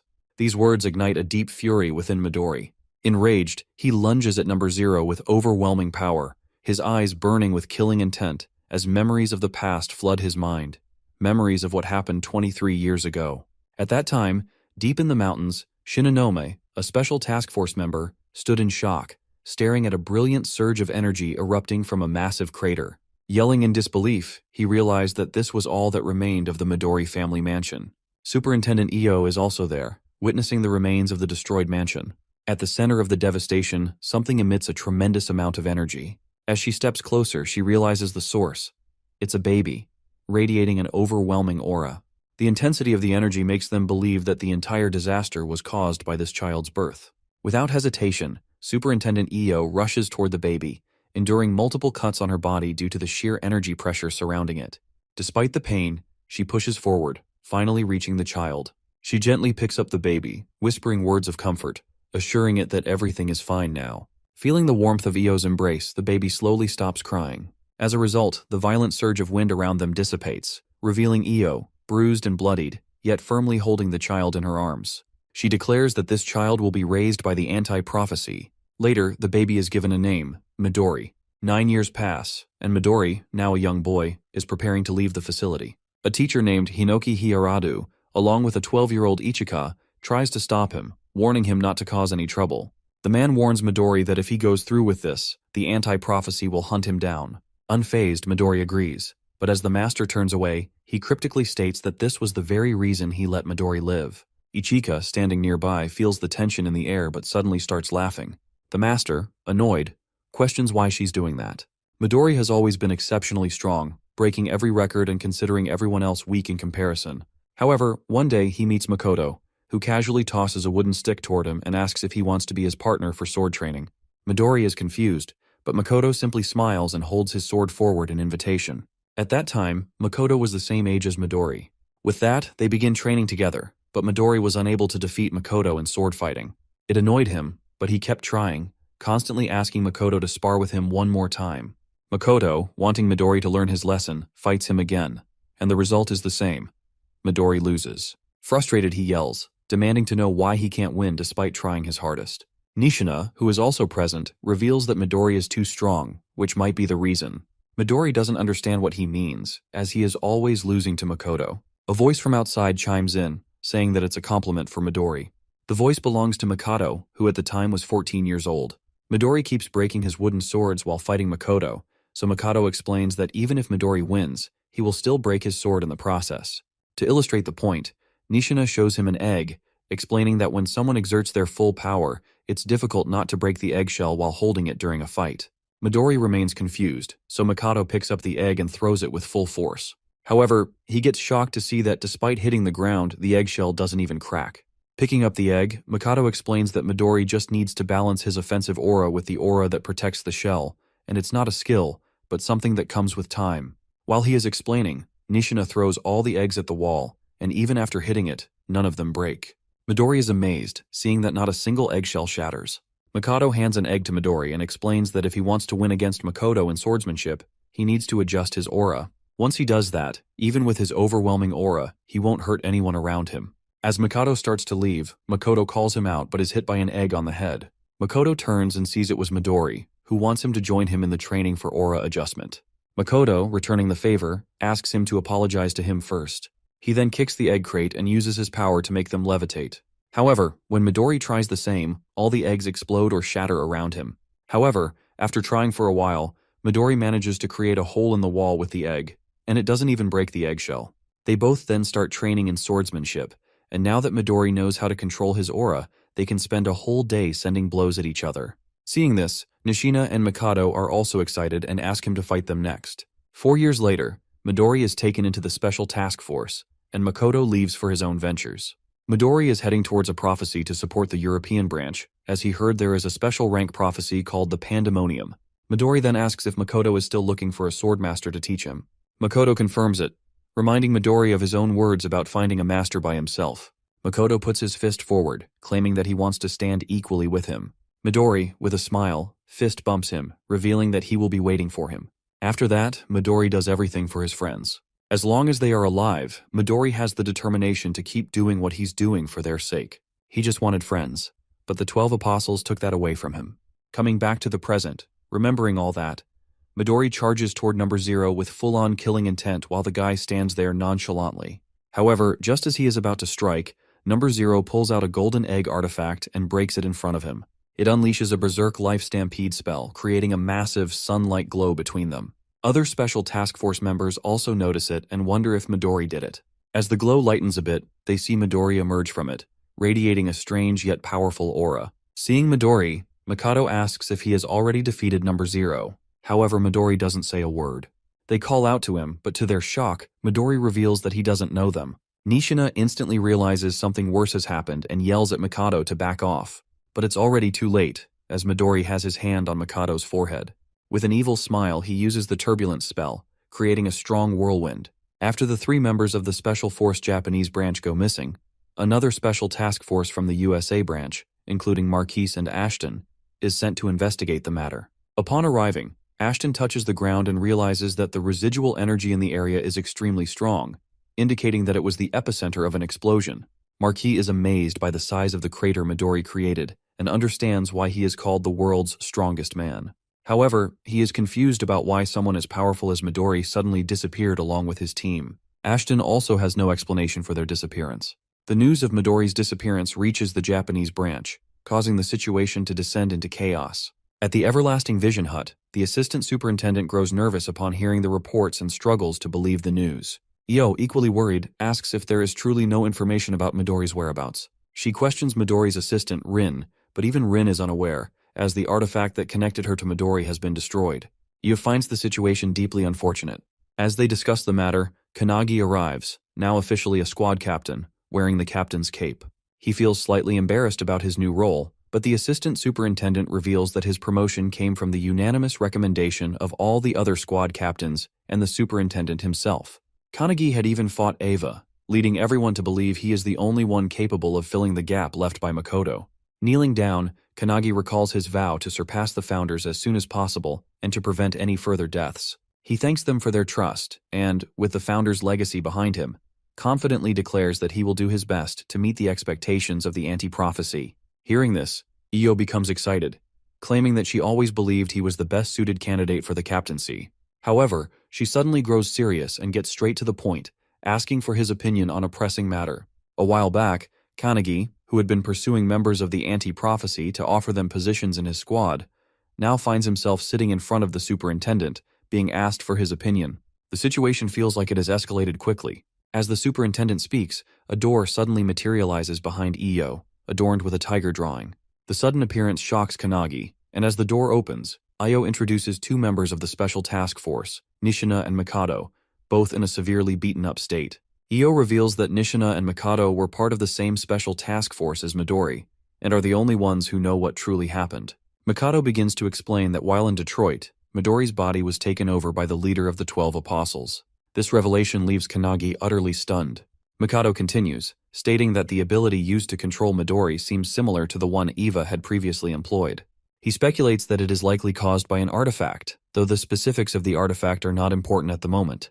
The critical point, Mikado emphasizes, is that Midori, once a protector of his friends, has now been turned into an enemy of humanity. This horrifying reality shakes Kanagi to his core. Mikado adds that Midori resisted the control as much as he could, buying time for Nishina and Mikado to escape. Before fully succumbing, Midori apologized and made a final request. He asked Kanagi to defeat Number 0 on his behalf.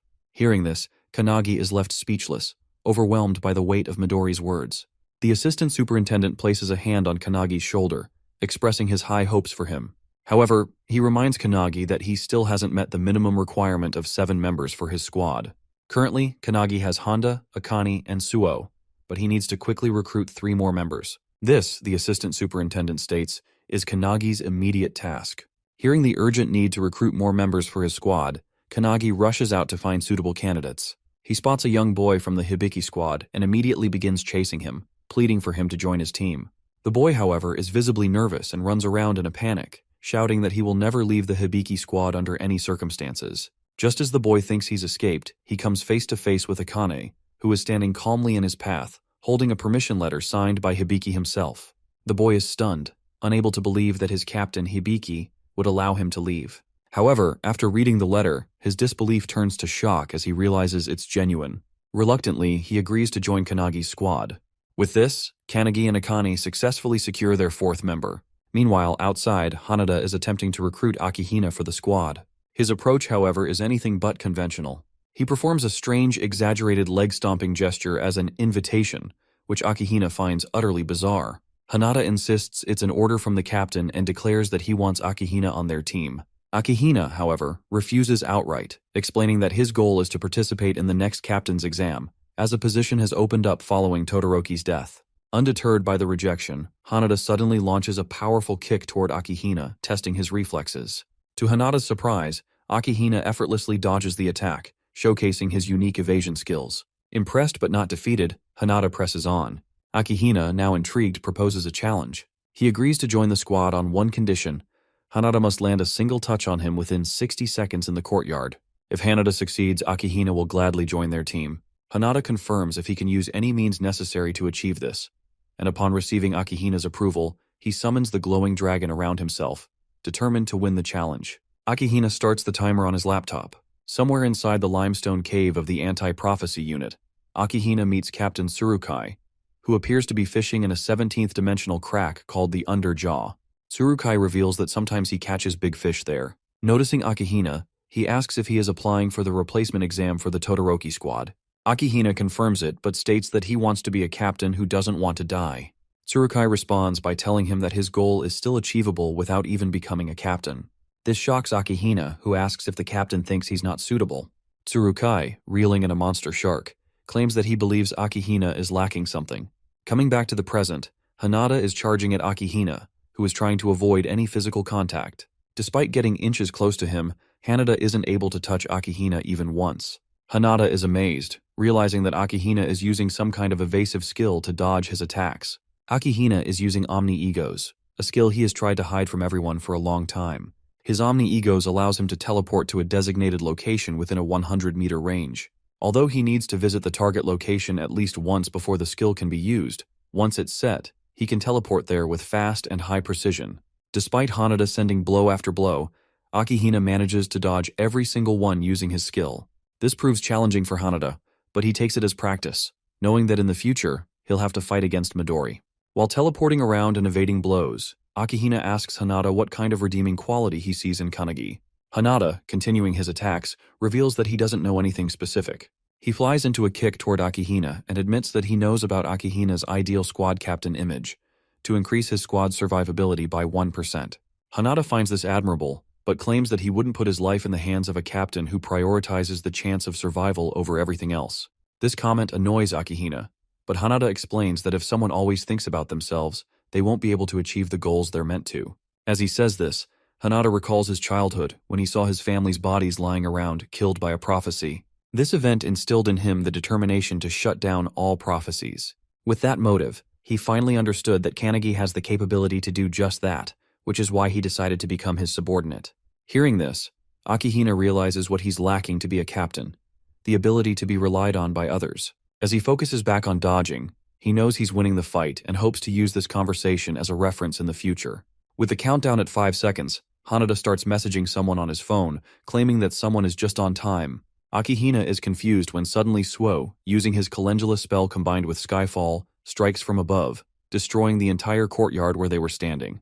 This completely removes Akihina's ability to teleport, and Hanada seizes the opportunity. He leaps off the building and uses a flash kick to tear off a piece of Akihina's clothing. The clock hits 0, but tearing off the cloth counts as a touch, making Hanada the victor. He lands down while Su asks if destroying the entire courtyard was worth it. Hanada brushes it off, praising Suo for his help. Meanwhile, in the background, Akihina is furious, but after typing something on his laptop, he calms down and agrees to join Kanagi's squad.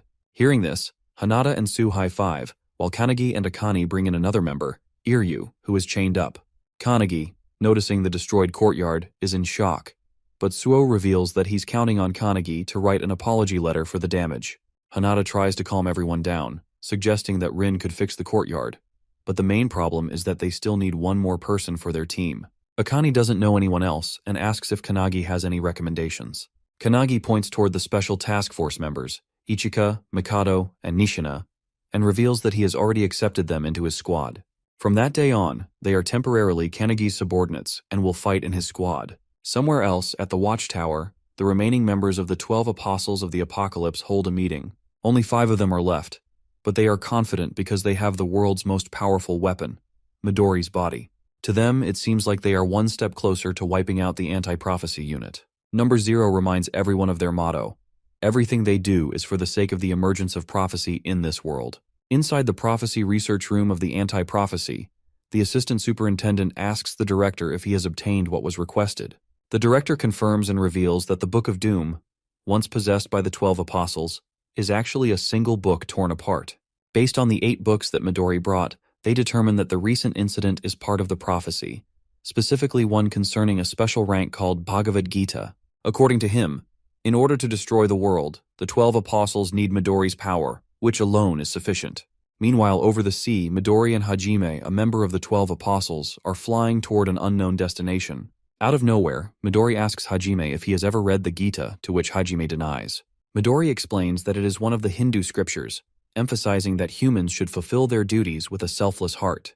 According to Midori, whoever wrote a prophecy like the one currently unfolding likely harbored a deep hatred for humanity. As they fly over New York's Times Square, a family notices them, and a child excitedly recognizes Midori as the world's strongest awakener. The crowd quickly follows suit, cheering and clamoring for pictures. They also notice Hajime referring to him as a samurai. As the gathering swells with excitement at the sight of their heroes, Midori gives Hajime the order to begin their mission. Without hesitation, Midori starts channeling an energy ball in his hand. while the crowd continues to cheer, unaware of what is about to unfold. As a father captures a picture of his child with Midori in the background, Midori suddenly unleashes the energy ball into the air, engulfing the sky completely. The ball transforms into a massive tornado, and from within it, the real Midori desperately yells at Number Zero to stop. However, it is already too late. Number Zero has already cast the spell Turbulence upon them. At the cafeteria of Anti-Prophecy, Kanagi is busy lecturing when Suo rushes toward him, urgently showing him something on his mobile. It is breaking news. New York is burning like hell due to Midori's attack. The report claims that an awakener has attacked and destroyed the city. Meanwhile, at the Everlasting Hut, the American branch superintendent, Vice, is screaming at Io to do something, furious that Midori has just erased an entire city. Io tries to calm him down, but the tragedy has taken countless lives in the heart of the world's economy, New York. She reveals that it is not Midori who caused the destruction, but rather the leader of the 12 Apostles, who is controlling his body. She further explains that they have already identified him as Warren Hastings, an Englishman. She speculates that he might be working alongside invaders from another dimension. Vice is shocked by the revelation, while Io discloses that the 12 Apostles are using artifacts that are not under the supervision of Anti-Prophecy. According to her, someone or something is supporting them. Despite hearing her reasoning, Vice argues that the responsibility still falls on Io, as the man who destroyed an entire city came from their special task force. He warns her that the White House is even considering using nuclear weapons against Midori. However, Vice knows that even nuclear weapons won't have any effect on Midori and asks Io what she plans to do. Back at the cafeteria, Kanagi asks Suo if he has completed Lesson 15 along with the others. Suo confirms, but to his shock, Kanagi appoints him as the vice captain of the Kanagi squad.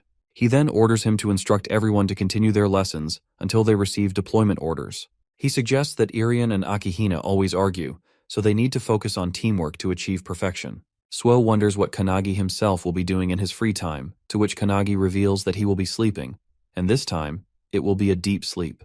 He orders Suo not to allow anyone to wake him up, and since it is Kanagi's command, Suo accepts the order, placing his trust in him. Back at the Everlasting Hut, Io reveals that she is planning to face Midori and the others head-on with their strongest elite unit squad. At headquarters, Kanagi reaches his room and instantly falls asleep. In his dreams, he takes out his sword and begins practicing with Hinoki, while all the other founders stand ready to teach him. However, to Kanagi's shock, Hinoki instantly slashes him into pieces in a flash. He regenerates immediately, only for Hinoki to cut him apart again. Hinoki reminds Kanagi that it was he who insisted on not holding back in training, so now he will devour him. Saying this, he charges at Kanagi with full force. Another founder tries to intervene, but Wantak and Mage stop him. Other founders argue that while short-term training might require such extreme measures, Kanagi is dying too frequently, and his soul may soon be dispersed. However, they all understand that Midori is the strongest awakener of this era, and the current Kanagi stands no chance against him. It may be a desperate training method, but it is the only path to victory. The founder from earlier warns that there may still be a limit to how much Kanagi can endure, but the alchemist reassures her, stating that there is no need to worry. Kanagi is not a delicate man. Mage, witnessing Kanagi being sliced apart again and again, still believes that he will overcome this. Kanagi apologizes to Hinoki, feeling immense pressure just standing in front of him. It feels as if he has been thrown into a blizzard atop a frozen mountain.